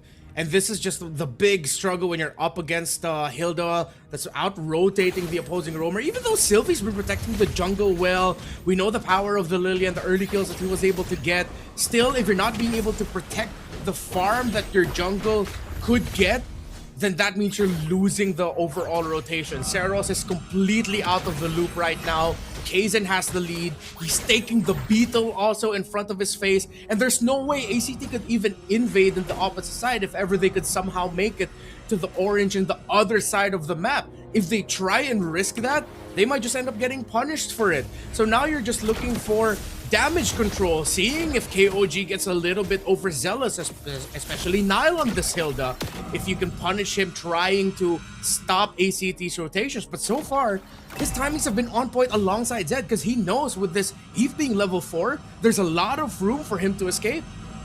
Yep. And the fact that even in the first turtle fight, Zeros wasn't level 4 when the fight started, already set the tempo for KOG. And not to mention, Nile on this Hilda has been doing so much work. They've basically kept track of the camp timings of this purple buff. It's going to be back up, and this time Zero should get enough cover to secure it and try and get back on his feet. But still, being most likely 2 full levels behind by the time the turtle contest happens, it's not going to change much in how Kaizen should be able to secure the objective. Zero's in a good spot to go for a surprise, but with 2 levels behind, ACT needs to see if they can put a bit of pressure on this Gwyn, but it's a Gwyn. Putting pressure on a Gwyn equates to you potentially setting yourself up to getting set up by that Guinevere. And with Sylvie all closer to 50% health, it's gonna be really risky. Look at the pressure applied by this Hilda. No room to work with for the roaming trio of ACT. Kaizen even cashing on a full wave in the bottom lane as well. And 33rd doesn't mind giving it to the Guinevere. As long as this jungler stays ahead, it's going to be a problem for ACT. And the best part is they don't even have to fully commit to this turtle. The longer ACT gets dragged here, the worse it is for Zeros, because they can still cash in on some camps for the Guinevere. Paya with the solo kill in the top lane is only going to add to the problem. Now Kaizen fully commits in. They bring in the state. Piper misses the flicker penalty zone, and ACT will be forced to give up the objective. Tough going, and with the lane against the Claude, or excuse me, against the Harith being losing, Flukeo getting taken out. KOG, I wanted to say this if ever I could have made it to the pre-game, but they remind me of this 30-year veteran acupuncturist. You don't know what the hell is going on, but it seems like they're just getting the spots at the right time. Like, they know where to apply that point, they know where to apply that pressure. And it's been the story for them all season long. Look! Flukeo even gets blasted just trying to get closer to his own minions. A terrible time for this Claude. It might be early, but this game has already been halfway won by KOG. The amount of pressure that they are putting on it, and that's why I had to, put in the caveat earlier on where if this was a more equal power level between both teams, ACT's draft looks pretty good to put up a fight. But KOG so far is just showing that not only they have the experience, but just having the fundamentals nailed down to a T, that a draft from ACT that felt like he had equal power level matters very less when facing against KOG. Yeah, it's because the team you're up against just really knows what they're doing, their timings are on point, then no matter how good the draft is in theory, in practice, it's not gonna cut it if you can't keep up with their pace. This pressure is suffocating Kaizen, maintaining a constant 2-level lead. He's just gonna stand in front of you, and there's nothing that you can do about it. Here comes the pressure from ACT.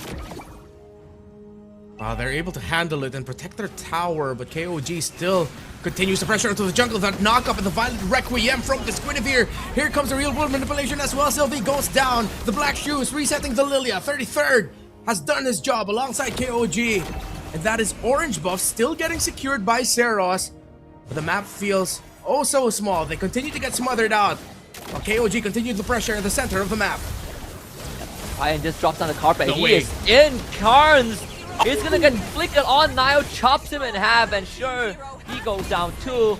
But still a win for KOG. Kaizen secures the purple buff, and Zeros really might not have much left in the tank anymore as ACT scrambles to plug the hose. KOG turns to the turtle. KOG now 4,500 in gold. All turtles. We could be on the way to a sub 12 or 13 minute game here. The Slord that comes up next might not be it just yet unless KOG can get some massive pushes to force out the Holy defenses coming out early, heading in. Looking at the differences, At least the front lines for ACT look good. At least that Rizla keeping it close to that Phobius. But it's the difference in the gold that's really killer right now for ACT. Only a DHS for this Claude. On the way to the Holy Crystal for the Harith. Way ahead of the timings. The silver linings are mid laner gold close. Gata okay. Up to Radiant Armor. It's just, you can't expect a lot from the Liam or the Claude. Again, AOG used defensively for Sylvie to get out, and that is the best case scenario. Third Leader continues to put on pressure on the Piper. They didn't get the knockout there. Cars again jumped on. They call it the Phantom Steed, turning onto Niall, push him back, blazing duet. Niall survives for a bit longer than he should have. And they lose Piper and Sylvie in the process. Kazan not able to get out with his life. Big shutdown for the Claude. This is painful for ACT, but you can't help appreciate the greatness you're seeing, how KOG are playing their game. Yeah, there have been some trades favoring ACT, but ultimately it's been all KOG.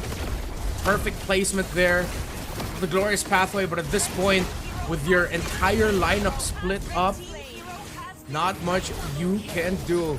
Excuse me, not glorious pathway, I meant the real world manipulation. Sorry, spell effects threw me off. 5k gold deficit for ACT. All things considered, the shutdown that Lukeo got should get him back on track, on his feet, just by a little bit. Still 2k net worth in total, behind Payen, and quite far away from his Trinity. The Claude already has 3 full items, including a Holy Crystal, so this lore is out of the question. Yeah. In ACT, they need to do those wombo combos, or at least they need to pull off that fight just now one more time to get Zeros in a position where he can start impacting with the amount of damage that he can bring. Oh, no way. Oh, I thought Kazan would go full send and trying to take Gatot out. But he is disciplined. Pressure in the bot side of the map. Great placement right now by Niall. It provides the space for the Harith and the Eve to push comfortably. They also knew with the information gathered by Kazan just how many members of ACT there were on the orange side. They know that they were free. Winter Crown locked in for Kazan. And now look at Flakeo. Way too much damage taken out by the Harith. CC immune on Carnes. Kazan almost took that Lilia down. They're forcing out resources before the Lord marches in. One more holy defense to work with. Gets popped. Lord still marching in up top. KOG look on the way to being able to end it here. They have the resources. They can just full send it. ACT need to watch their footing. They need to space out. They can't allow Gamers to get a big set through the Gwyn or through the Phobius. They do have the Lilia. Decent base defense here with the Gloom. Not about how much KOG can brute force and do damage. Payen certainly is up for the challenge. And just like that, both cores of ACT force back with Lord still at 50% health. ACT scrambles to clear that Lord. And KOG, they walk away without taking much damage at all. Yeah. I thought it could have gotten worse, but that means... Oh, they handled it well, but Kazan doesn't commit the Violent Requiem. Now he does, just for damage. Flakeo with the Blazing Duet, keeping himself alive. He's holding, but Kazan eventually gets taken out by the Claw, but Sylvie and the rest of ACT slowly crumble beneath the damage that KOG have built up for themselves. Payen is still the threat that ACT has no answer for, and KOG are still in the lead. Thankfully, Piper was able to somehow hold the front, but Sylvie couldn't even get off an AOG, which is a crucial spell to what's going to allow AC to be coming back into the game. And Payen again, right into the thick of it, will at least walk over inhibitor, purify timing on point, so the penalty zone does nothing. Mid inhib and bottom still up for ACT. They're given another chance. They had to work for it, paid a big price to still stay in the game. Trying to see now the right angle that ACT could find. Flakeo does have the sustainability to survive. He's going to be going for the Malefic Gun, so he gets just a little bit of better poking distance before he eventually goes in with the Blazing Duet. But at the same time, it also gives him a little bit of space after Blazing Duet to be able to freely hit from a slightly safer part. Still a massive lead for the Guinevere compared to the Leomord, and it's tough because Seros's kit is perfect. It's the cleanup that they need. usually you're seeing if whether the Claude can clean up for what the Leomord started or the other way around. But even Saros coming in very late into a team fight is not going to be enough with the items that he has. KOG have advantage on this Lord ACT. They need to full contest this. But with the lead of KOG, could be a very costly attempt of stopping them from taking this Lord. Good news is long lane's actually neutral. So at least ACT won't have to worry about a big minion wave pushing in. They can dance this for a while more. They can also handle the top lane easily. I think they found Flukeo, and that's now doing the job. So Blazing Duet already forced out. Would have been nice if they found a Purify, but no Blazing Duet is still an advantage for KOG. As now they will turn on to the Lord as the bottom wave slowly builds up in their favor. Sylvie not really in the best spot to get the fight going. The AOG again is very important. They force the Flicker out of 33rd. Queen's Wings for Piper. Yeah, good call for them to just back off. Also because Zed, during that little skirmish, already got to build the Divine Glaive. So if ever ACT committed the fight and they can't take the Eve down in time, they are gonna get destroyed and melted despite the Queen's Wings already coming in for the Terizla. Saros luckily gets his purple buff with Kazan threatening it. He'll also be able to get his orange. So maybe, just maybe, they might be able to hold on through another siege attempt by KOG and send them back. This is going to be a true test of ACT. Minion waves perfectly synced up. They're most likely going to lose all their inhibitors and having a Lord to contend with. Another engage straight on the Sylvie, so that's going to be the thought out quicker already. Zeros will be turned on instantly, so he's also going to be removed. A 3v5 situation. Piper needs to hold on. RWM deployed, and Karn has to walk back to base to heal up. But thankfully, the minion wave still a while off. Lukeo, can he make an impact here? They still have the flicker penalty zone. Piper, Karn, forced out to use the black shield. Here comes the blazing duet, but it doesn't matter. They just blow him out with pure magic. The penalty zone hits on the 4, but the follow-up is already dead. There's nothing left for ACT. KOG, 5 men strong. They just need to get the minion wave in, and they have more than enough to do just that. KOG with a convincing Game 1 win. They continue their run of domination. ACT still not threatening Tenacity's spot in the top 2, while KOG further solidify exactly why they are undefeated and why they are in the top of the standings here at MSL Season 1. Just absolutely clean. The pressure that Nile and Zed applied towards Sylvie, towards Karn, despite it being a Lilia, just completely snuffed Saros out of any farm that he could get. And of course, Kazan's counter jungling in time with the information gathered by his roam and mid. You can't ask for a better game, and KOG delivered that. I felt like this defense actually was very possible, even with the Gatot out of the fight. It's just, those in the heat moment, in the moment decision makings that felt slightly, wrong. The sequence felt off, right? Because Piper has to be the first guy to do something before the Leomord joins, before the Claude commits. But when you see the error in that sequence, they lose Leomord. Claude YOLO first before the penalty zone comes through. Something again trivial, but worth thinking about, because I think there was a big window for AC to make a difference. But KOG, solid as always. Felt like there was no host in the game at all.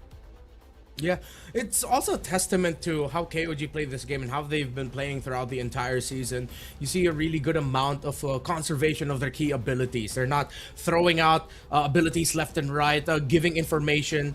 ACT, in a lot of the fights where it looks like they could have done something, especially in that siege, I would understand why maybe with everything they had to consider, with the Guinevere potentially just jumping on them with a spatial migration, with the Phovis potentially coming out with a Dark Wave Flicker combo. Add to that, you're also thinking about the Eve. There's so many layers of initiation and team fighting that ACT needs to go through and consider. And wow, this kid, Payan, really, oh, did you know he actually showed it off? Payan is ridiculously ripped. He is way more jacked than I thought he would be. He looks like a young little boy here, but this dude is actually buff. It's crazy. Hopefully you get to see it again during the interview. But he continues to show why he is by far the best gold laner in MSL Thailand. It's not like that young hot-bloodedness of, oh, I have to prove myself, I have to do this, and then it leads to an error, it leads to nothing. His timing is on point. He maximizes Harith. The fact that he got 0 deaths after all of the setup that his roam mid trio did for the team speaks quality. He even got some solo kills against Flukeo. Yeah, and I mean, he single-handedly won this lane, right? He started with a solo kill, and then they paid a visit up top, and then they killed Flukeo again, who just won some farm. And from that point onwards, that lane was basically dismantled. Not to mention, the jungler was super far ahead. They have an Yeep as well. It's just the unrelenting tempo from the side of KOG that made this game impossible for ACT to really get their hands on until it was too late. Yeah. Showing off why currently he is, I think, in the leaderboards, top 1 of MVPs. Potential regular season MVP. 8 game MVPs for him. 1 weekly MVP back in week 2. That was the week where he pulled off the insane Moskov SOD play to turn things around for KOG just when it looked like they would lose that. Here, this was just business as usual, with the expectations of the Harith going up against the Claude, of him being able to time some great rotations as well alongside Nile. He called that surprise pick-off onto Flukeo after winning that solo. So there's a lot that ACT really need to peel through in the draft when it gets to how they play the game. Because KOG, it's not glaze when it's just factual evidence, and you can see that they're just that damn good, man. It's like, how the hell do you play against this team? They've lost games, but they're just really good. It's a complete outclass in game 1, and I think from just the first 30 seconds to a minute, we already kind of see the possible trajectory, right? When the hero just walks into the jungle and stalls Zeros' clear, it already looked like it was going to be a rough game.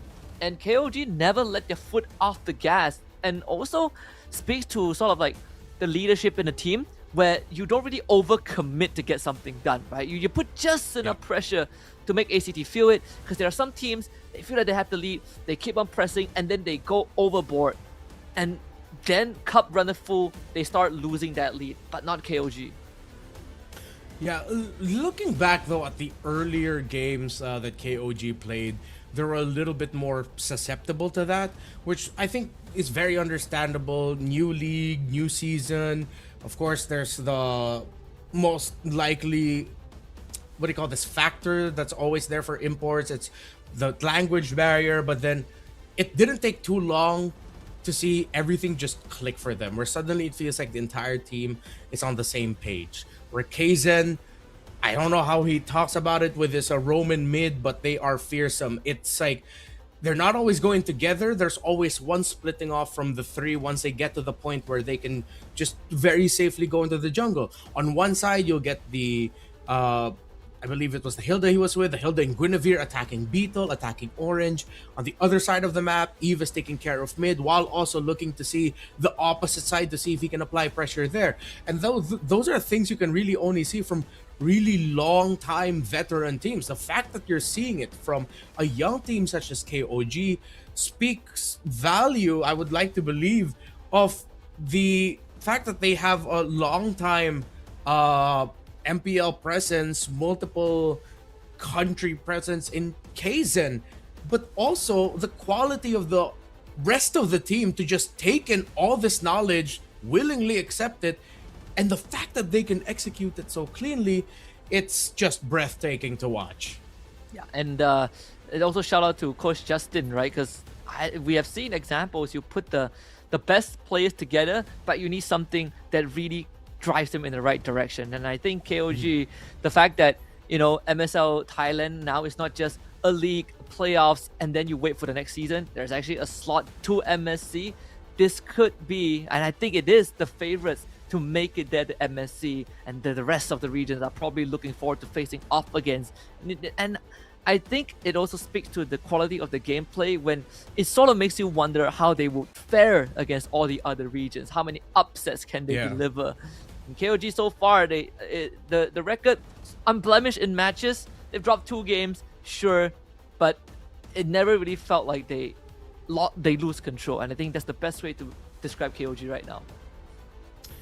Yeah, and it's wild that KOG, I mean, they were created back in 2020, and they really don't, looking back at their history, we haven't really heard a lot from them, but the fact that the organization got these elements working for them really well. You mentioned Coach Justine. We talked about the players and how they all blend in together. It's hard to decide whether it's like, is it a lightning in a bottle moment? Is it damn good scouting? Is it really good research? What is it? How did you guys end up putting together a team this crazy good in the very first season of MSL? I wish eventually we could get a little bit more knowledge if ever we get to see them internationally. We know we do a lot of interviews. Hopefully we get to know them more. But yeah, as you mentioned, it does speak the quality of a team when you're already starting to think and theorizing about how they can fare against other international teams. So KOG, they still have to close this out.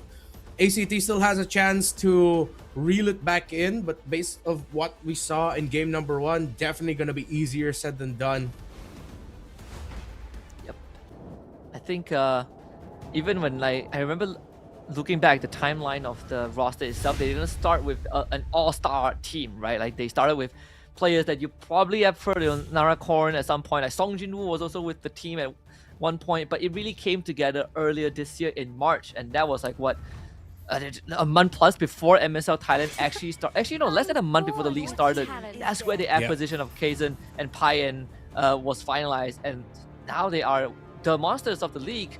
In game 2, we're gonna switch sides. This time we get ACT on blue, KOG on red. The bans almost remain the same, with the exception of Harif getting instantly removed by ACT. Just instant respect right out of the bat for ACT. Earlier they banned out the Marcel, but I think they'd want to keep it open for themselves if ever. And see if they're gonna take out maybe some picks that could steal away the golden hour. I'm talking about the Valentina. That could also be an option. There are teams that are quite hesitant to play the Marcel if the Valentina's open. It's not impossible, but definitely another layer to think about, knowing that the opposing team also has golden hour. And this is such a hard, focused respect ban onto Payen. It is rare these days to see a first phase Moskov ban, dude. Yeah, usually I think a marksman in this current meta, aside from Harif, Claude, Moskov, a lot of other options are very manageable, and even the best options usually don't get removed unless you are Harif.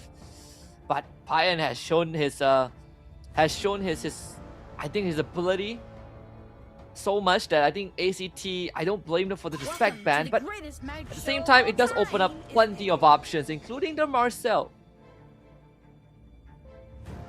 I think this should be a sure and lock, right? There's no other pick you have to worry about. The Marcel just brings so much value. The roam mid was one of your biggest problems. That allows you to be the one to be aggressive. There you go. Okay. So they do set it up for themselves. KOG though, with the Marcel getting taken out, this could be a very easy pickup on the Suyo. For Kaizen, unless they swerve and decide to go a Leomord, I think they just go ahead and pick up the Suyo. Suyo and heroes that are good into the Marcel for early trades. Khalid, Hilda, who generally ignores the Marcel, but they go for the Claude Phobius immediately, and that's such a power move. Yeah, this really feels like KOG just telling ACT we don't care, man. Not that we don't care about this series, but ban all you want, pick all you want. We'll pick up a Claude early. We know that Payen can beat the carrion lane, or most likely we'll have a really good game. We don't have to worry about the Phobius also, because now it's on our side. You turn off the Valentina getting picked up. ACT, of course, will pick up the Suyo here. And I think it's time for Kaizen to pick up the Leomord, because if they decide to swerve and pick something different, then they're going to be going into the utility side, going up against a lineup that might be tough. Oh, wait, no, yes, of course, Baksha. How could I forget? A really great pickup. Really great. And then the roam row is still very much open as well. Again, the Hilda, the Khalid, there are multiple options that can allow KOG to play with this Baxia. So there goes the Hilda removed. Still the Khalid to consider. If not, there's always the Hylos as another option. In MPLPH, we usually see the Kalea show up as a pretty alright way to... You're not really dealing with a Marcel, but compared to it like a Cho just completely gets destroyed by a Marcel. There's not much you can do against it. But if it's the Kalea, at least there's that surprise factor. If ever the Golden Hour comes out, once that's free, then you can go in for a very late Tsunami Slam, or you force out the Golden Hour early as a reaction to your Tsunami Slam, which is just... It makes sense mathematically that you're just taking out the big ticket open of ACT that allows them to fight a team fight that's a little bit more towards their speed. Do have very good setup from ACT side, right? Penalty zone and Golden Hour. Can even use it in conjunction. Golden Hour and penalty zone, but you have to make sure you just don't unfreeze the Terizla, or you're wasted. I actually, so yesterday I played a game where we had Marcel and Zertian, and the amount of times that the Fury of the Phoenix gets pressed when a Golden Hour triggers is can be frustrating. Yeah, you're just completely wasting it. Hopefully we don't see those missed timings from ACT. So yeah, they do take out the Hilda and Khalid, checking that those could be the best options. There's Zetian. Alright, so Zetian against the Golden Hour. Has to be some really good timing here for KOG. I think a little bit more range would do them well. Granger historically pairs awesomely with the Marcel. Once you get those Golden Hour targets, just throw out all the bullets you can. And then once the Golden Hour is off, they just get bursted to bits. Could be a really great combo. I think even better than the carry at this point, because they can just get a little bit more damage through their mid laner to help shred. If they're feeling crazy, they could even consider a Lunox and then just have the Granger playing from afar. But that's a little bit more leaning towards the crazier idea. The carry is still definitely an option. Let's see. Oh, of course. Granger, I mean, great setup. Granger, Marcel, very classic. I do like this, but I mean, having the Zertian on KOG side is also a very good way to like break the tempo, assuming you don't get caught in the Golden Hour. So I think both teams, you know, just like game one, the draft looks pretty even in their own way. It's just how if ACT can kind of show resistance against KOG. Against the Gord too, like Zertian out great against the Gord out. Yeah. Very great choice. I was thinking of that Lunox Granger because of the damage, but then now that they have true damage, they should be fine. Is it gonna be a roam or a jungle Baksha? I think it already is jungle. We're just waiting for the roam most likely. Oh, there! Oh, someone finally picks up a Badang. Yes, great into the Marcel too. No, it's not a hard counter, but hold on a minute.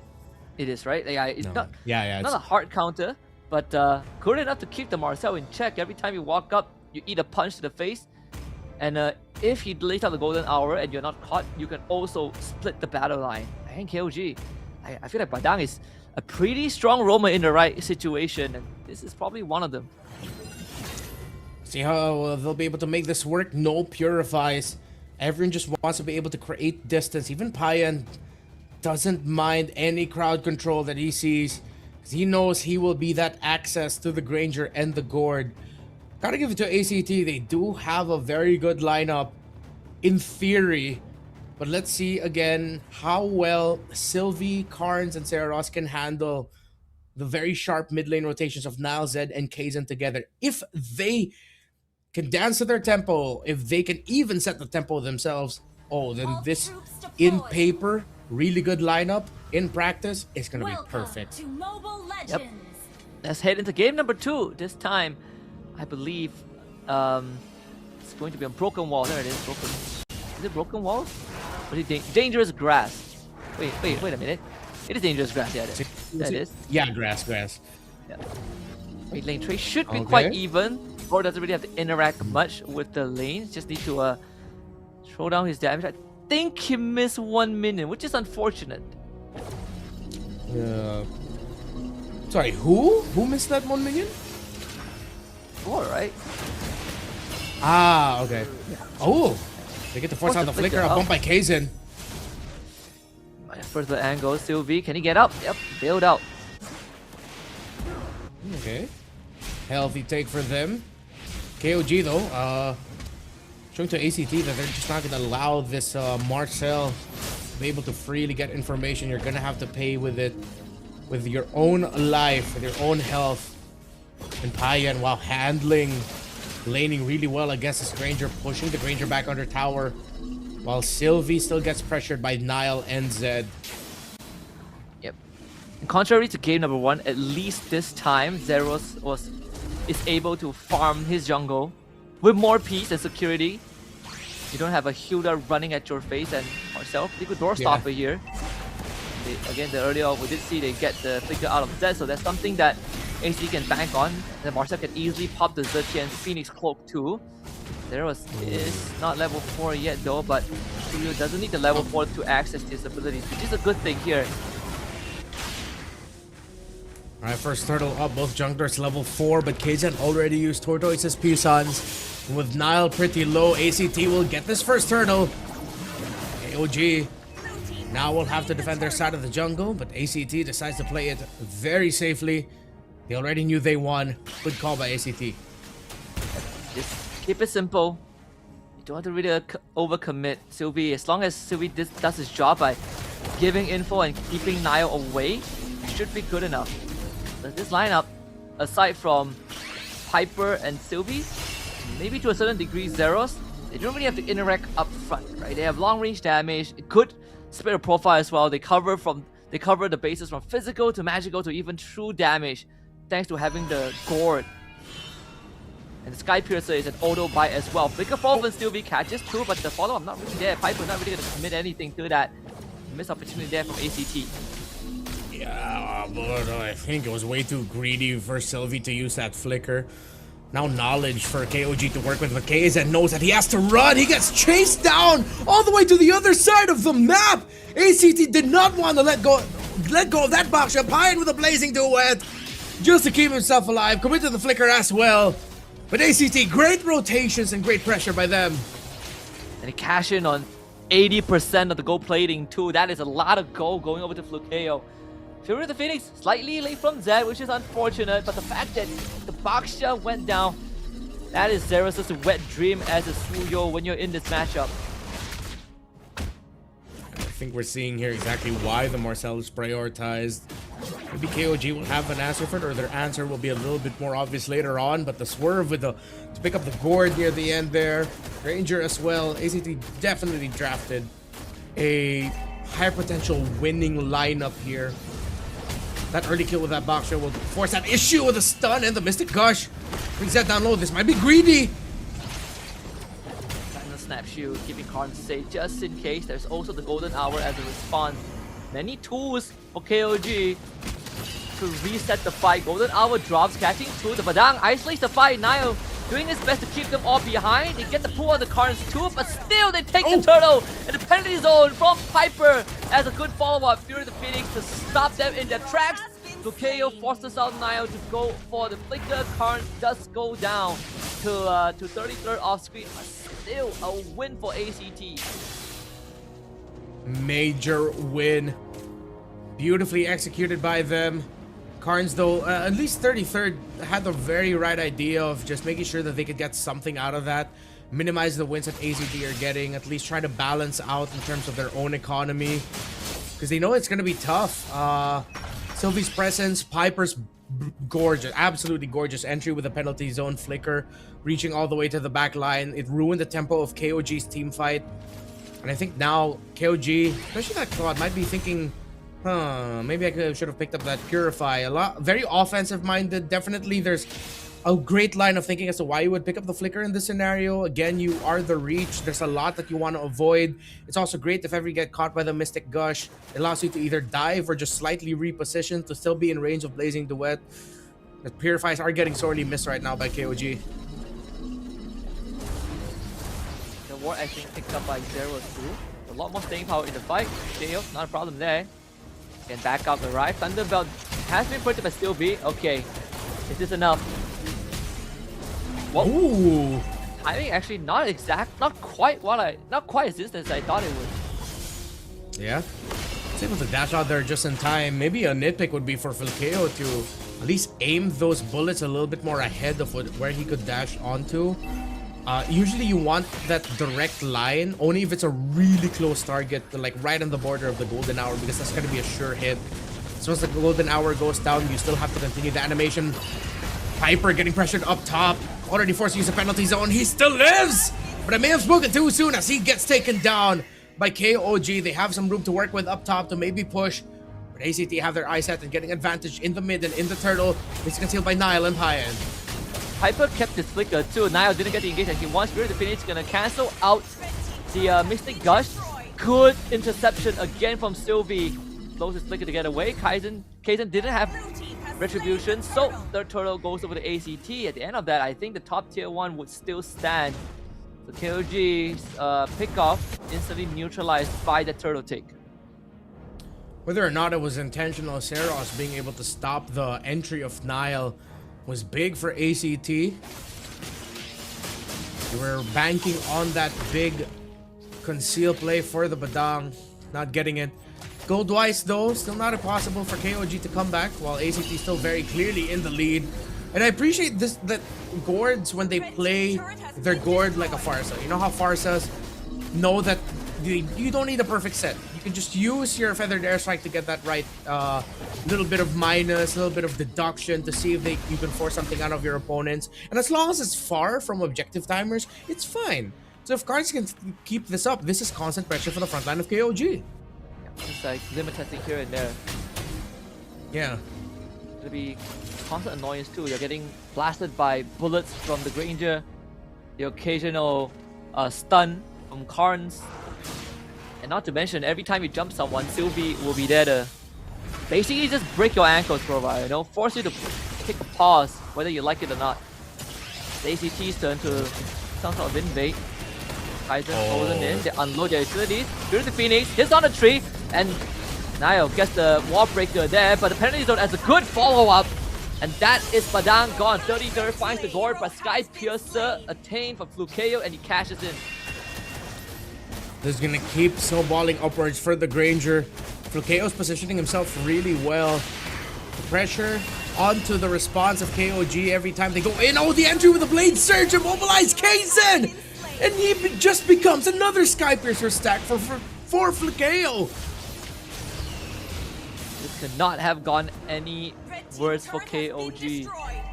The Tank Slayer is online. You have 2 Tank Slayers now. One with Sky Piercer and one just does 2 damage. ACT 5.4k gold lead. This is what we wanted to see. To put up resistance against KOG, and they did a lot more than just putting up resistance. They put up a fight. Lord should be secured by them. I don't see any way for KOG to contest this. ACT are truly in the driver's seat right now. The comeback for KOG will have to fall through a lot of scenarios. Most importantly, of course, is to make sure that Claude gets that farm. But again, we're also seeing the problems of the Zetian if the team that is paired up with doesn't get the lead. This Fury of the Phoenix is just utility at this point. And like, both mid laners are very close in gold, but because of the damage profile, the true damage ticks that you could get from the Gore through the Mystic Gush, just so much better compared to what Zetian can dish out in terms of damage. Because even at this point, with you getting information, like, there's not much you can do with it. The Fury of the Phoenix more so has to be used as a defensive tool, as your way to retreat. If ever you don't win that fight and you need to back off, you need those big group stuns to be able to run away from ACT's chase comp. The extra movement speed that provides too. Look at Kaizen, he is deleted. And the Platinum Snap set up more than enough with the frame shot as the follow-up there. Without Kaizen, this defense is a bit harder. Payan forced to instantly back off, and Sylvie once more sets up. Nile escapes with his life. There was a Lord still coming in from the bottom lane.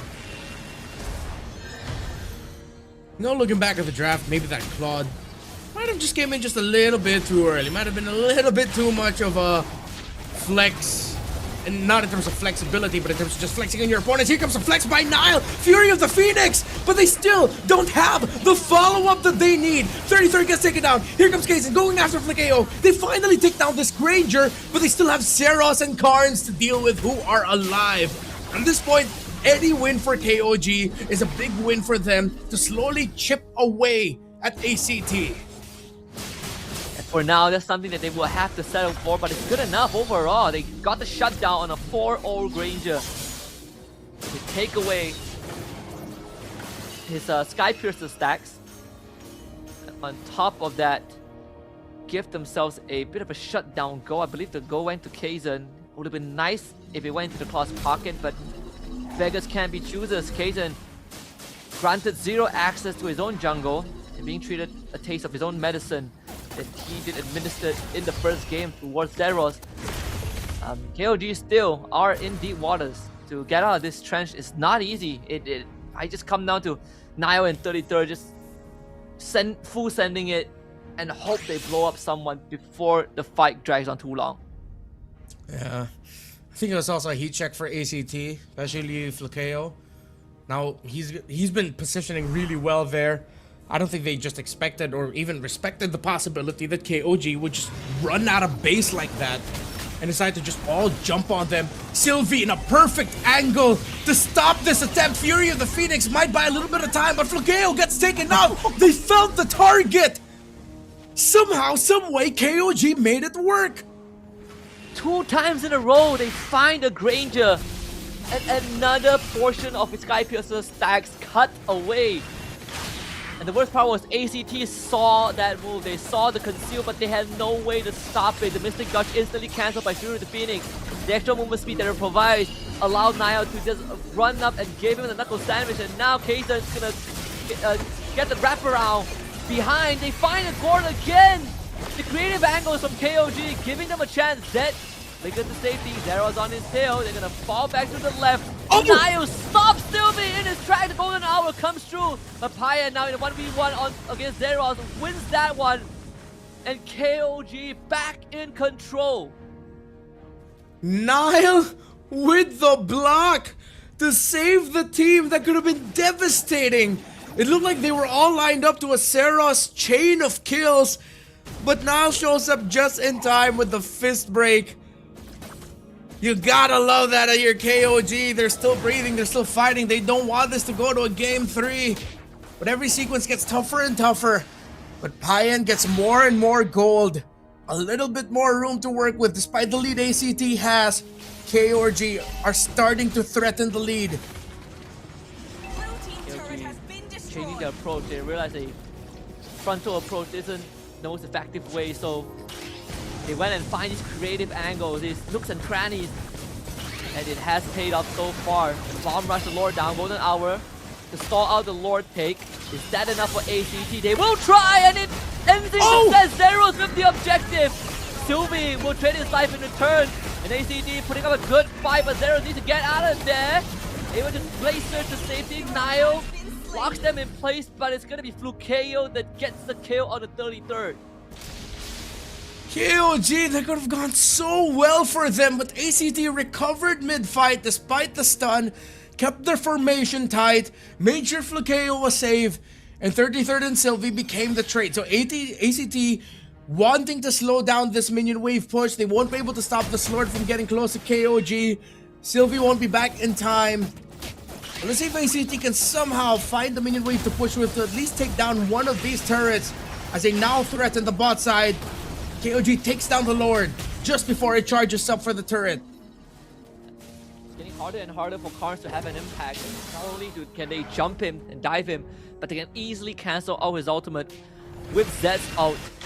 This bottom inhibitor should be a goal there.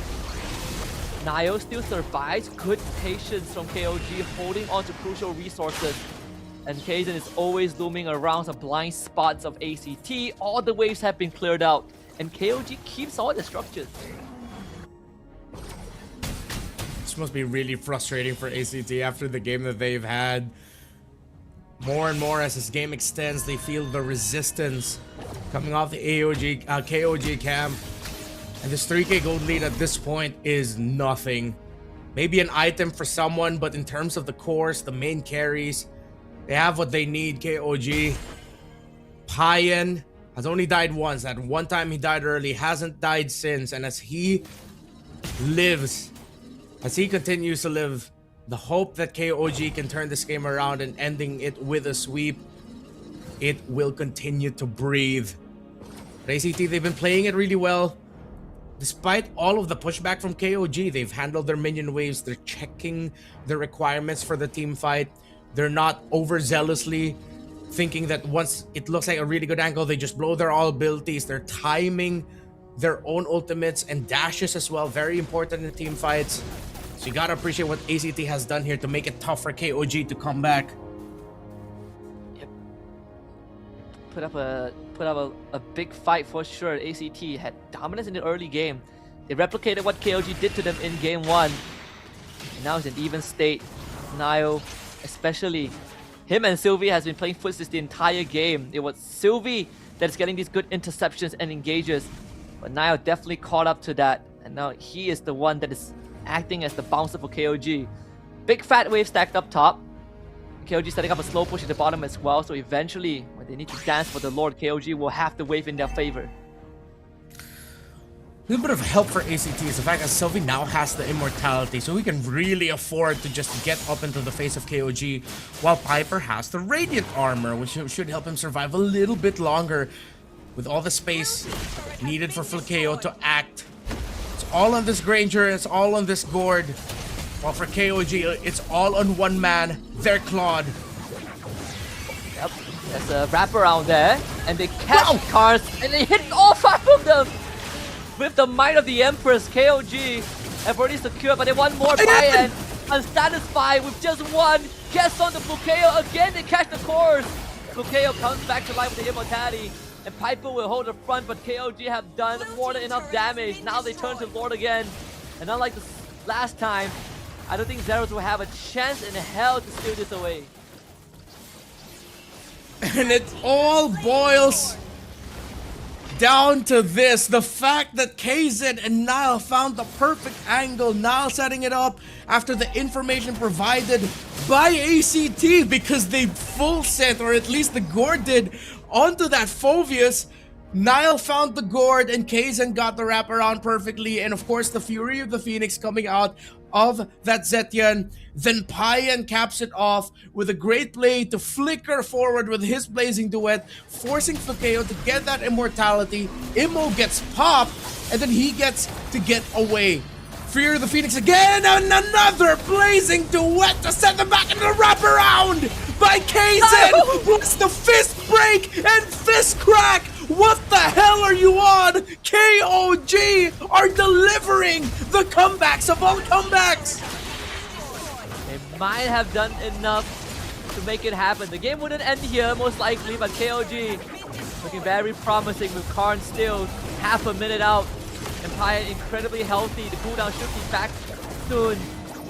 Another multi-prong attack from KOG. I did say they decided that a frontal assault just wouldn't cut it, so they got creative with how they take these fights, and every single time it's just bodies from multiple angles. The layering is perfect, and KOG looking to break the entire base of ACT. It's gonna be ACT's possible last hurrah if they ever have one. Payan eats up all the damage. Nile will hold back the rest of ACT, and KOG will settle for 2 inhibitors. Part of me still can't move on the fact that we saw that kind of team fight come out of KOG back to back. I mean, ACT, you can't fault them for getting caught like that, because you wouldn't expect it to that moment. KOG are just now on living in rent-free in ACT's heads, and they, with all the lead that they've had, the game that they've had 20 minutes in, it's ACT that lost inhibitors first. KOG has been able to hold on to theirs. Maybe it's the golden hour, a picture-perfect moment that Sylvie finds that helps set it up for KOG. If there's one, for ACT, excuse me, if there's one thing I could potentially ask for from ACT, maybe Karns should stop on the initiation with the Mystic Gush. Hold on to that for as long as you can. Make sure Piper is there to help peel for the back line, allow Sylvie to be first contact, and then maybe it could go better for them. But look at the angle Niall is at. He's all the way in the purple buff of ACT. Kaizen is off to exploration too. Once they find out where Carnes or Flukeo is at, you can bet that Nai will press the conceal button and head on in. There's just no winning. That's a huge wave building up top. Eventually someone will show themselves, and Flukeo, he showed himself. Here it comes. Here is Niall. Flukeo, he's already out of the fight, and Niall is gonna keep him in place. During the finish, that's a connection. Oh! How do you get out of that? There is no escape no matter what they do. And KOG have essentially surgically dismantled ACT. All of their members scattered into the wind. They find a rogue Piper, and Piper is going down as well. Zed on the killing spree. Zeros not allowed to go home by Kaizen. It's a 2v4 in the base of ACT. And Kaizen goes one-on-one against the Suyo. He doesn't want him to go home. As the rest of ACT, just 2 against 4. The snapshot drops, but it's only to delay the inevitable. Because KOG, despite the losses, despite the early, have come back to sweep ACT. They further solidify just how damn good they are. 8-0 for the regular season. Incredible stuff. One more series and they will go, one more series win and they will go undefeated. But a comeback like this, of this scale, unheard of. The way that they manage deficits and the way that they adapt and change according to the situation, you can only expect to see something like that from a well-oiled machine and an experienced squad. And KOG have set the bar incredibly high, and it's definitely a team that every other team in the league is going to look up to. How do you even communicate that? That you're telling the team, you're telling each other, hey, we gotta start coming from this weird angles. I don't think at this point it's communication. It's instinctual. It's talent that we're seeing. Niall, did Flukeo not see the Badang right in front of him? Because I wouldn't be reacting like that if I could see a concealed Badang. Did he just not expect it? We don't know. There's a lot of questions, but one sure thing. KOG remain undefeated in MSL. ตอนนี้นะคะเราก็อยู่กับผู้ชนะนะคะทั้ง2คนค่ะจากทีม KOG King of Gamer Club นะคะโอ้โหต้องบอกเลยนะคะว่าทีมนี้นะคะเขาพูดจริงทำจริงนะคะว่าเขาจะไร้พ่ายโอ้โหใกล้แล้วจริงอีกนิดนึงเนาะโอ้โหก่อนอื่นเลยเหมือนเดิมค่ะแนะนำตัวก่อนเลยครับผมก็บองชูงงเตรียมก็คือคุยกันไว้ครับผมก็เดี๋ยวเตรียมตัวไว้เผื่อได้ไปปารีสอ๋อคือได้ไปแน่ๆไม่เผื่อไปก่อนอ๋อเผื่อไปก่อนสวัสดีครับชื่อฮิวโก้นะครับผมจากทีม King of Gamer Club นะครับสวัสดีครับเซตมิดเลนจากทีม KLG ครับคือไหนๆก็เข้ารอบเพย์ออฟไปแล้วเนาะแล้วเกมที่เหลือเนี่ยคือเรายังใส่สุดอยู่ไหมเต็มที่ทุกแมตช์ครับเต็มที่ทุกแมตช์ไม่มีกั๊กใช่เขาคือเราเล่นกับทุกทีมกับทุกแมตช์ก็คือ 100% หมดครับผมเซตล่ะคะ 100% ครับ 100% อันนี้เราก๊อปไหมเนี่ยก๊อป ยอมรับเลยโอเค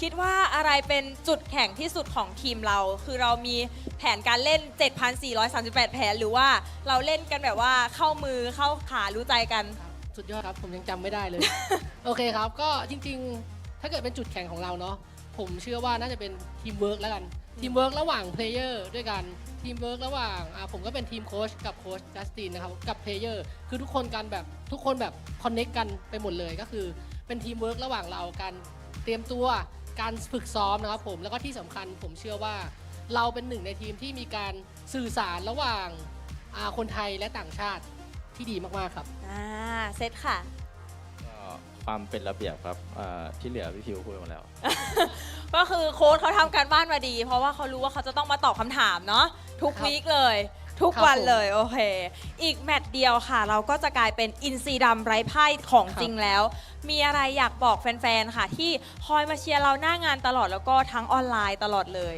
ครับผมก็อย่างแรกเลยก็จริงๆไม่อยากให้แฟนๆโฟกัสเรื่องไร้พ่ายมากนะครับผมเพราะว่าจริงๆเรา เอาจริงๆอาจจะมีแบบขิงไปบ้างแต่เอาจริงๆเลยคือพวกเราไม่ได้โฟกัสเลยครับผมเรื่องคำว่าไร้พ่ายพวกเราโฟกัสแค่ว่าทำเพอร์ฟอร์แมนซ์ในแต่ละวันออกมาให้ดีที่สุดและไอ้ที่เป็นไร้พ่ายตอนนี้มันคือสิ่งตอบแทนสิ่งนั้นที่พวกเราได้เตรียมมาครับผมแล้วก็กลับมาที่คำถามอีกนิดนึงเนาะก็คือก็ขอบคุณแฟนๆนะครับผมที่เชื่อมั่นในตัวเรามาตั้งแต่แรกนะครับผมเพราะว่าตอนแรกก็อาจจะแบบโดนไม่ได้เป็นแบบอยู่จุดสูงเท่าตอนนี้นะครับผมตามผลงานก็ขอบคุณทุกคนที่เชื่อมั่นเราตั้งแต่ก่อนแข่งจนถึงตอนนี้จนถึงแฟนๆทุกคนที่เพิ่งเชียร์เราด้วยเราสัญญาว่าจะทำทุกแมตช์ออกมาให้คุณภาพที่สุดแน่นอนครับผมเพื่อทุกคนครับเซตขอสักนิดนึงค่ะขอยาวๆสักนิดนึงค่ะ ขอบคุณทุกคนที่คอยตามเชียร์คอยให้กำลังใจทีม VLTH ครับผม แล้วอันนี้เรามีกำลังใจอื่นไหมคะนอกจากแฟนคลับ มีครับ อ๋อ ก็เลยทำให้เราชนะมาได้ ครับ เพราะว่ากำลังใจอยู่ตรงนี้ โอ้โห โอเคค่ะ เดี๋ยวเราให้นักแข่งนะคะ เดี๋ยวให้นักแข่งไปพักก่อน เดี๋ยวเราขออนุญาตส่งต่อให้กับพี่แคสเตอร์ทั้ง 3 คนได้เลยค่ะ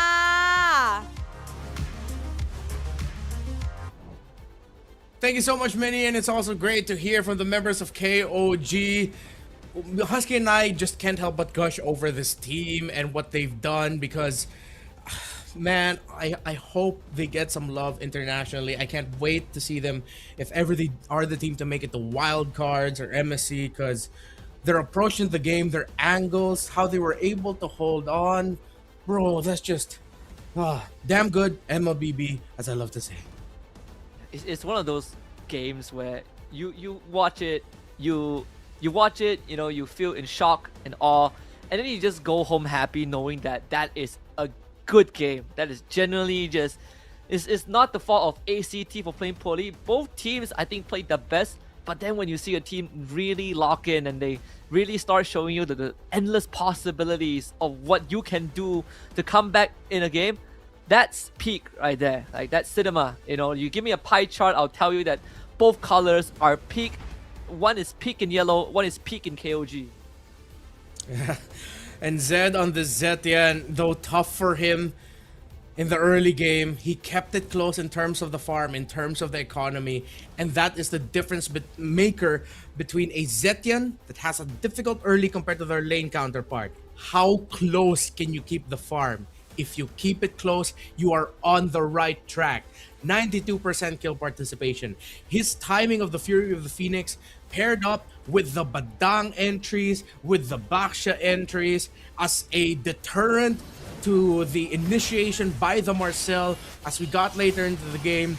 Definitely a lot of the late game plays that KOG kept finding wouldn't have been possible if the Fury of the Phoenix from Zed, our MVP, did not land. Yeah, I think this game, first 10 to 13 minutes, it really looked like ACS got it in the bag. And then we start seeing moments like these, right? Moments at the base defense. We start to see the possibilities. Like, man, I don't remember the last time I see Baxia becoming a flanker. Because most Baxias, you know, you autopilot and you're like, I'm gonna front. Hazen comes from the corner, takes the Cyclone Eye, bypasses the front. Like who does that on the Baxia? Apparently, KOG does. Oh man. Yeah, I'm trying to think of. I just realized now my stock knowledge of cars is terrible, but let's just say he was drifting, man. He was drifting perfectly, timing it up really well. This Fury of the Phoenix, Payan, good call, good read, and then this. Oh my, Hazen, what the hell? It's crazy just how KOG pulled this off. Again, I don't know where Flakeo was looking. Did he just choose not to get the conceal out of that Badang? Did you really not see him there? Because it's not like he's full invisible. You see the outline. It's not like the only true invisibility skill in the game, the Mia's invisibility. Nah. I think he was looking elsewhere. Yeah, I think even if you broke the conceal, it probably would have made minimal difference, right? Because the moment the Badang got into that spot, the fight was over. You already removed your damage dealer. Oh man, it's insane. I could rewatch this a couple more times to really like soak in sure. the marvel that we just witnessed that KOG delivered. This got my hopes up by a lot. Now I'm super excited to see how much further can KOG go. Yeah, and to add to that, if maybe ACT can like improve on some things, because definitely this game too, it was theirs. It's just KOG just hit another level of what the hell? Where are these guys coming from? We're not expecting them to come from these angles, to come from the directions that they're coming from. They just show up, flank you. Oh my god, all the members of ACT are the dudes. What? The richest guy is Flakeo, the carry is Saros, it's all ACT, but it's KOG that won. It paints the picture of how dominant ACT was in this game and how much mud KOG had to crawl through. Crazy. Yeah, you look at this Hall of Fame, you would think that ACT won, but no, they not only lost to a comeback, they ended the game with lesser kills than KOG. When they were the ones racking up Skypiercer stacks, they were the ones blowing up enemy jungles, they were the ones who had their jungle at level 15 when the enemy Boxer was at level 12. Everything was going their way. And just in a blink of an eye, a couple good engages, a couple good cheeky angles that KOG managed to find. They not only, found a way to get to the ACT, I think they broke something in ACT. Because I wouldn't know what to do in that situation when my enemy comes out of the shadows out of nowhere. Yeah, and especially I think the turning point was those 2 times they got Flakeo, like somehow, because even ACT, they were positioned well. You just don't expect your opposing team, despite that big deficit, to just take it onto you and have one clear goal. They were a team on a mission. Just get that Granger down or get the Gore down. Once they're down, okay, we build through this. But then back to back, it was the Granger. Insane plays by KOG. Hopefully our viewers can go back into the look at this game. I feel like this is a good picture of what to expect from the potential of Thailand. KOG remains undefeated. Tenacity spot still secured at this time. And we close out the week, or the second day of the week, tomorrow with the Arena and Hydra. 2 teams, no longer playoffs contestants. Burram United and Solix looking for position, while Bacon Time looks to threaten the spot of Valley Thai at the top of the standings. Yeah. I mean, KOG might have saved Tenacity temporarily by taking down Tenacity, ACT. excuse me. Yeah, but they have no control in in the possibility of Bacon Time. That one lies in the hands of Valley Thai. And if what Bacon Time showed us today, oh boy, tomorrow's that series is gonna be quite a series. Valley Thai are looking at Tenacity and hoping to be the answers to Tenacity's prayers that somehow there is a miracle in there that Valley Thai get to take down Bacon Time. Tenacity, let us see if their slot will hold true, because after that, Bacon Time still has one more chance to take a knock at that position of Tenacity in the standings by facing off against Burram in day 3. But you saw the matches here for day 2. As we close out day number 1, Husky, any last thoughts about the action that we got to see today? I'm just happy I got to watch KOG. I'm happy I got to watch Bacon Time win, but man, KOG put me to bed tonight. I need KOG. Yeah, I'm going to bed happy. My power didn't run out mid-broadcast. I'm sorry I had to tag the opening of the final series. So big W's to Husky there in the chat for holding down the fort while I was gone. But to you watching right now, thank you for taking the time and the effort to watch MSL Thailand, to give the spotlight and the appreciation for our players. Thank you. We appreciate you, and all the best to the Thailand's finest in MLBB esports. My name is Renmar. That's Husky. We will see you back here on broadcast. Not us, another pair of casters for day 2 of week 5 of MSL Thailand. Good night.